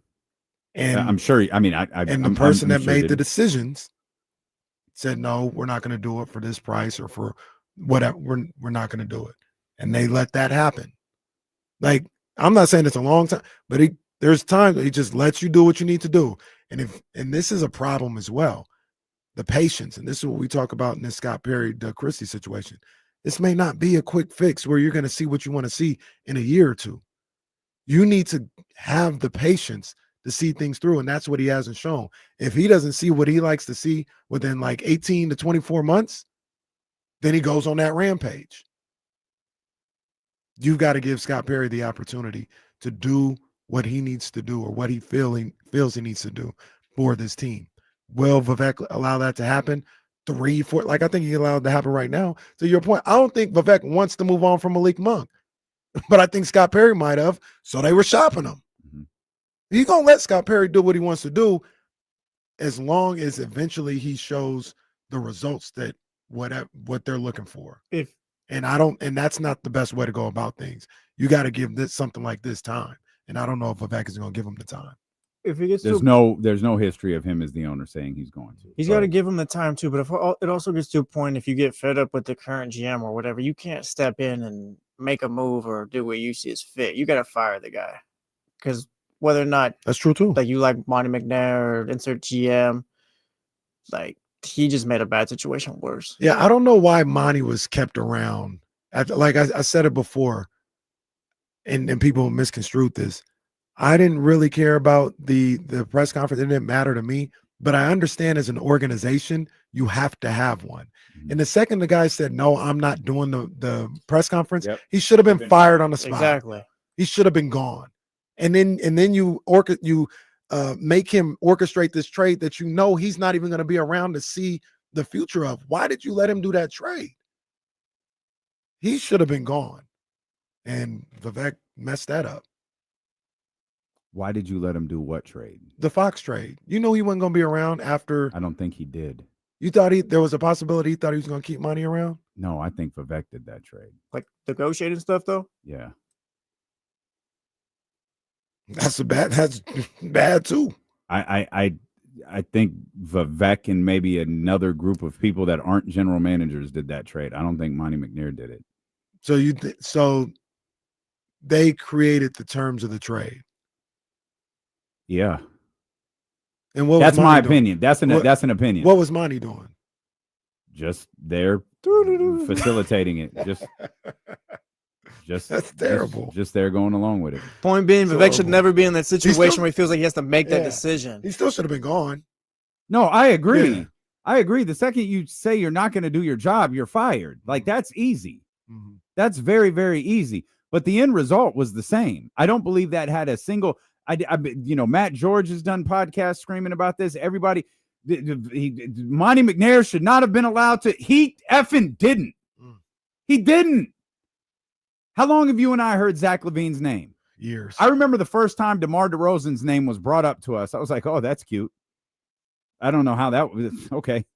And then all of a sudden, Jesse's telling me to go to commercial. So unless you want to keep cooking. No, you want to keep cooking? Go. We'll come back. We'll come back. Steelo and Casey on ESPN 1320. I looked at the clock twice and just watched it go from 43 to 44. Take a break, stupid. I'm not saying it absolutely would have mattered. They probably still would have lost to the Bills, but I didn't realize Bryce Young didn't play last week. I didn't watch that game at all. I just kept track of the score. That was an ass whooping, no? Yeah. It was like 40-3. Yeah. I didn't watch it either. Shout out Andy Dalton. I mean, I missed a lot of football on Sunday. Like I said, not that it was the 49ers. Probably would have mattered, but they didn't have their starting quarterback. I didn't realize that. I fell asleep after the 49ers game for like an hour. I went to the pumpkin patch. Wish I'd fallen asleep during the 49ers game. The Niners were asleep. No.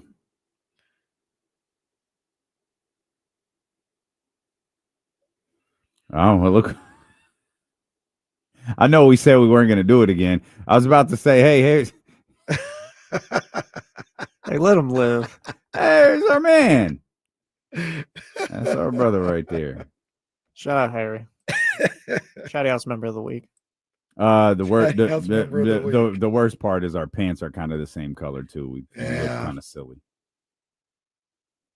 I got a black T-shirt under this Dolphins jersey. I can match with you guys. There you go.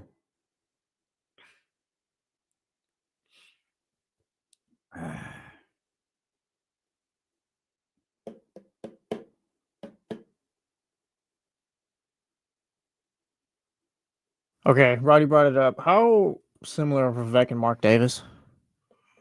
I actually don't think Mark Davis is like Vivek.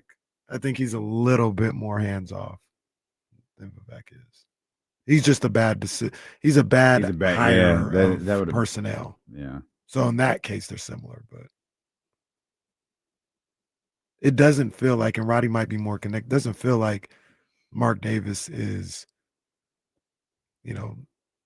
telling Pete Carroll to go get Geno or something. Like that. Roddy says put Zabo in a 5-minute timeout for that Blackish show remark. Roddy says, oh. Yeah, Shout out. Actually, no shout out. What'd Roddy say? Mark sucks, yeah, but I was like, Mark Davis saved like 10 kids from a burning building. Yeah, whatever. Roddy does not like Mark Davis, and I understand. I saw it, JR. I saw it. What is it too? They give the home team like 3.5 points when in reality it's like minus 10.5. Yeah. I feel like that number's gone down over the years, though. Look, I got my stupid ass jersey on. I'll be there. All right. We'll see what happens. Just call me when you need me. Tua's playing with his visor again today, so they got the aqua end zones. That's what I'm holding on to. Oh, okay. That's what I'm holding on to today. All right, we're done. And Lamar is back, yeah? Yeah. Oh, Lamar's back. He ready to do work, too. Well. So, Kings, and we're back.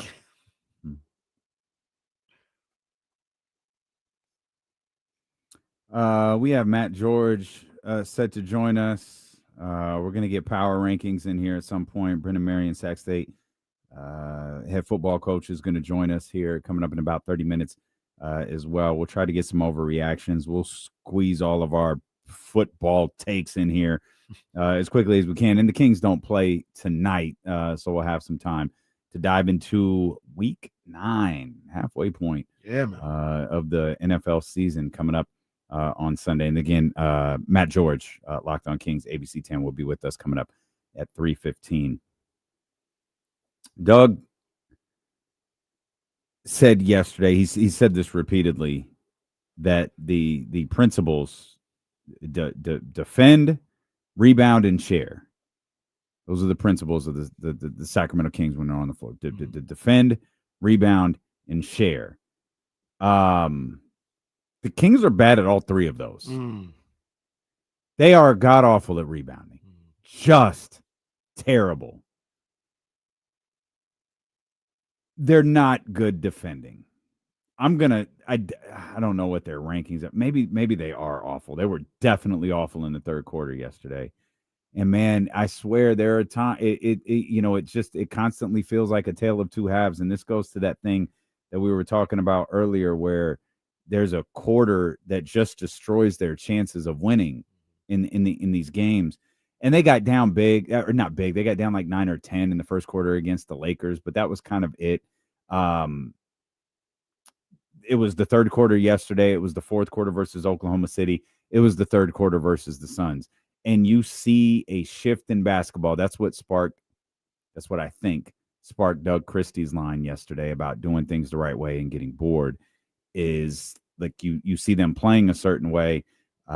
Maybe they stop defending. Maybe they stop communicating, but something happens in the second half and these teams go on a run. And then all of that stuff that built them a lead, all of that stuff that kept them in the game against the defending champions, all of that stuff they were doing, they stop. And you see rebounding numbers are just consistently bad. Assist numbers drop in the second half. And, well, at least has been the case in 3 games, defending gets worse in the second half. And it can't be that way. You know, like you can't lose a principle, to use Doug's word. You can't lose a principle for a quarter, much less a half. Right. And it's the half full, half empty thing. Well, it's half empty because they stink. They can't play 4 quarters. This is this basketball team. This is what they're going to be. Half full. Well, they're in all of these games. If they put a couple of things together, if they do the little things that Doug was talking about, maybe some of these losses turn into wins, like the witching hour on the red zone. But you feel the same exact way about this team today as you did 2 weeks ago, as you did 2 months ago, as you did when the buzzer went off against Dallas. I don't think anyone's opinion has changed. But boy, mine is starting to. Yeah. Because I'm just wondering if this is who they are. I was just about to say that the people like you and me, we might not feel the same. The optimistic just below 500 guys over here. We might feel a little different. Yeah. But I don't want to harp on that comment too much, but it was to Doug. me, yeah, Doug's comment too much. But to me, it was like such a bad look. Like you could have changed one word and got the same point across, and what word? Not embarrassed, bored. Mm. You could have, or changed the phrasing of it. You could have said, Perhaps. we do things perhaps they get bored. but bored would even like you make them look stupid. You make, to a certain degree, you make yourself look stupid. Like, why are you bored with what? Like Trae Young talking about regular season is boring. Like we killed him for saying something like that. Yeah. Like you could have easily said we lose focus, and it would have got the same point across and not been as detrimental. You got them looking bad. We bored with doing the right things. Is this a product? Are you crazy? Is this a product? I know he coached games last year. Is this a product of maybe a first-year head coach just maybe being a little bit too real and not knowing the coach speak yet? Post game. No, he knows the coach speak because he did it the night before. I think correct me if I'm wrong. That your feelings about the remarks are that he kind of embarrassed his team. But the 24-hour flip from what you said the night before, where you said it's all too. He literally said it's my fault. I'll take all of the bullets. And then the next night, he's like, "Yeah, these guys are bored. Yeah, they're bored playing the right basketball." It's like maybe Doug was just frustrated. To Jesse's point, maybe he was just frustrated and he didn't. He knows the coach speak. He's just like, I'm not doing it. Because at some point, I'm gonna look like the dumb one.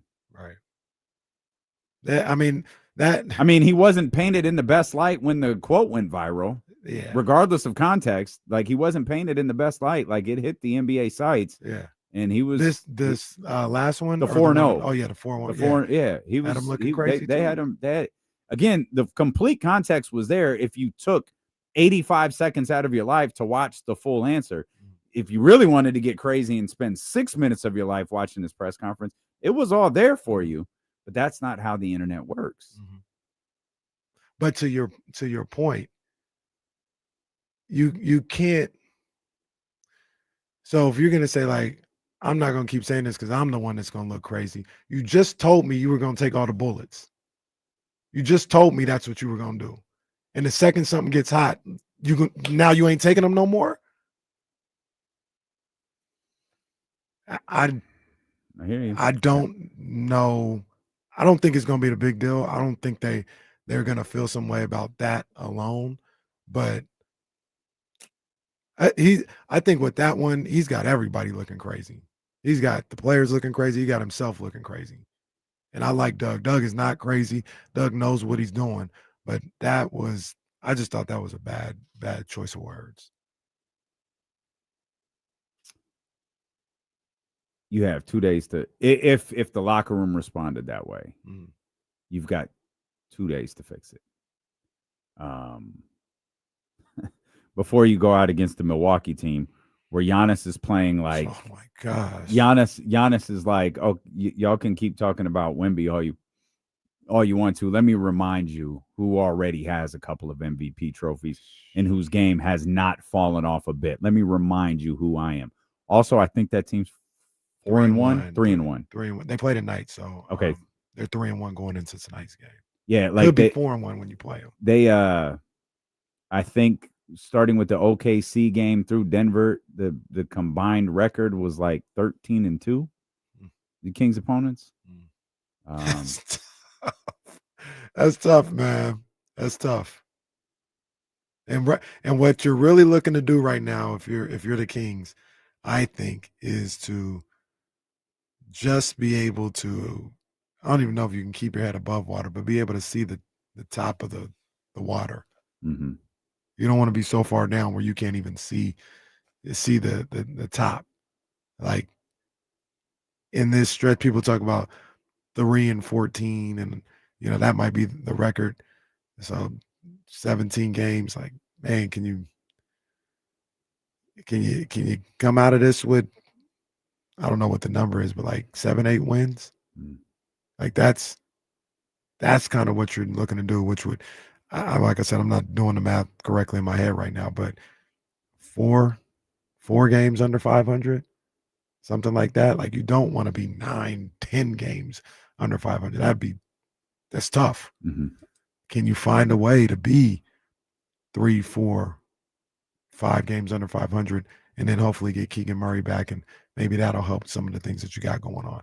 Hopefully next week you get Neat Clifford back. And I'm not saying he's the savior, but that's another person that you can put out there that every time we've seen him on the court, he looks like he belongs. And I know he doesn't play the same position, but it's not, Eubanks or Isaac Jones. Like, Neat Clifford looks like he belongs. He'll give you solid minutes. The numbers might not be there, but he knows how to distribute a little bit just because he knows how to play the game. He can shoot. He can handle a little bit. He's crafty. That's one more player like that you have in your rotation that can help you a little bit. Let's look at some other one-win teams around the NFL right now. Phoenix 1-4. That stings. Don't have their pick, I don't believe. They might have got it back. I can't remember. Once again, I was looking at all this morning. I don't think they have their pick. I didn't know they got it back this year. That's how they were able to draft 10. I don't think they have their pick get next year's. 0-5 Brooklyn, 0-4 Indiana, 1-4 Orlando, 1-4 Toronto. Probably surprising both of those for some people. 1-3 Washington.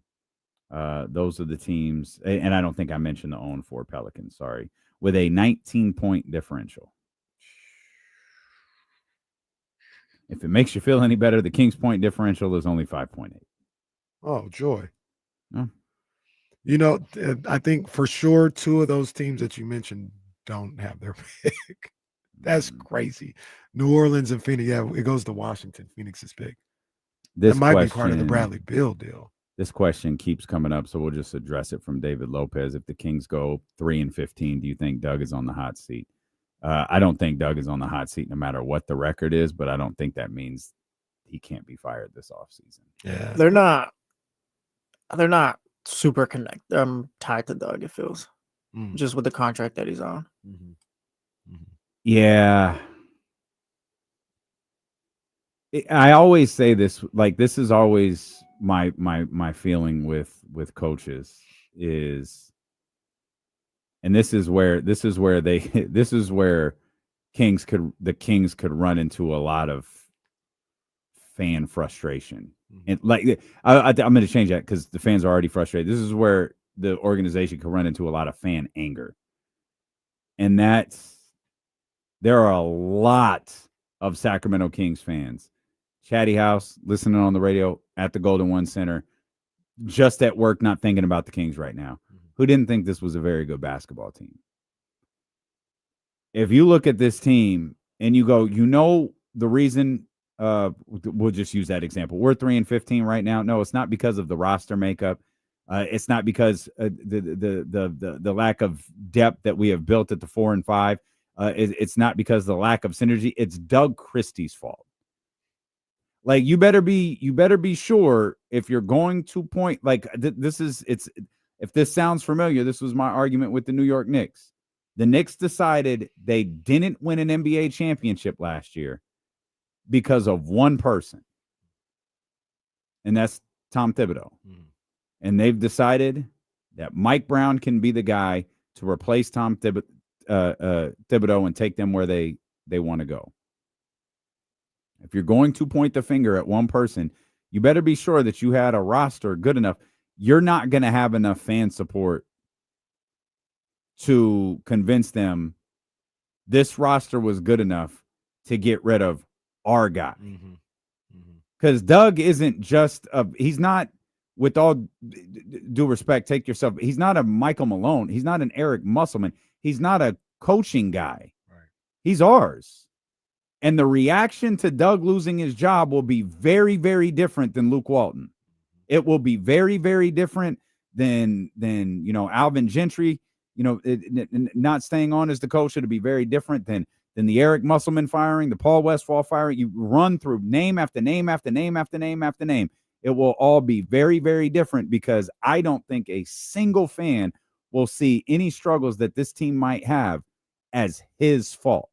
not put in a position to succeed really right now. I mean, you guys talked about it. The best you see him is a 500 or maybe a little bit above. Like, that's not really much to work with. And I'm not sure that you're going to fix this up being the GM this upcoming offseason where, like, he's going to be able to win. And you look at the deal he's got, and the buzzword all offseason up until now has been 2027. And that's when the team option is there. It's just kind of like, all right, connect the dots a bit. And the thing about that for me that I think about is if I'm Scott Perry, if I'm Vivek Ranadive, I signed Doug Christie on to be my head coach, thinking about the worst case scenario. Like, what if it doesn't happen this year? We're gonna stay with it, right? Like, we're gonna continue to work through this together. Mm-hmm. That's how I'm signing. I'm not signing him with the thought that, if it goes bad this first year when we're not even doing a whole lot to try and improve, that we'll move on from him. Whatever you have in mind for as long, like the years that Scott Perry's going to be here, you should have the same exact answer for Doug Christie if you're the owner. It shouldn't be, because if it's like how you're talking about where it's like, oh yeah, if it doesn't really work out this first season, then we move on, then all right, I'm sorry. Like this is a loss all over again, and they learned nothing from it, anything. That would be dumb. That would just, because if that's the case, then you should have just let Doug go this offseason and brought in a new coach then. Exactly. That would just be dumb. And then you bring up a great point, Damien. It's different. You do that with Doug Christie in this city. Yeah. That's different. Yep. You know what I mean? And that's something that you got to be aware of if you're the person in control, if you're the owner. Like, not every coach firing is going to be the same.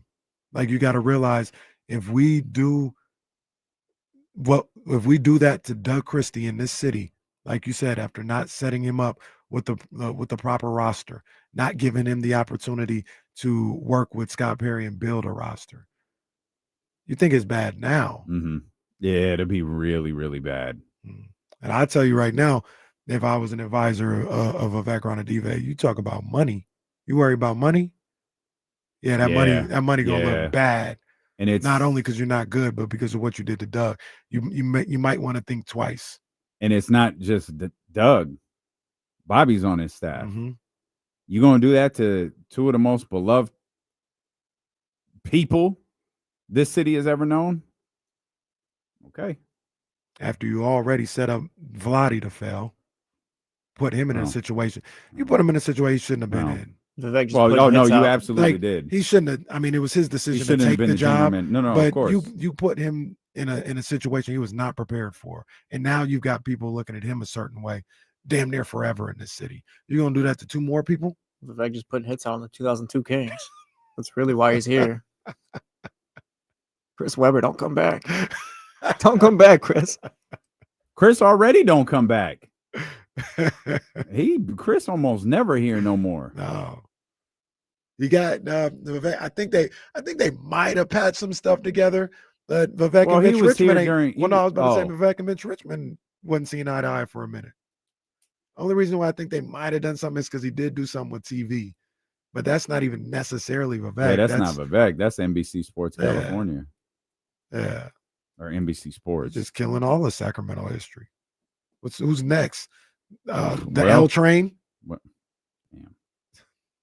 Don't let D'Lo and KC turn on you, because they did something this offseason that we have just. Oh, no, we ain't feeling that, dog. They did something this offseason that we've just let go, because it doesn't have to do with the basketball operations, and we've just let it go. I was texting with someone this morning. I have a lot of feelings about that, a lot of them, and none of them are good. Yeah. Let's see what Mitchell's talking about here. 916-909-1320. I'll call him Mitchell. Yeah, that was crazy. What's up, Mitch? Mitch. Hey, Mitch. Hey, Mitch. Yeah. Hey. Hey, man. I ain't talking to you in a while, man. Sorry to bother you, Mitch. You busy? Oh, yeah, a little busy. Oh, sorry. Do you want us to try? Do you want us to call you later? No, well, you want to get this over with? I'm a quickie, yeah? Whoa. All right, Mitch.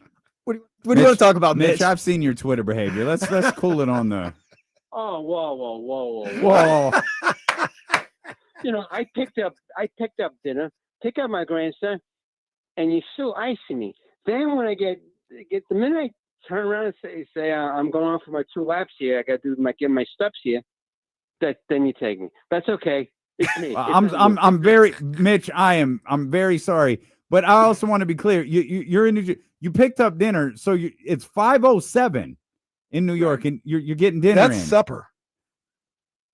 Supper, dinner. It's semantics here. Okay, all right, Mitch. My bad. That's it for it today. Mitch, what you got, man? He's just trying to live his life.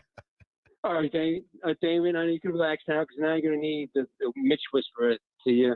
And don't fade me so quickly, my fellow Latino. All right, give me a chance. I did say 3 things. First, the Kings look like they're playing everybody over 30, 4 to 5 stars. Is this the old Washington over-the-hill game, the Washington Redskins from the 70s? You tell me. Westbrook playing power forward. Why don't they just play in center field because the pass for the Dodgers is hitting like 0.50. Maybe I can do better. All right, let's not have that. And do you have a voodoo dog, KC? Because the Dodgers that really did hit the offense is really going to sleep. And one more thing, I think Jesse's Dolphins. I think my boy Kuhn Ewers is going to be starting in about 2-3 weeks. He looked okay last Sunday. Tua got hurt. I think he's not giving up that job. Thoughts?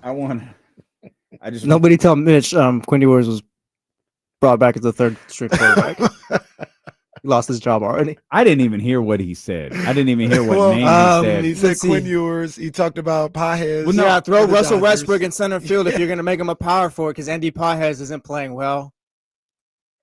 He says they got a bunch of 30-year-olds playing starting for the Kings. They're like the 77 Redskins. You know, that's what he said. Yeah, you know what? My recollection of the 77 Redskins is pretty. It's big John Riggins. Pretty slim. Can't really remember. My fellow Latino, we got that reference in there. Yeah, too. me and Mitch are just brothers, I guess. La Familia. And I'm sorry, Mitch was getting in his laps. Yeah, his laps. Yeah. I'm assuming he's going for a walk. Yeah. He's trying to stay active. Yeah, I think the point of that was that he already got dinner for the fam. He took the grandkid out, and now he's just trying to get his laps in, and you're still heckling him. Yeah. Getting supper. Yeah. And then he wasn't here for that. He said, supper, dinner, what's the difference? No. And also, yes, your replies are visible. Yeah. I don't open Twitter often, but every once in a while, like, I would have had to have explained that. You know what I mean? No, like, yeah, it's like, no, yeah, this is not me. This is not me. Like, no. It's not what it looks like. No, it's Mitch. No, there's this caller, Mitch. Okay, and she's not a Twitter user, so I have to explain that, like, when you follow someone, you could see the reply. Yeah. I didn't mean to open it on the For You page. Like, I don't follow Mitch. Like, it's fine. Yeah. Shout out Mitch, man. Love Mitch, man. Love him. Shout out Mitch always. That was a hell of a call. Looked like he was out of breath at the end. Can we? Well, Jesse, we interrupted his workout. Yeah, he's out there. Hey, that was nice. Mitch, are you busy? Yeah, kinda. All right, our fault, boss. What did my man Lewis say that time? I'll be right with you, sir. I'll be right with you, sir. Yeah. He was out there. He also hit us with this, Jim. Length is important. Oh. So we have that. Jesse, you were like that call with Lewis was iconic because we let him go when you weren't here. Jesse wasn't here. Jesse wasn't here for that. No. Oh yeah, that was so you Kyle. haven't heard that. Yeah. How long was the call? 5 minutes? No, it was about 3.5. It was about 3, and we were dying. So Jesse, Real Brothers Sacramento. So he's calling us, and wherever he's working, somebody's like, "Yeah, excuse me, sir, excuse me," and he goes, "Hold on, right sir." with you, sir. I'll deal with your return in a second. Yeah, that was crazy. That was an epic. Shout out Lewis. Always shout out Lewis. Shout out everybody. And he just went on and on and what on. was it? It was it Titus? That was his partner. Yeah, Titus. Lewis and Titus. We ain't heard from Titus in a while. The Real Brothers of Sacramento. The Real Brothers. man, we're gonna have to get to football at some point here. Yeah. As a matter of fact, we'll get to football one way or another next. The head football coach for the Sac State Hornets, Brendan Marion, he joins us for his weekly visit next year on Sacramento Sports Leader, ESPN 1320. You got my man's number, right? WCW.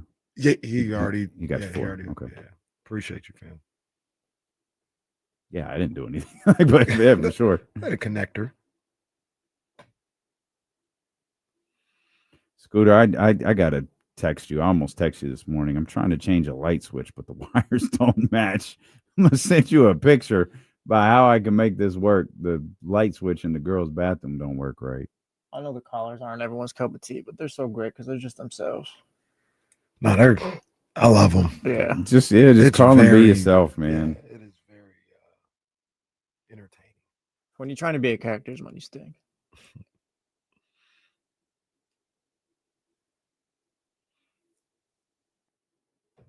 Shout out Zabo. He bought some of those new cozy hoodies over on DeLoandKC.com. Hey. I think I told you guys, I think I finally found a zip up for you. I haven't put them together yet. I've been a little slow doing that because I've been working on the other ones. But I'll get them up before Black Friday or whatever sale we're going to do. I made Katie a wake-up call one, and we tried it.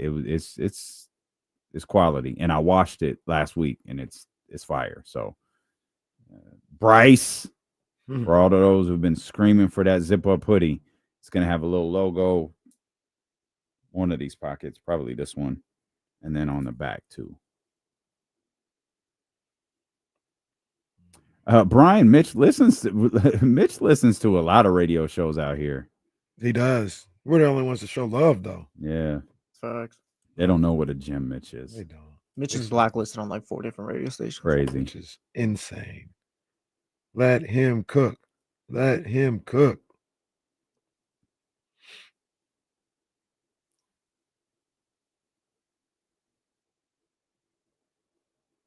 Oh, just got a text from Coach.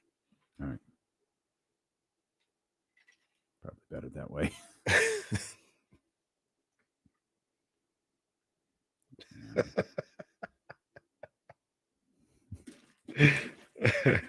Roddy, that's a funny ass reference. Oh, is that channel still a thing? Does that still exist? Mitch keeping them in business. Oh, did you see the history that was made? Where I never know how to say her last name, but Christie, the basketball player, signed on with Playboy, becoming the first professional athlete to ever work with Playboy. I don't think I did, and I don't think I know who you're talking about. She used to. Well, she was dating Jaylen Brown, and before that, she was dating Porter. Got you. No, I didn't see that. So is that still a magazine? I'm not sure. I guess so. I'm not sure. Like you go to the newsstands and get. Yeah, I was about to say, how is that a magazine? And I can't go get Slam. Oh, this is going to be a tough Google search. I better put an incognito window up. Is Playboy magazine still a? Everybody, hang on. We're trying to figure. No, that magazine is no longer published regularly. It was relaunched as an annual print edition in February 2025. COVID canceled it. I just thought the consumption of magazines changed. Not to mention the advent of free porn, but it turns out Playboy magazine ended because of COVID. I mean, what do people? Well, I guess they couldn't get the magazine because they couldn't go to the stores, I guess. And I don't know. I used to love going to the bookstore. I used to love. I used to love Tower Barnes Books. and Noble's Tower Books. What was the other joint? Borders was a good Borders, one. Yep. Barnes and Noble. There are still bookstores, right? Barnes and Noble is still good. spot. Yeah, Barnes and Noble's still cooking, But it was. I don't know if it's the cooking, but books it's are there. still there. The magazine game is different now, though. Well, the magazine publication is different. Like I said, I can't even go get a Slam magazine no more. It's all digital. Well, you have to order it. You can get a Slam, but don't you have to order it? Couldn't you order that De'Aaron Fox joint? I think you could. But like they had one that just came out like a month ago that sold out in like minutes. I don't know what was it Caitlin? Might have been Caitlin. Yeah, it might have been Caitlin. I feel like it was a WNBA player, but I'm not. Might have been Caitlin. Like I said, I don't like. I still have a subscription to Slam, but it's all digital. And some like they used to once like every other edition, they would send me, the hard copy in the mail, but they even stopped doing that. Shout out Sports Illustrated. Used to be the go. What you know about Sports Illustrated? See, don't do that. Don't do that. That's disrespectful. That's disrespectful. Sports Illustrated was the one. I love Sports Illustrated. I threw a ton of Sports Illustrateds away during I'm sure it was one of my moves across the country. But I kept every single one that had Michael Jordan on the cover. As you should. Every single one. I got the reflector one on my little my background in my house. In my desk. That same thing. If it's Mike on there, Slam, Sports Illustrated, Hoop, I don't care. If Mike on there, that ain't going nowhere. Can I bring up East Bay too? Or are you gonna call me a child You know still? about East See, Bay, look, dog. you call me a child again. You know about that. What'd you get? You get the East Bay in the mail? I didn't get it, but my grandmother used to get it because See my what I'm cousin saying? lived there, and that's how I would see it. You know what was funny about East Bay, like as an adult, when that catalog showed up and like I had, the means to, I never wanted anything anymore.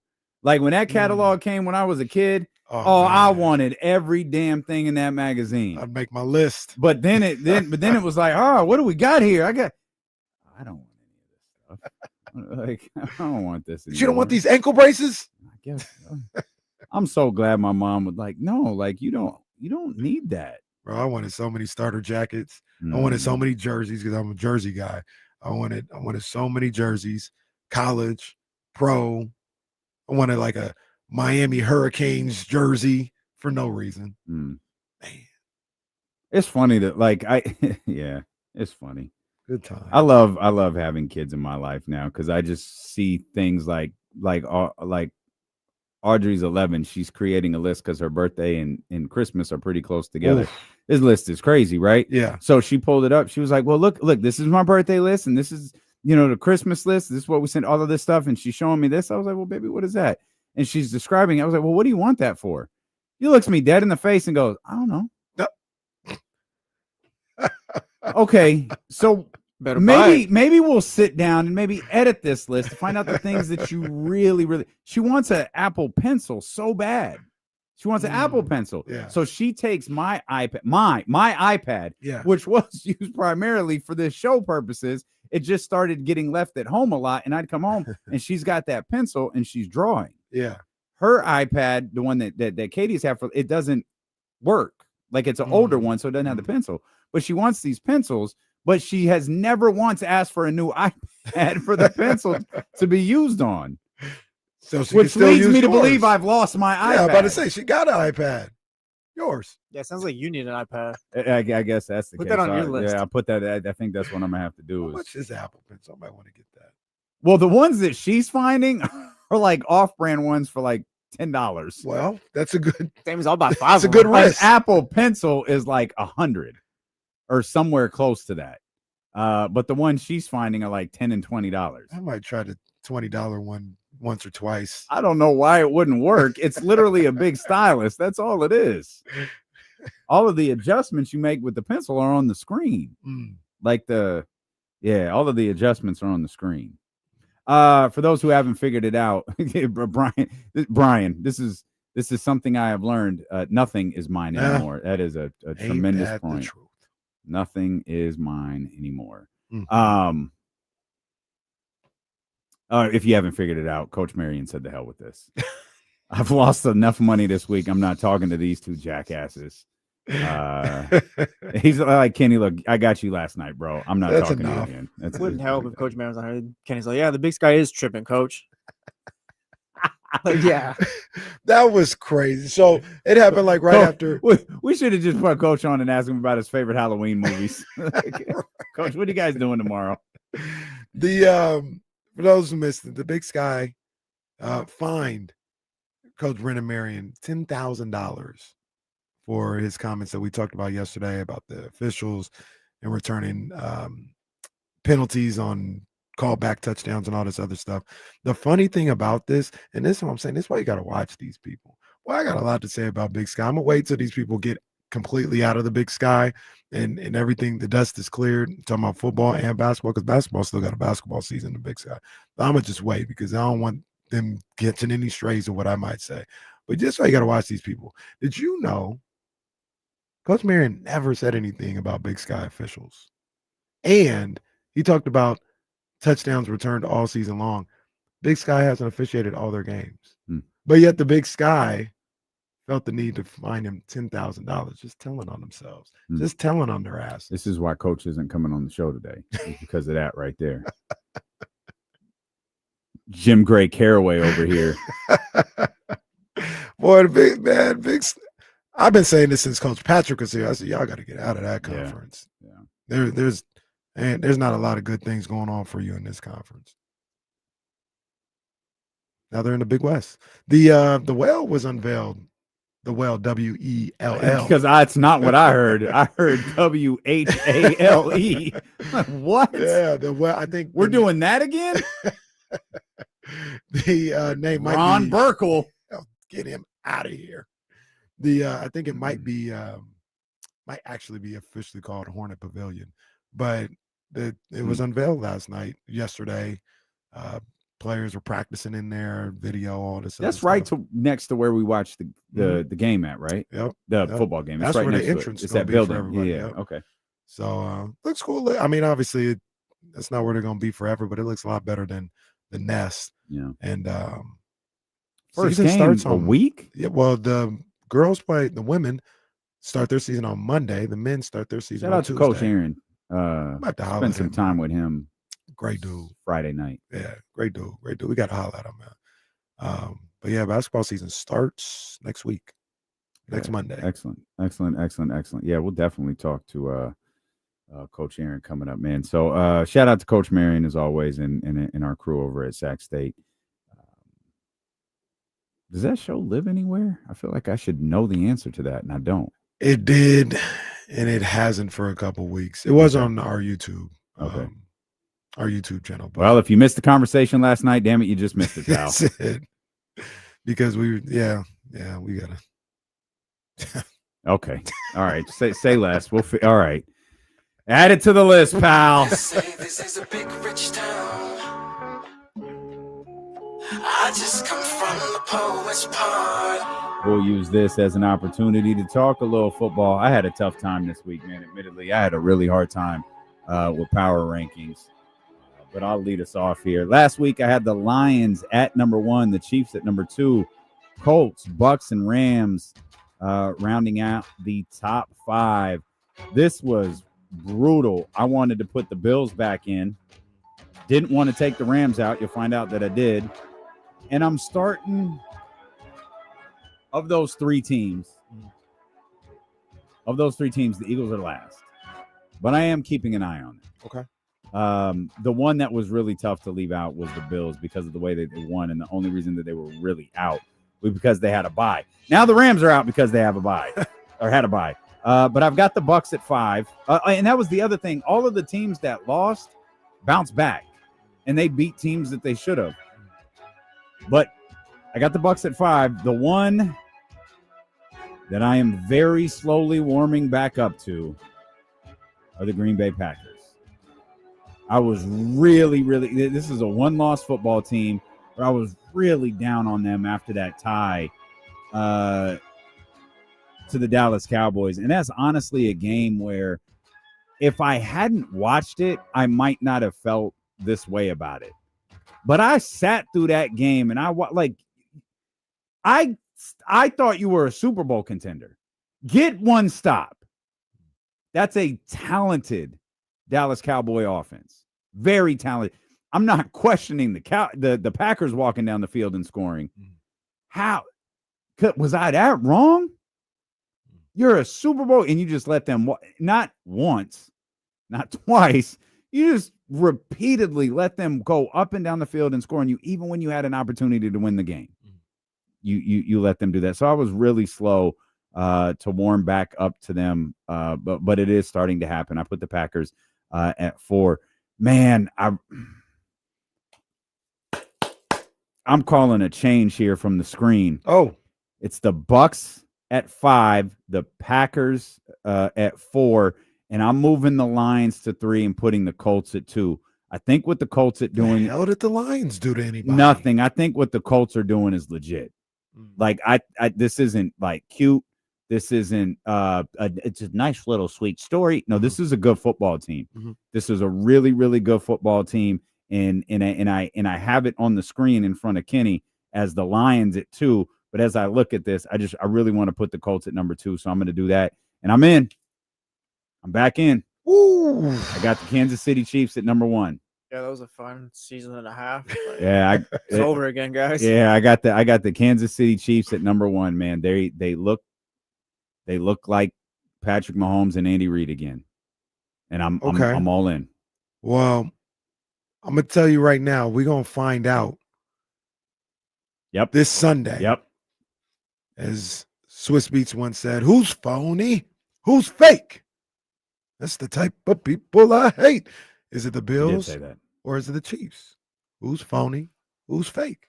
Because they play each other. And the Chiefs they're not bad, but they didn't got fat off 2 sorry teams. Just go into Buffalo and see what you got. You handle that one, I know you're all the way back. I feel like you're all the way back. But if you get fat off of 2 sorry teams and then you go into Buffalo and you don't take care of business. I'm with you. It's like, let's see what that schedule looking like, because you might not be able to beat the good teams when you play them.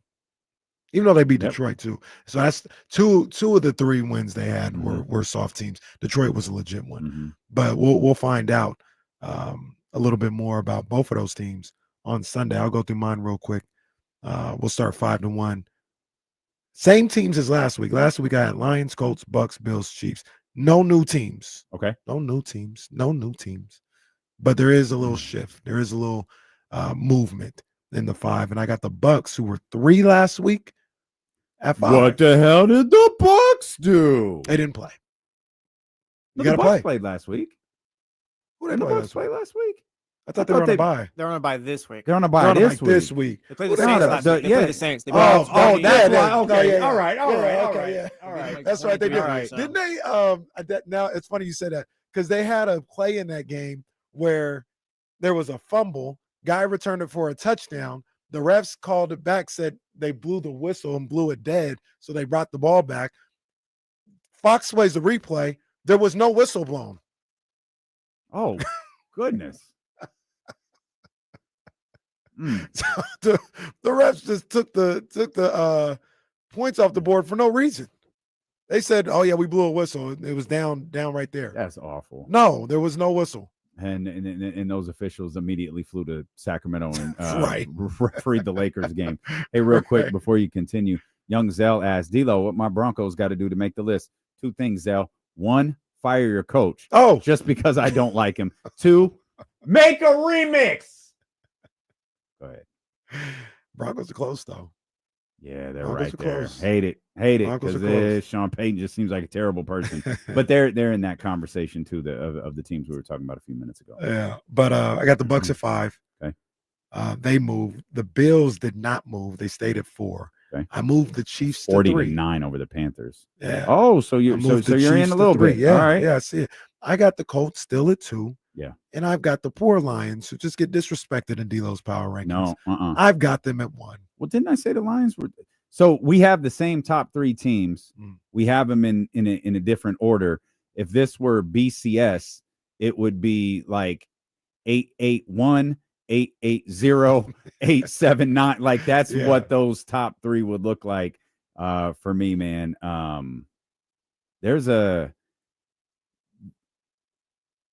There's several really good football teams. There isn't that standout team right now, but there's some good football teams. Let me ask you this. We used to do this. We don't do it as much anymore. I just named 4 teams. I had the Bills, I guess, technically kind of the first out. Zell, all kidding aside, Broncos are in that conversation too. The Eagles are lingering around that conversation again a little bit towards the end, but they're lingering around that, and of course the Rams as well. Where are the Packers for you?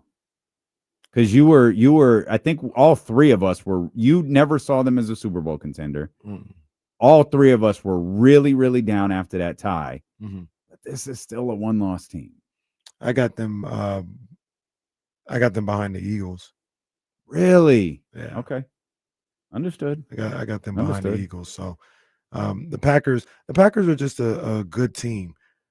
I don't see them, and that's not necessarily how the rankings go, but I don't see them making a run, winning 3 straight games to get to the Super Bowl. They may not have to either, though. Man, I missed another one. Securing the Carter. The Patriots. I'm trying. They might be better than the Bills. They might be. Yeah. They might be. You can make the argument possible. But there's what happens on Sunday? There's a conversation. That's a team I'm keeping. I'm really keeping. They're in the combo. They're in the combo. Once again, the problem is, like you pointed out, and we've talked about a number of different times. I think there's like 9-10 teams that are the same. They are the same. There's no real difference between the Chiefs and the Packers. Like they're about the same type of team. We put Chiefs the Seahawks in this conversation. You can. It's a 5-2 team. They got the Commanders coming up. I think Jaden's back.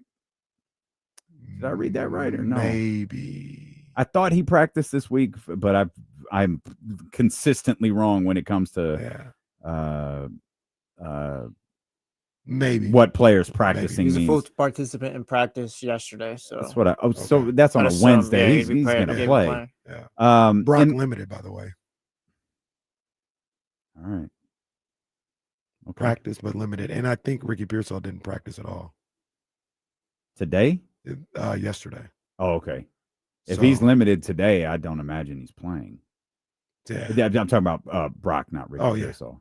Yeah, I mean, at this point, Brandon Ayuk will be back before Ricky Pearsall. At this point, Brandon Ayuk might be back before Brock Purdy. Right. Yeah, I think there's not much of any difference between. We'll put the Seahawks there too. Seahawks and the Chiefs. It just depends. Well, you don't think there's much difference between the Seahawks and Chiefs? I think I agree with that. And the point being, there's 10 teams that are like the same. It just depends on when you play them. Like that day, like what's it looking like? Home field, how's the turnover battle going? Like I think there's about 9-10 teams all right there. Let's we talk about 9-10 teams all right there. Let's mark a couple of dates here. Sabo, if you're listening, November 9th. It's the Patriots at the Bucks. And this is a ways away. We don't have to mark this one, but we'll keep an eye on it in the weeks to come. Okay. December 14th. The Patriots host the Bills. Remember, that's the one we said earlier that's going to determine. Yep, that's the one you said. Yeah. I was like, that might be a little overreaction. I think that's what it was. You let me rock with that one. So I'm give with you the credit too. I was like, man, you really got you got the Patriots hanging around this whole Patriots schedule. So sorry. Yeah, it's not the best. So that's the other tough part is I was looking at this trying to figure out like Chiefs Bills. Like that's going to tell us something. Mm-hmm. It'll tell us something about one of those two teams. Maybe it'll tell us something about both of them. I don't know. But I looked up like New England and it's like, oh, they play Atlanta. Like, okay, that's not what I was hoping for. But then there's that Tampa game next week. It's like, all right, from a Bucks perspective and a Patriots perspective, yeah, give me that. Give me that. And then you look way ahead and you got that Bills. And really just record wise, I mean, the Bengals game is going to be interesting because I think the Bengals are actually still going to be fighting for something. Flacco questionable this week. At least I saw that yesterday. Poor guy. Are we getting close to a Burrow return? That game against the Bengals is November 23rd. At that point, you're close. That's I think 12 weeks. I think they were saying December. Joe Burrow got hurt in week 2. 1? 2. Okay.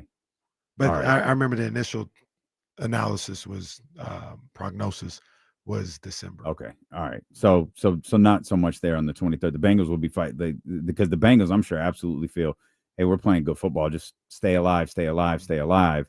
Let me see if I can peek at they got a bye week coming up in a couple weeks. What's their record after this week? They are currently 3-5, but they're 3-5 in a division with the Steelers, who are headed downhill, the Browns, who are perpetually downhill, and the Ravens, who. Well, I was just about to say, the Ravens could be looking at tonight. Like if the Bengals are looking that way, the Ravens could be like, they get this one tonight. They 3-5, Lamar back. The only problem is they had a problem when Lamar was here. Mm-hmm. They were just losing games, but they were scoring a lot more points in the process. Yeah. But the point stands. Mm-hmm. That division is wide open because it's so bad. Mm-hmm. It is a bad Steelers division. stink. Yes. Hate to see it. Really do. You really hope the old fella would just go out on top. You're right. The hero that he is. What a jackass. 4-3, 3-5, 2-5, 2-6. And to your point, the Ravens, if they get Miami tonight, they're 3-5. And it gets a little soft for with 2 games against Pittsburgh left. Yeah. It gets a little soft for Pittsburgh before you get into. They got a pill for that. Pill for what, D-Lo? When it gets what? When he gets to what? Pill for what? Wait, why am I getting set up? I'm asking you. Pill for what? See the second person. Wow. Always see the second person. He said it gets a little soft for the Ravens. Well, that's crazy. I didn't see Kenny do nothing. That's a flag on you. That's insane. Man, that's Austin Reeves right there. You're getting an Austin Reeves treatment over here. Did you see Austin Reeves shot last night? That was sick. You know what I didn't see? And that was the Julius Randle play to get right before. That was sick too. That comeback was crazy. They was down like 11 with like 3 minutes to go. I saw the last Timberwolves were. And I saw Austin Reeves made some money this week. I saw Jake LaRavia's stat line. Oh yeah, I didn't see the stat line. 27 points, right? Hey, him and Austin Reeves leading the Lakers to wins. Hey, I'm serious. If you just glanced real quick, can you tell Jake LaRavia and Austin Reeves apart? No. Thank you. Did you see the clip of the game with Anthony Edwards? Yes. Yeah. Yeah. Hey, somebody said it. I think it was somebody said it before I could get to it. But I was thinking it. I almost tweeted it out, but I didn't know how to phrase what I wanted to say. But Austin Reeves hit that shot, the way he was playing in the fourth quarter, his stat line, what he's done this week. I said, is this the 2025 Jeremy Lin? What he's doing this week is crazy. Yeah. He's got a 51, a 41. I think he had 30 plus last night. Game winner. I think he had 30. I don't want to say. Was it 31? Was it 51? I want to say 34. Either way, he had a game winner. I was like, is this 2025 Jeremy Lin? And I might have been Ryan Clark. Somebody said it this morning. And I was like, damn, they got it. Oh, Kenny Smith said it last night. That's right. He said it on Inside the NBA. He's a better player than Jeremy Lin. He is. He is for sure. He's a good ball player. Austin. Yeah. What did Weezy say? Austin sanity? Well, keep having these guys and this guy in here in the tough moments, and You're going to have some tough moments. Talking about Rudy Gobert. Just split the defense like it was nothing. Easy work. Rudy need to be off the court in those situations. Need to be off the court. Get him off the court. We'll come back, man. Let's talk more basketball. Maybe less about Austin Reeves, though, but good for him. and his twin brother Jake LaRavia. We'll get back to Kings basketball as well. Matt George on the way. Yeah, he'll be with us in about 30 minutes. So Stilo and Casey, brought to you by Sky River Casino and Sacramento Sports Leader ESPN 1320.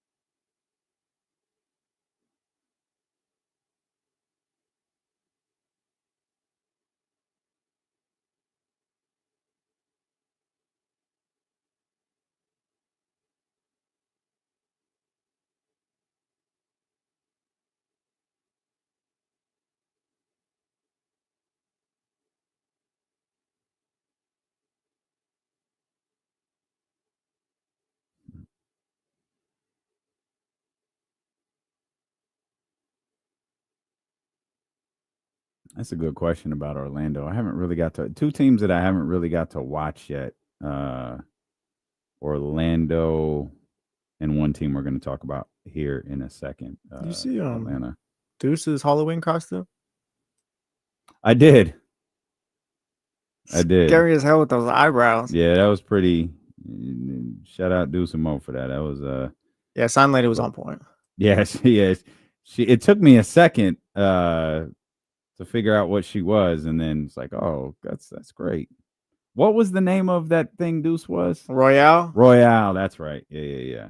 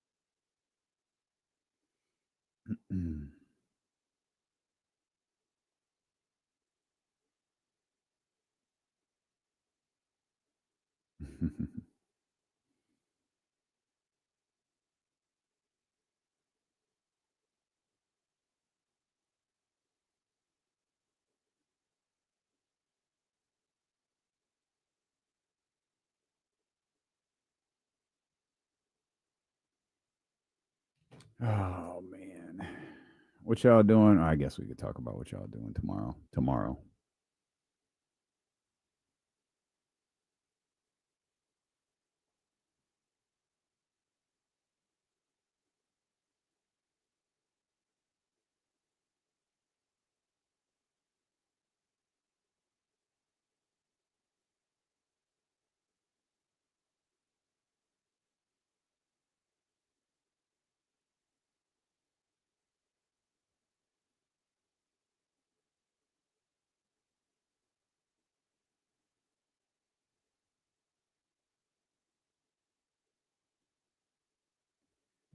Who can realistically trade? Who could we let's start this sneaky turtle. We'll address that on the air as best we can, at least.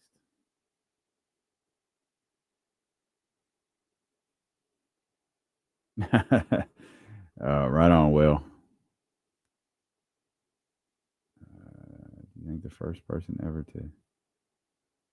Do you think the first person ever to eat an egg did it on a dare?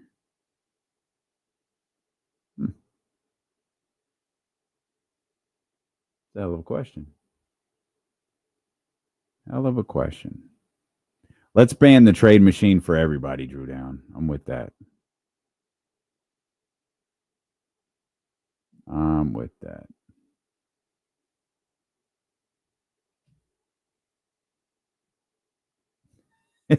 Bro, that's a good one there too, Zabo.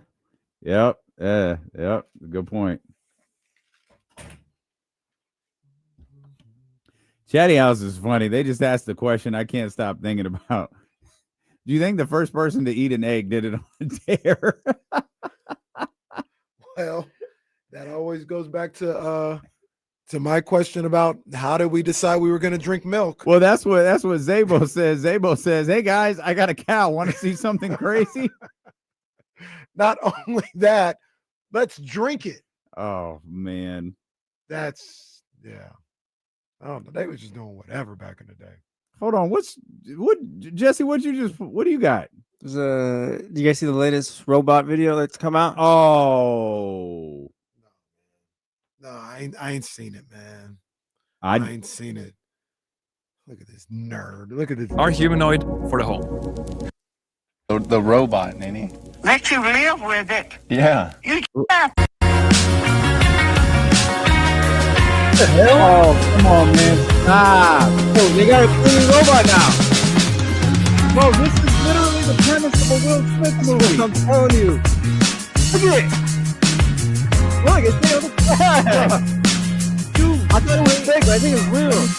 It'd be great when they get that butcher knife and start carrying that around the house and take you out. Well, there was one because you can make payments. It's $20,000 for a robot. You can make $400 payments, and there was a meme or whatever where the robot's kind of looking at you like, you've missed your payment this month. Oh, bro, what? Yeah, just wait. Oh my gosh, bro. Hey, this is the premise of the Will Smith movie. Bro, look, he's like 6 feet tall. That's crazy. Yeah, he's gonna. How am I supposed to fight that? Yeah, how am I supposed to fight him? You are a different level of lazy if you need a robot to take the trash out and sweep the stairs. That's what kids are for. Man. I wanted to bring that to our attention so I know we're on the up and up with robots and stuff. Hey, shout out to me. Barry Horowitz. I was the first one to say, yo, these robots things getting crazy. I got laughed out of the chatty house when I said that. This was 3 years ago or so. Now y'all see it. I don't think anyone remembers that except for you. What? That was the first we one. all saw iRobot. Everybody's like, yo, Casey, you kind of bugging, bro. You kind of. I said, I'm telling you, this robot thing is out of control, and it's only. So I said I was the running. I was terrified of robots. Like, what does happen if you miss the payment on that robot? Because they're not gonna come and repo your robot. So it's like, is the robot gonna shake you up for your money? It's like, hey Jess, where's my $400 at? Gonna be looking like Jay Leno. So yeah, I fell down this hill, you guys. That's not funny. That's so not funny.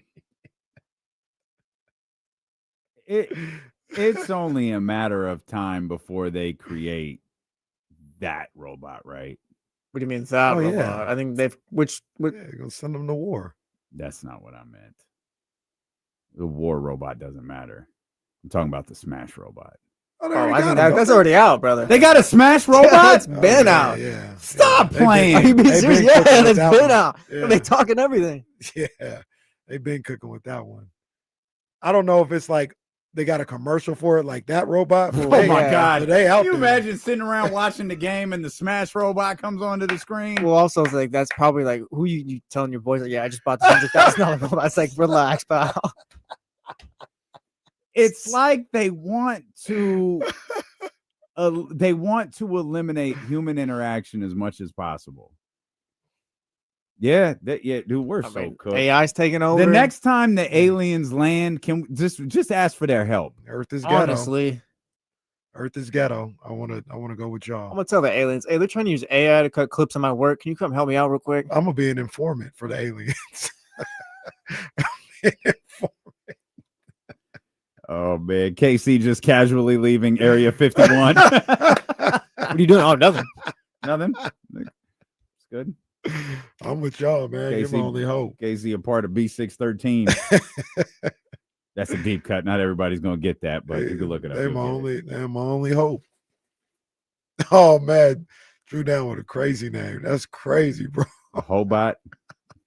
Well, come on.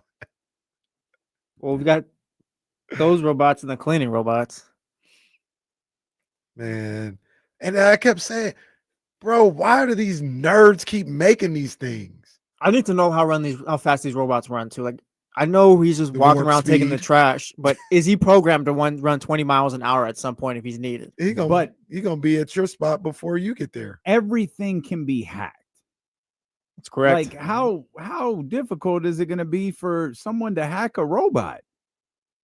It's not difficult at all. Once again, the scary thing from what I've read and was always terrifying is the robots end up developing their own knowledge. That's been out there too. That's happened. That's not happened, but like, well, I guess in a way where it's like the computer has to think for itself or something. Yeah, the AI is so advanced, it allows them to start thinking for themselves. But like, think about when you, if you're looking for, I gotta stop telling Siri to shut up. Oh, I seen some videos from Siri that's crazy. Like somebody like a weird moment, like top 10 weird Siri moments. It was crazy. It was, hey, bro, I ain't talking to you, bro. I'm not talking. I'm not. Look, it's here and it won't go away now. Siri's here, it won't go away. I ain't talking to you, Siri. Hey, Siri, KC is deathly afraid of you. Somebody asked the question where she ain't even respond. Siri wouldn't answer the question of like, do you work for the CIA? Would just try to change the subject every time. It was, man, no. You know what's funny is if you have too many like compatible devices in the room, like none of them answer, I think that's them like coming together. That's them like, hey, dude's bugging, man. It's asking too much. It's like it's the Siri union or something. I had a Siri. I think they're Siri. Yeah, the Siri Association. I think they're called Google Homes or whatever. I had that and it went off by itself like twice. Unplugged it. Haven't plugged it back in since. I'm cool. Like, what did you say? Nothing. I was playing the PS5. I'm cool. I got like 4 in the house. It's cool though. I'm cool. I got 4 of them, but I'm cool. Yeah, well, yeah, I'm here now. They got me. Well, the thing about Siri's on your computer, your iPad, it's on certain thermostats. Yeah. It's on HomePods. It's on Apple The one I'm TVs. thinking of too. Alexa's the one. Yeah, you know what's funny is Katie moves in and goes, hey, which one of these is Alexa? Pfft, we don't have Alexa in this house. That's crazy. Hey, Siri, set a timer for 5 minutes. Bro, no. Hey, relax. That's my bad. Sorry. That's my fault. That's not even my voice. What are you doing? See? And that's the thing about these robots. Like, if you search something, like if I search a Russell Westbrook jersey, I'm going to get fed an ad for a Russell Westbrook jersey or honor the gift or whatever for months.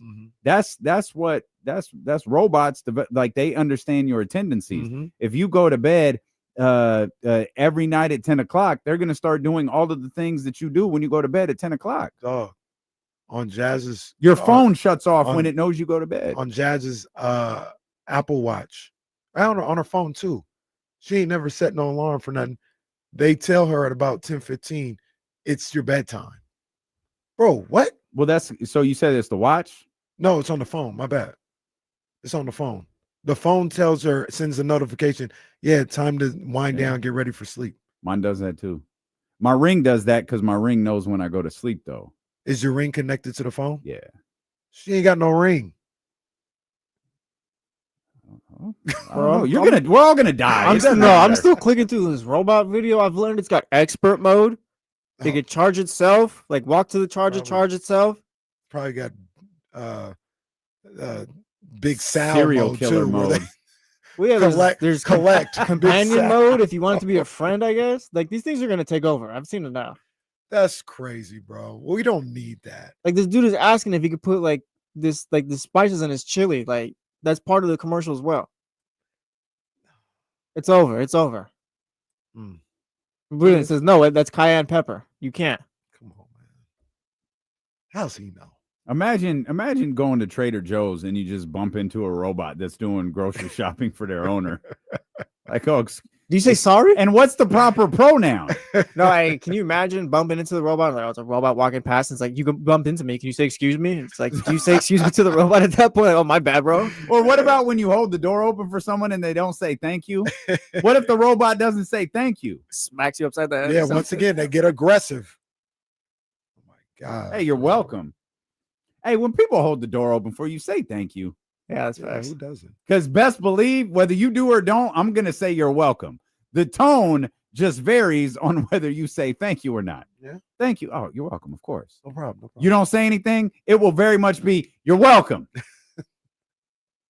What about the fake trot that you do when somebody's holding the door open? Oh God. You're not really trot. Where you're not you do that when you're crossing the street too.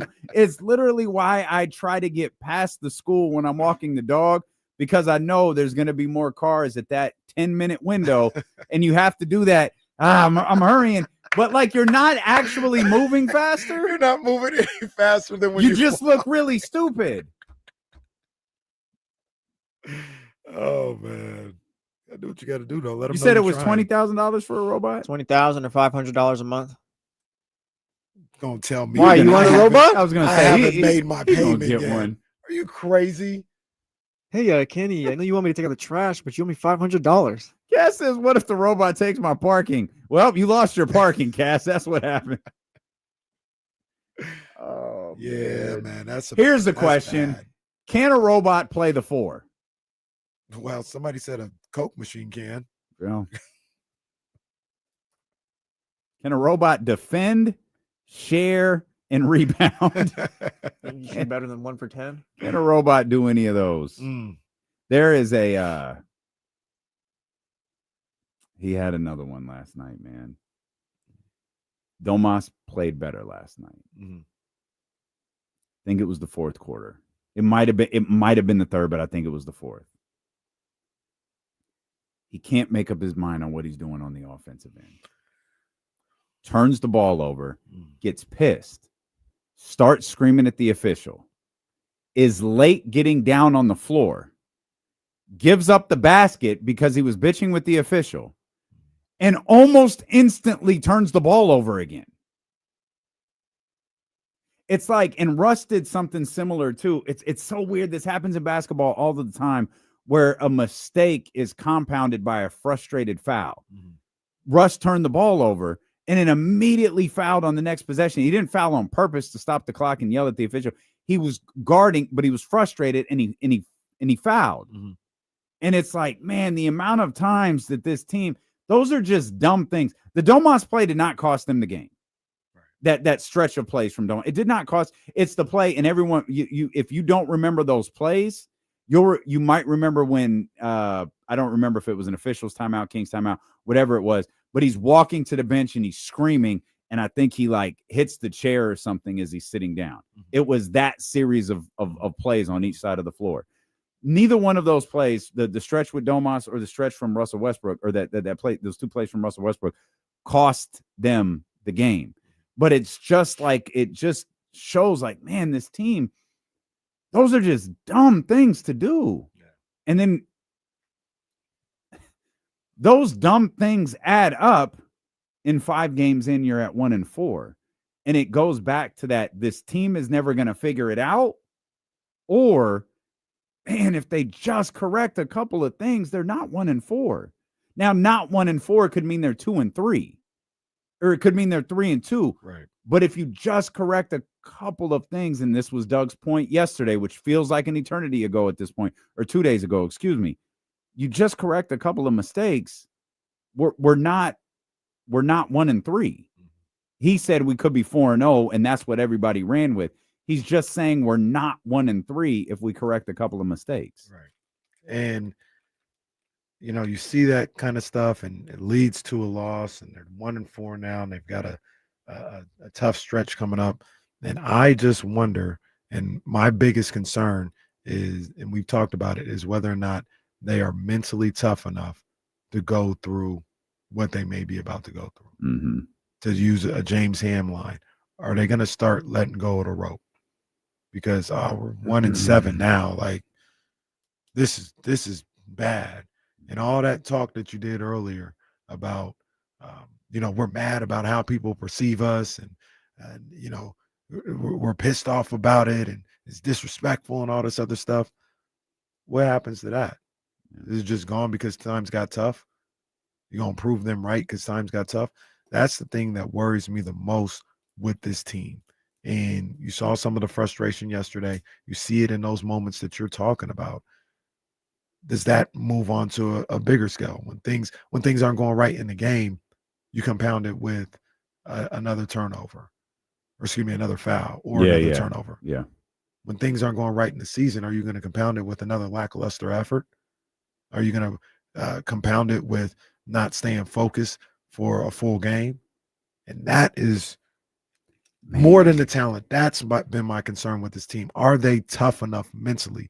The leaders in that locker room, are they tough enough to keep these guys around and keep them locked in even through the hard times? And feels like we're about to find out. I'm definitely about to find out. Give me. You just said something that resonated super tough. We have never, ever done this before, but I'd really like to if I could find it.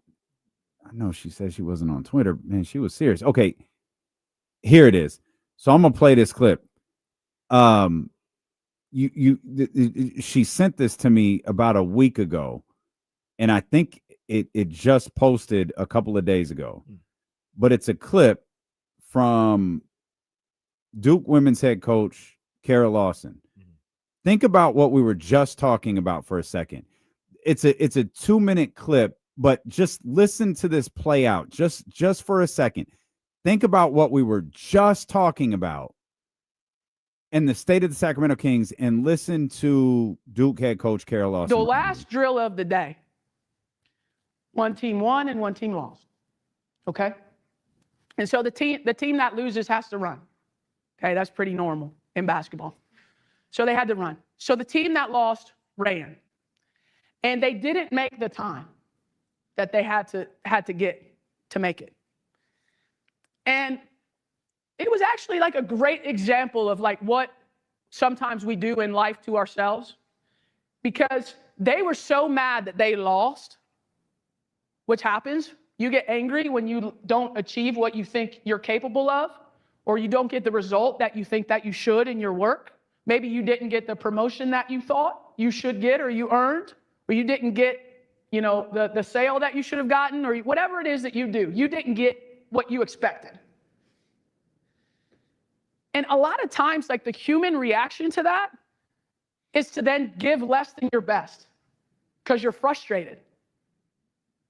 And that was a perfect example. Like, all of them are capable of making the time. Let me say that first. All of them make the time daily, multiple times. So they lose, and then they run not as fast as they're capable because they're frustrated about losing. Now think about that. It makes sense because emotionally that's happened to us before. But why would you ever give less than your best after you lose and don't get a result that you want? You should actually never do that. You want to know why? You'll stay a loser. Right? I'll end it right there, because I thought that was the line. If you give less than your best, you're just going to stay a loser. And I think back to that, like, how those mistakes just compounded by more mistakes because you're frustrated about the mistake you just made is not helping anything.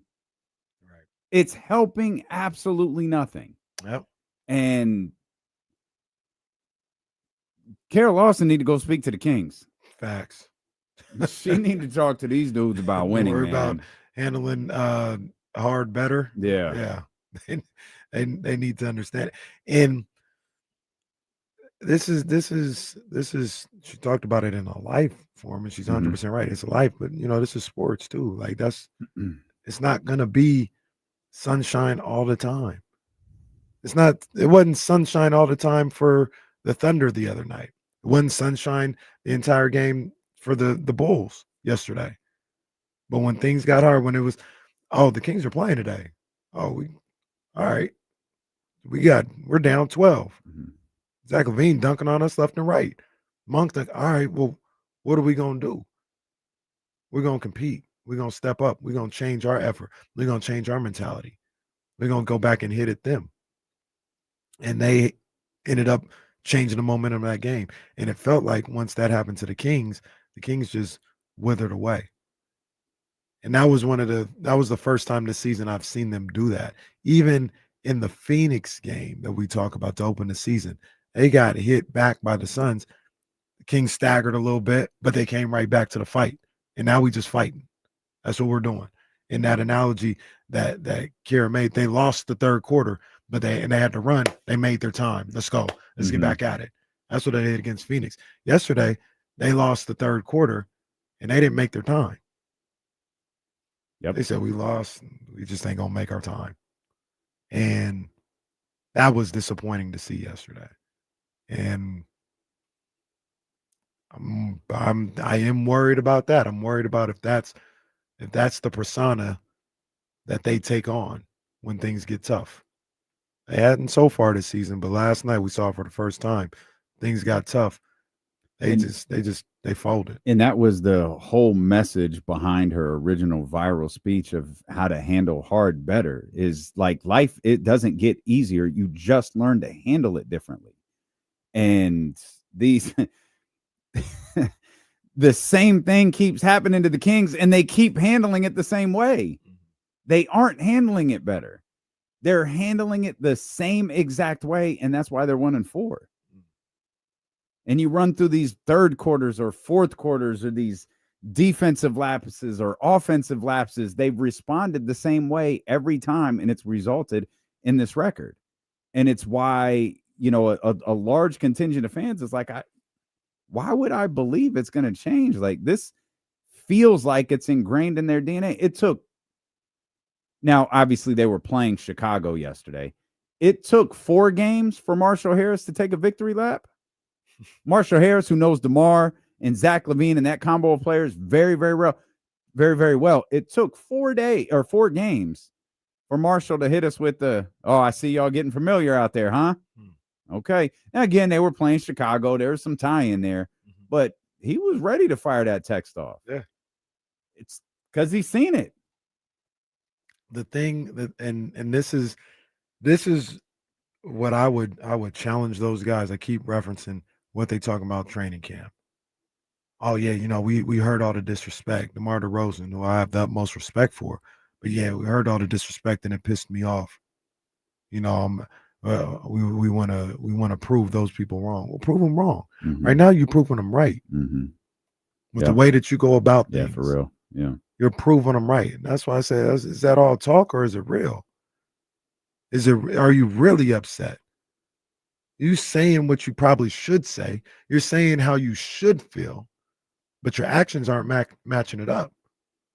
Because all the things, all the questions and the concerns and the negativity that people had for this Kings team is right there, and you're proving them right. So it's one game, it's early. How you respond to not only they probably gonna lose the next 2 games. You're gonna be 1-6. How do you respond to that? Oh, you know what that means. Taking Young Zell off the board. Oh no. Oh no. Young Zell and his stupid Broncos get no love if they go 1-6. How do you deal with that? How do you deal with that? All you guys, DeRozan, LaVine, Sabonis, Monk, Schroeder, Westbrook. Yeah. How do you deal with that? Do you tap out? Or do you buckle down and you get even more grimy? You get even more in the bunker. Well, see, that's the thing. They ain't got grimy at all yet. You when you're unless you're like an Oklahoma City, you're gonna have to get grimy, and they haven't done that. Their hands are soft and their nails are clean. But see, they had DeMar can get grimy. Russ can get grimy. I don't think Zach can. I don't know if Zach is a grimy. Zach is. I was listening to Zach LaVine's press conference yesterday. Of course, like Chicago wanted to talk to him, so he was up there for quite a while. I do not understand why people dislike him so much. Like, he doesn't say anything wrong. Like, maybe he doesn't have the the fire that you want. Maybe you're angry that he makes a lot of money. I just like, I'm listening to him talk. He says he talked about he was like, no, like I love Chicago. I love these young players here. I'm always gonna love the city. I'm always appreciative of the city, but I'm in Sacramento now. Like, he literally he couldn't have said anything better. And I'm just watching him like, maybe this is a new version of Zach LaVine. I just don't understand why people feel the way they do about him. Yeah. He's a good basketball player. Like John Dickinson was taking shots at him last night. I'm like why? Right. Like I just don't get it. I do not understand it. I don't either. I don't know what Zach LaVine has done to warrant all that. What he's signed the contract that was offered to him? Yeah, right. No, guys. No. Why don't we cut that in half so maybe everybody's a little more happy, a little more comfortable. Bro's averaging like 29, 50, 37, and 96. Oh, okay. Okay. So, and this is what I have a problem with fans' outlook sometimes. Lotus Prime, all flash, no substance. So you don't like the guy? Like you find a reason, that's a reason to talk bad about him, to dismiss him, to talk down to him as a basketball player because he's just good. He's just a good basketball player.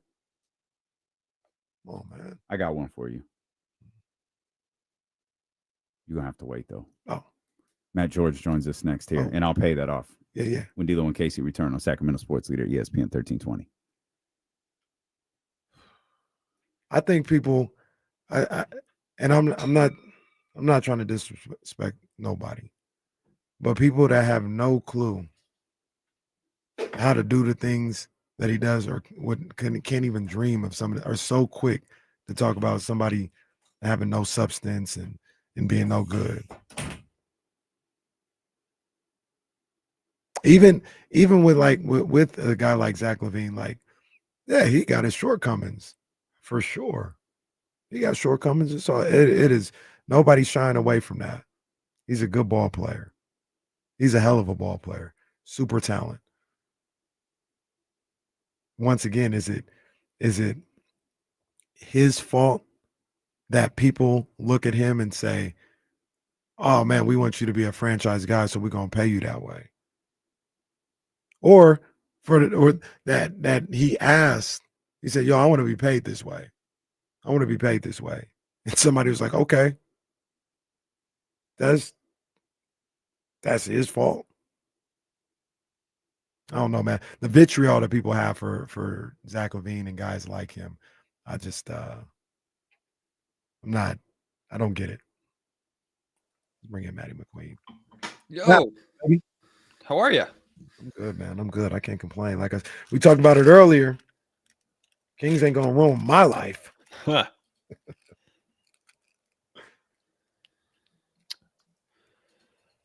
Let me adjust this.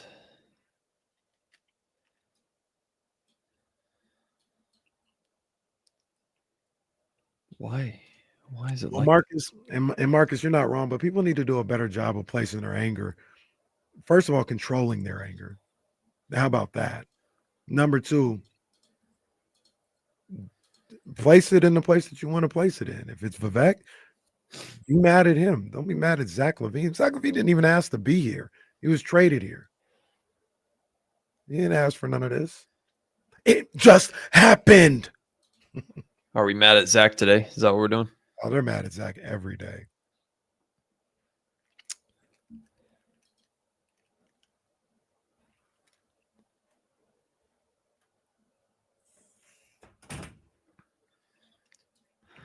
Zach's the easiest one not to be mad at right now.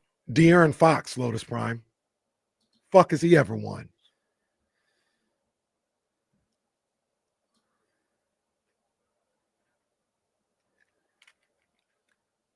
It never fails. I always run to the bathroom and I come back and Kenny is cussing somebody out.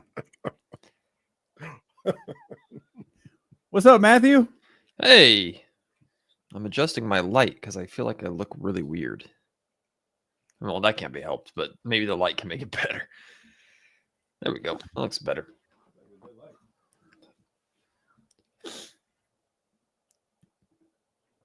Chris, that's a great point. That is a great point. Where is he when you need him? We need that 5 minutes. Just to center ourselves. Length is important.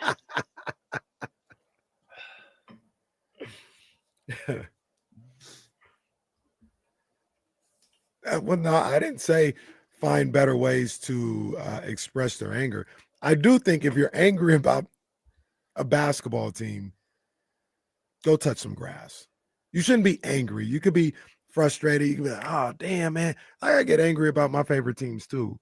But I'm never moved to just run around talking crazy about people because things didn't go wrong the way I wanted to in a game that I'm not even a part of.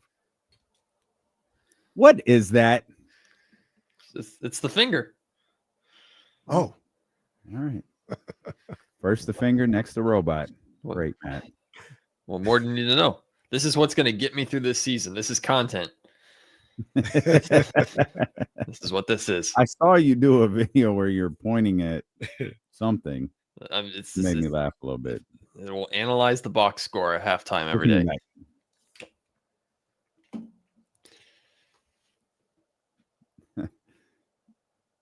I want to point this out. Our man Matt George is with us here from his house, not from the ABC 10 studios. Of course, the host of the Locked On Kings podcast as well. Matt, it's nothing is going great. Everybody is at each other's necks here. I come back, Kenny's yelling at Lotus like it's just awful. But I can't. We're just searching, right? We're searching and we're frustrated, and now De'Aaron Fox is getting brought back into this. Oh yes, let's do it. And scoring without winning, and y'all brought up Mike Brown earlier. I know you had some feelings about that, but I was like, I can remember a time. I'm old enough to remember a time where this fan base was so agitated by a basketball player who put up big numbers on the offensive end, like points, rebounds, but boy, did they hate his body language. I'm going to challenge every person listening or watching to start paying attention to Domantas Sabonis's body language. I outlined a single stretch of plays. That was not the only one. It's just the one that stood out. We go to that infamous 4 stretch in the Dallas Mavericks playing game. If you want to watch body language, let's not watch one guy's body language who was putting up like 26 and 15 on a regular. Let's watch everybody's body language. And let's start Saturday and let's watch Domantas Sabonis's body language. It sounds like I hate Domantas Sabonis. I absolutely do not. But this is what happens when the team you cover loses and everybody's upset. And Matt, you started it all because you threw Doug Christie over the bus and just rolled that 18-wheeler right over him the other night. Me? What did I do? I've been defending Doug. What are we talking about here? That doesn't matter. You set the fire. You tried to douse it. Yeah. To your credit, you tried to douse it. Matt, I genuinely have no idea what you're talking about. Matt tried to throw a bucket of water on a forest fire. What did I do? You put out the quote of the we should be 4-0, but we're not ready to be 4-0. Yeah, because he said it. He did. Nothing wrong with that. You posted context later, but buddy, it was too late. That's not my fault. I'm not saying it is. But once again, just because these aggregation sites on Twitter that don't do anything except take other people's tweets and then tweet it out themselves, just because they took it and ran with it, ain't my problem. Doug Christie said it. I put it out there. It was a bar. It was a good line. It was a bar, and we've had a lot of discussion about what he actually meant by that, or what we think he meant by that. And I just said, he was talking about doing the little things, just if we do the little things, and they maybe they'd be 4-0, but I think his point was we wouldn't be 1-3. Yeah, I understood everything that he was saying. Like, it just dawned on me that I started the season going downhill and I ruined the Jonathan Kuminga trade. That is it's correct. me. It's really me. If anybody don't drama, Cardi B, don't run Zach LaVine out the city. Run me out the city. Apparently, it's my fault. Well, many people have tried. Well, yeah, for years. I'm not heavy. You can throw me. You can pick me up and throw me out. By the way, good to see you. Good to hear from you here on D-Lo KC. Oh, okay. Yeah. All right. Great point. All right. Great point. Hey, What's in that glass, Matt? Water. Yeah, right. I knew exactly what Doug was saying. Like, he was also like quite literally a couple seconds away from being 0-4. But I understood everything. I understood and felt fine about that quote a whole heck of a lot more than I felt about last night's quote, which I did not put out there, by the way. But last night's quote of him saying, Matt's like, I only set one fire, guys. Look. Lorenz Tate in the inkwell. Setting fires. Setting fires is a little sensitive in California, so I'm not trying to attach my name to that in any kind of way. No, I get what he was saying completely. It's we've been in position to win, at least in the first 4 games. They've been in a position to win all 4 of those games. If there's one thing I guess you could have counted on with the Kings this season, it's that they're in every single game. Every game is going down to the wire. Then the Bulls game happened, and that just ruined that trend. So that was kind of a stinky way for last night to go. But like, I understood what Doug was saying completely by that quote. And then putting out the full context to even hear him expand on that more. It is exactly the little things. It's we just didn't do in that game in particular. Like, we missed some big shots down the stretch. Going 1 of 10 from the field down the stretch is pretty alarming. But Domantas Sabonis, like, having a rebound ripped out of his hands that results in an Alex Caruso 3. The Kings as a team not securing another rebound off of a missed free throw, right? Like, there's just little things that championship teams do not waste those opportunities. As soon as Sabonis had that ball ripped out of his hands in OKC, it was like, this is a bucket. There's like teams that are as good as the Oklahoma City Thunder do not waste opportunities when you give it to them. Like second chance and third chance opportunities. It's a stat they shove at the bottom of a box score, but you could do a case study on that stat alone for teams like the Thunder or championship caliber teams and how many times those second and third chance opportunities, quite frankly, win them games. Like teams do not take advantage. Same thing with points off turnovers. You give these teams just a little bit of life. You give them an inch, they'll take a mile. Like that's just what they do. So I understood Doug's quote completely. I thought what he said made a lot of sense.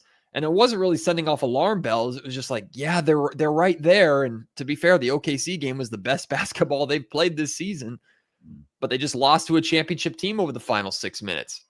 Then last night happened, and Doug said that they're getting bored playing well for 15 minutes or maybe whatever it was. And now the alarm bells are definitely going off. Casey, before you jump, what upset you so much about that? Because it bothered KC a lot too, so I'm curious what upset you so much about that remark from DC last night. That it sounds like many of the things that Mike Brown said over the last couple of years, and it doesn't have to be a Mike Brown versus Doug Christie thing. In fact, it should be a Mike Brown and Doug Christie versus the problem. That's never been coaching. It's never. I said to you guys this year before the season started, like there's a lot that. Like, I don't know if Doug Christie can fail this year, because if things go the way that they're going, everybody should look at the consistencies, which is the roster and the lack of addressing the obvious needs with this roster. Supremely talented roster. And it's absurd to try and put it all on one person. Everybody was going at Domantas Sabonis after the Oklahoma City Thunder game for good reasons and for bad. I see a lot of people like when I tuned in, Casey was talking to people that are upset at Zach LaVine. Why are we mad at Zach LaVine? Zach LaVine's been the best player on this team by a wide margin this season. You're mad at Zach LaVine because of his paycheck? Well, guess what? The Bulls gave it to him. So he's not going to say, no, I don't deserve that. And the Sacramento Kings were dumb enough to trade for it. Like that's not on Zach LaVine. So I'm not mad at Zach. I'm not mad at DeMar. I wish DeMar's shooting percentage would be better in the fourth quarter because he has not been the closer that the Kings have labeled him to be. But KC D'Lo, I texted you guys that stat, and my feeling was, is this like DeMar DeRozan is not shooting well enough in the fourth quarter, or the Kings aren't getting him enough shots in the fourth quarter? Like there's so many different things, aspects of this roster that you can point to and go, it's not working. And that's always been the point. And Mike Brown it became a meme when he did the possession after possession after possession after possession thing after a game. That's essentially what Doug Christie's saying there, just in a more or easier way to stomach. Like he's saying, like, we're getting bored by the monotony of just doing things the right way consistently. That was Mike's whole point last season when laying out the possession after possession after possession thing. It's always been a roster issue. It'll continue to be a roster issue. And you're just hoping the Kings can maximize or tread water as best as they possibly can, or not. Keep losing and get a high draft pick and see if that puts you in a better direction. So 5th game of the season. Talking about losing. Yeah. Yeah. And he's on Tankathon already. Nah, I made my first trip to Tankathon in that mock draft this morning. I'll tell you that.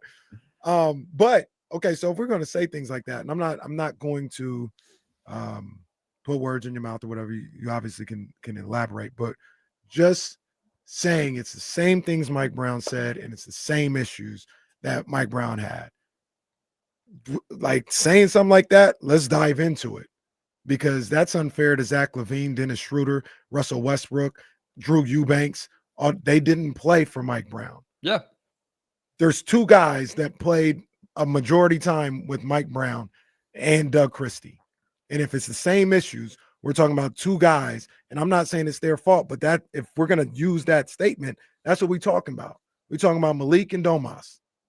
Those were the 2 guys. DeMar played with him for a little bit, but Mike was saying this stuff the year before as well. So if it's the same thing that Mike Brown's talking about when he was here and now Doug Christie is Domas and Malik, are they the problem? I don't think it's that surface level or that easy to label it. I do think Domantas Sabonis is part of the problem. Like, and I've been champion Sabonis for years here in Sacramento, but like Sabonis is part of the problem. Like, I think it's pretty clear at this point. And as supremely talented of a player as he is, it's obvious that there are shortcomings. There are issues. There's problems with Malik too. Although Malik played his heart out last night in Chicago. Malik was the reason the Kings got back into the game. Like, I was listening to you guys talk it over with the insiders, and James and Kyle were right in saying, man, that first half was so great. The first few minutes weren't. Kings were down 12 in the early going. Who got them back into that game? Malik came in off the bench and gave them life. Malik did his job. And I mean, I know the Kings were trying to get rid of Malik, whether it was for financial purposes or an upgrade or whatever. They were trying to get rid of him this offseason because I don't know how long he fits the long-term plan, but Malik's been up there as some of the best, most consistent Sacramento Kings so far this season, up there with Zach LaVine, in my opinion. I don't look at it as it's 1 or 2 guys. I look at it as just a roster construction problem, Kenny. And it's been the same issue that Mike talked about, even Beam Team 1 year, like where it's an undersized roster. It's a roster that, like, Russell Westbrook has been slotted into the 4. And if there's anything I'm comfortable with Russell Westbrook with at the 4 spot is the physicality. Like, I know Russ can play physical, but I also know Russ isn't 6'8", 6'9". And the reason why we keep bringing up that number and height is because those extra few pause in advance, those extra few inches on your wingspan make a difference. It really does. It makes a significant difference with how you play and how you defend. And the Kings are incapable of playing to the level that Mike wanted them to play to, and seem incapable of playing to the level that Doug Christie wants them to play to, because this roster just doesn't have enough of those guys. And with Keegan Murray out, there's nothing there. And Domantas Sabonis isn't good enough of a defender to make up for that inside in the paint. And as good as Keon Ellis is, he's 6'3", 6'4", maybe, if you want to give him that measurement. Like the roster just isn't properly constructed to play the way that both Mike Brown and Doug Christie clearly want this team to play. I'm not saying Mike and Doug are the same coaches. They're different in a lot of ways, but they're both very clearly defensive focused. They want to establish a foundation on the defensive end of the floor. How they go about it is different, but the foundation on defense is the same thing. And this roster is incapable of doing that. We've seen it time and time again. I don't know why they thought that adding Dennis Schroeder and Russell Westbrook was going to change it. So do you think, Doug, we were talking about the little mistakes, right? You're talking about Doug, Mike preaching the same thing. KC's talking about this is a different roster. It's just really Domas and Malik back. Can those little things that either Mike or Doug are referencing, can those be corrected? Or is this what we are in for the next 70 some odd games? I do think they can be corrected.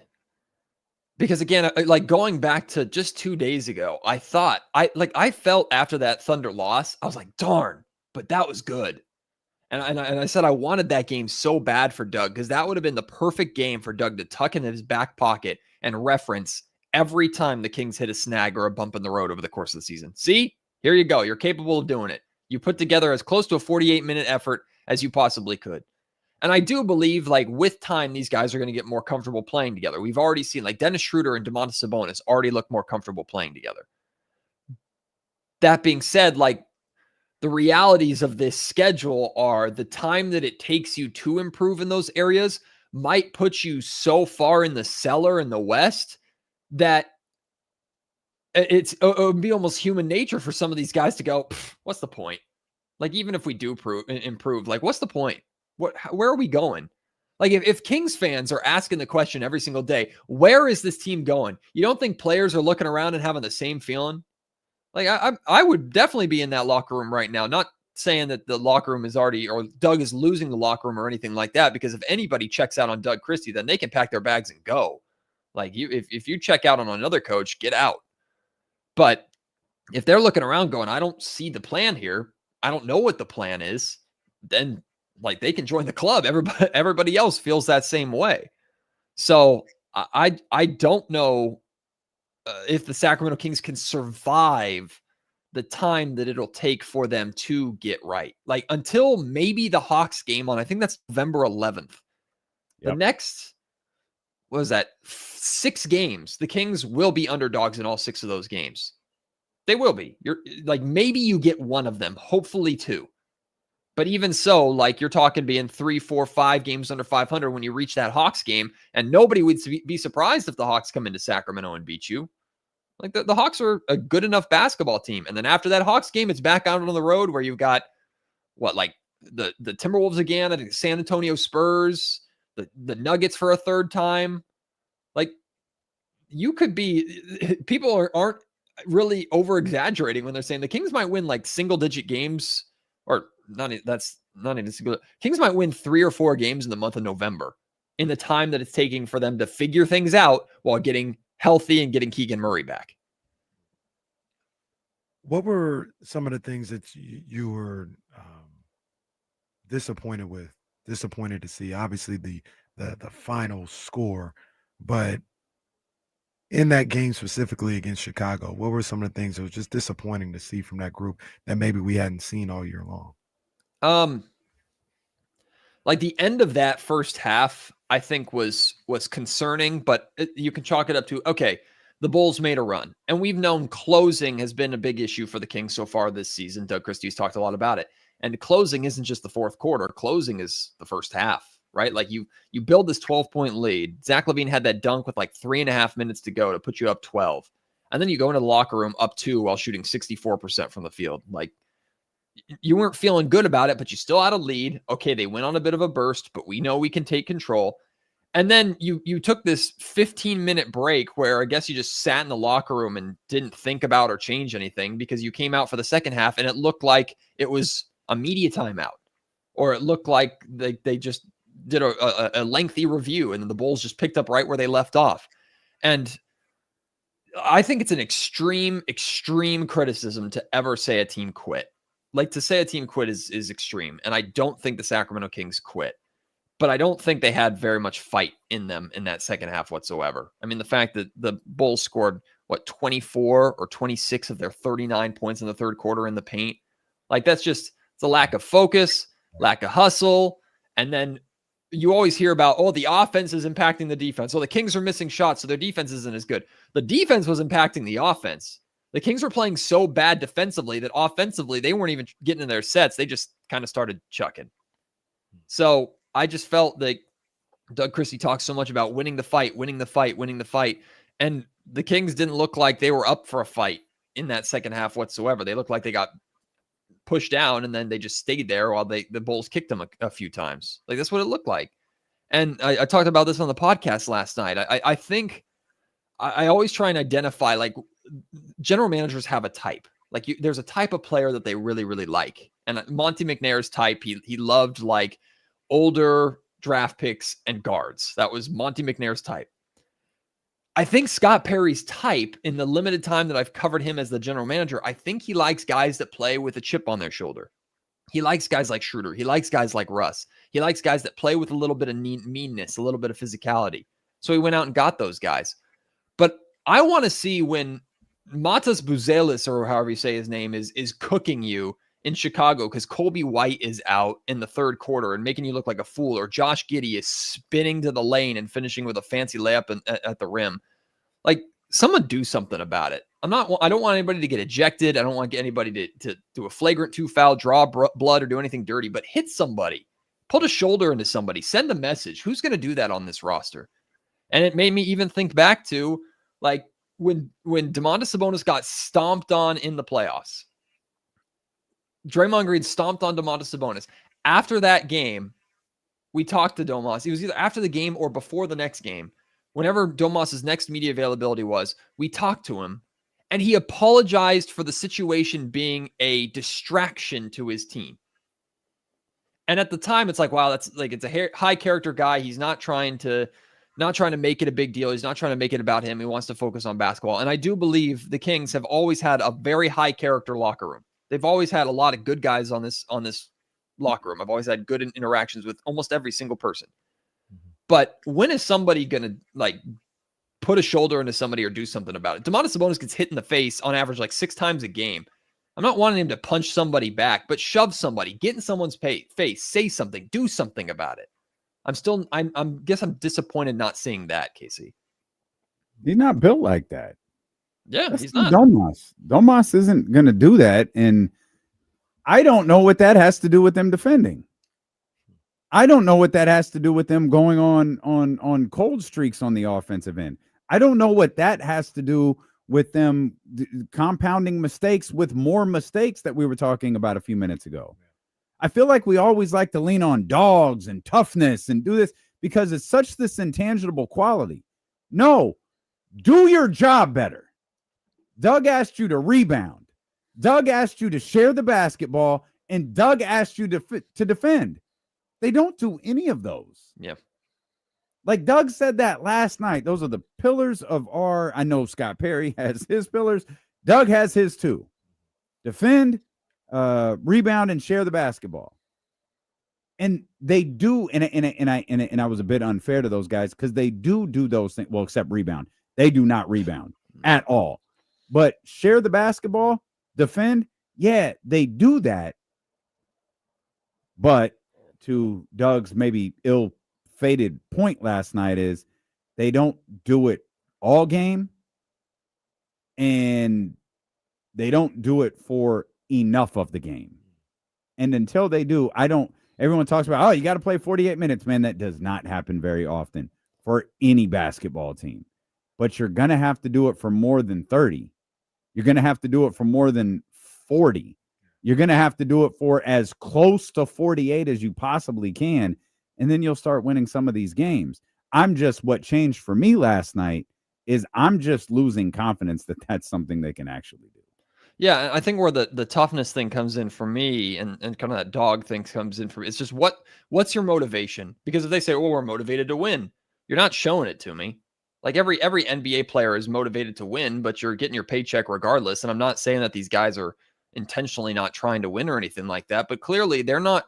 What Doug is essentially saying is they're not willing to give their all 100% of the time to do the little things that it takes to win and be successful in this league. And he's not talking about 21, 22, 23-year-olds. He's talking about the third oldest roster in the NBA. So what is your motivation? And I think back to during media day and then once during training camp, DeMar DeRozan 2 separate times said, man, the narrative about how bad we're going to be pisses me off. Like DeMar said that a couple times. Well, it's not his fault, but the narrative is being proven right. So is that your motivation? Then shouldn't you look a lot more pissed off on the floor than you do when you're 1-4 to start the game and you're letting 2 games completely fall away from you? The Phoenix Suns game on game 1, the Bulls game last night. Again, the OKC game, I can almost excuse. I don't want to, but I can almost excuse it because you played a really, really good game and then a championship team showed you what it takes to be a champion. Like that's what happened in that OKC game. I can live with that. But you lost to the shorthanded Lakers to a surprise to absolutely no one. You let Austin Reeves come in there and drop 50 on you. You barely beat the Utah Jazz. Thank God they were able to get that game. Like, what is motivating you to do better? Because if it's wins and losses, then I'm really concerned because you're going to have a bad record more than likely going back to Sacramento for the Golden State Warriors on Wednesday.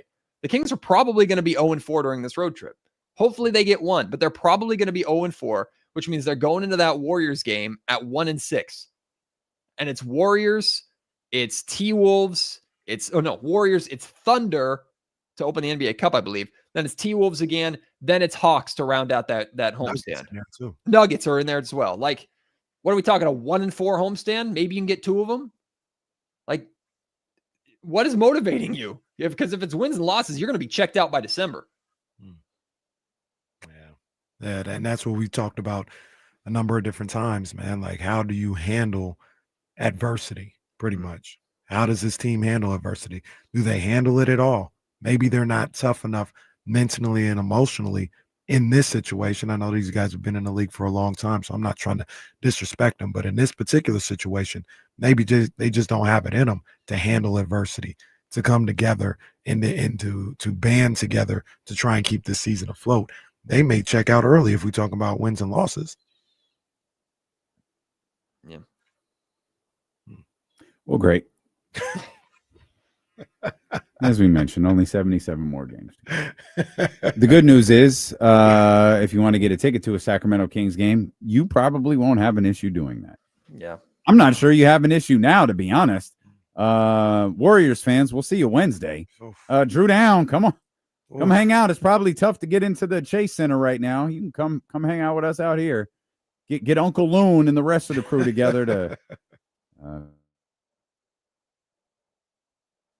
I was really hoping they could correct against Chicago, obviously because the schedule does get tough. Like, I try not to do the whole schedule thing because it just doesn't work like that. Sure.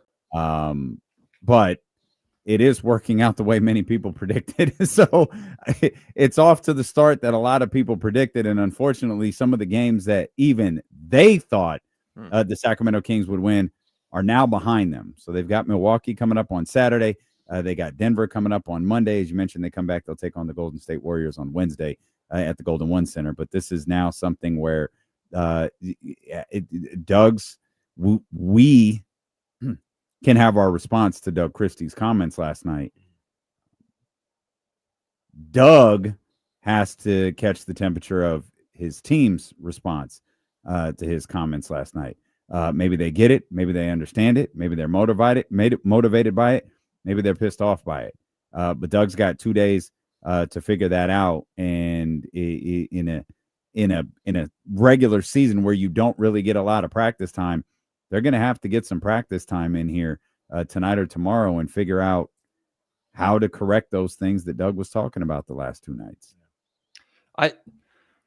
I don't believe if you were to tell me like this roster quit on Doug, or I just don't believe it's going to happen. I don't believe they're capable of it. Like, I don't believe that should really I ever. don't think so either. Right. And I'm not saying I'm just saying, like, if anybody thinks like that's the path that we're headed, that Doug is, or because I see people joking like, oh, here comes the players only meeting. Like, I don't think it's going to get as bad as it got last season. I genuinely don't. Like, last season was a misnomer in just a lot of disconnect through a circus of junior high drama through a professional sports organization. I just do not think we're gonna get to that point. But Which is one of the main reasons I'm so surprised that they started 1-4. Yeah. But roster-wise, I thought they were better than that. Sorry. And talent-wise, they should be. That's what I mean. I think that's the part that's so perplexing, is when you hear Doug talk about this team and talk about them needing to make these improvements. I think a lot of people cannot see past the average age and the experience of this roster, in particular the experience of that starting lineup. And you just look at it and you're like, this team, like, these guys are common household names in this league, top to bottom. These guys have been here a long time. They know how to win. They know how to be successful. They know that everything that's coming from Doug as a former player is real, is true. But it's two things. It's the willingness to do it at 37 years old. I'm just using DeMar DeRozan as an example. 37 years old. He's had an incredible career. He came to Sacramento with an idea of how it was going to be, and it's turned out almost the complete opposite of what he expected. And here he is. I like human nature. I would understand, no matter how much money he's being paid. Human nature. I know I have days at my job that I really enjoy where I wake up and go, I don't want to, like, what's the point? Everybody has those days. And I don't think it, like, to suggest that professional athletes don't, because they're being paid millions of dollars, especially through all the work they put their body through. I think that's naive. Now, that's not an excuse, but I'm just talking about the human nature element of that. There's the willingness to do it. And then there's the ability of this roster as a group to do it. And that's the part that I've never been able to get past, is this roster just has never seemed cohesive. It wasn't cohesive last year. It's the problem I have with the Zach LaVine trade. Not that Zach LaVine was here or that De'Aaron Fox is gone even. It's what you traded De'Aaron Fox for and what you brought here, and something that we have examples of not working in Chicago, and we just decided to reassemble it here in Sacramento. Like, there's just always been this lingering issue with a lot of talent, lack of cohesion, and you can't really, with how talented the Western Conference is now, you can't really learn on the fly anymore. And how are we expecting 33, 34, 35, 36-year-olds to learn on the fly? They've learned everything there is to learn in this league. So those are the points that I have a hard time getting past. Did you think that they were going to win that game going into it last night? I did. I thought, like, hey, bottle up how you played in OKC.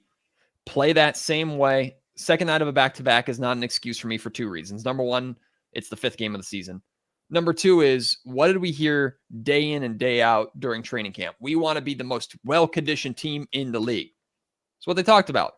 Players, Doug Christie, we want to be the most well-conditioned team. We are running this training camp so that we will be fit, so that we can outlast any opponent in any circumstance. We'll be tired, but we'll be comfortable being tired.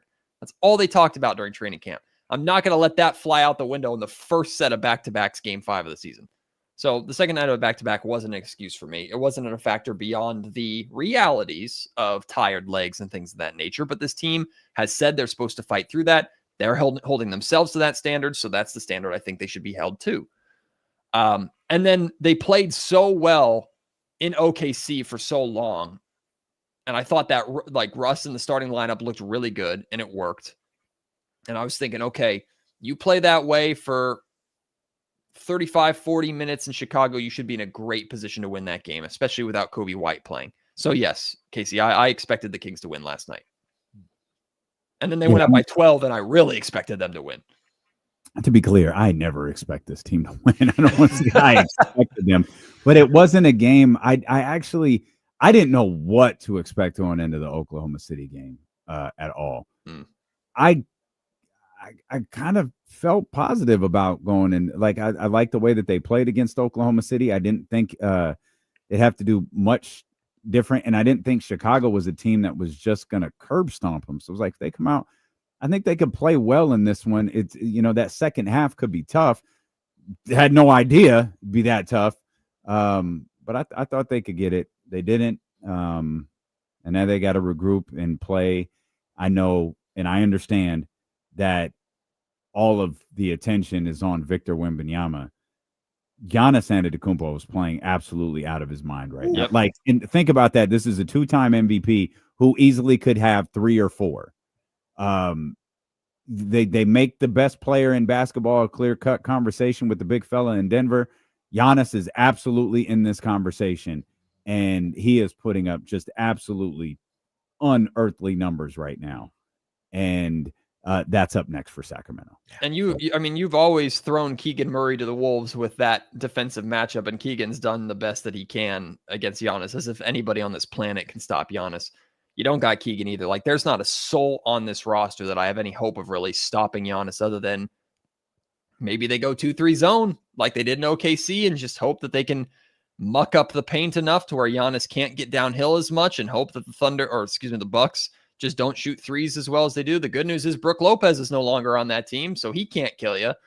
But the Bucks are a really talented basketball team, and I don't know who in the world's stopping Giannis. And then you got the Denver Nuggets, and everybody's talking about, it's Jokic. What is Jokic going to do? No.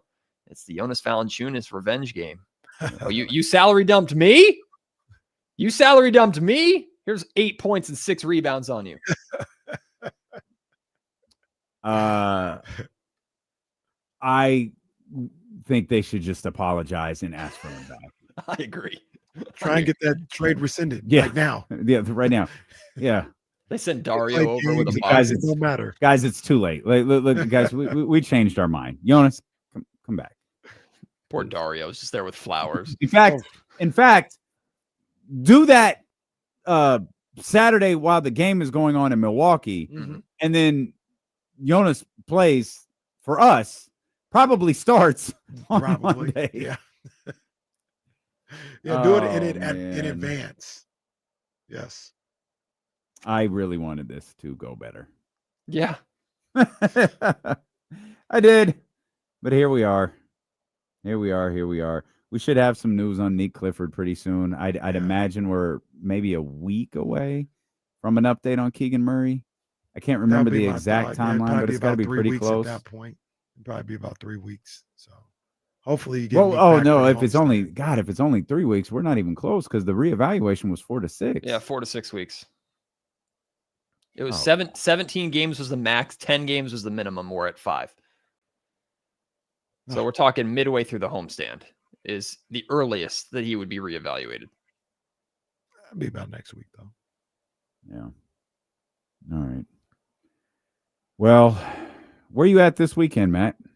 I am. It's Halloween night, high school football. Halloween night. It's our final week of the regular season. I'm going to be up in Woodland. I'm going to be at Pioneer High School. Pioneers taking on state champion Vanden Vikings. Winner secures a playoff spot. So, God, man, we are that far into the season almost over. Yeah. So this is the last week. Thanksgiving is around the corner. Yeah, bro. Yep. Thanksgiving is like 3 weeks away. That's wild. And then the basketball season will start the month after that. Yeah, I'm glad NBA will start it. It'll start. Yeah, December 25th. Sac State hoops. I guess no one's watching anymore. 4 or 5 days. 4 or 5 days is when Sac State begins. The Mike Bibby era. Monday. Women start on Monday. Boys start on Tuesday. Men start on Tuesday. I saw some drone footage of the well. Now the new gym. It looks nice. It looks really nice. I haven't been in there yet, but it looks really nice. Good stuff. Great stuff from our guy Matt George over at ABC 10 and the Locked On Kings podcast. Jesse is telling us to end the show, so we will do just that.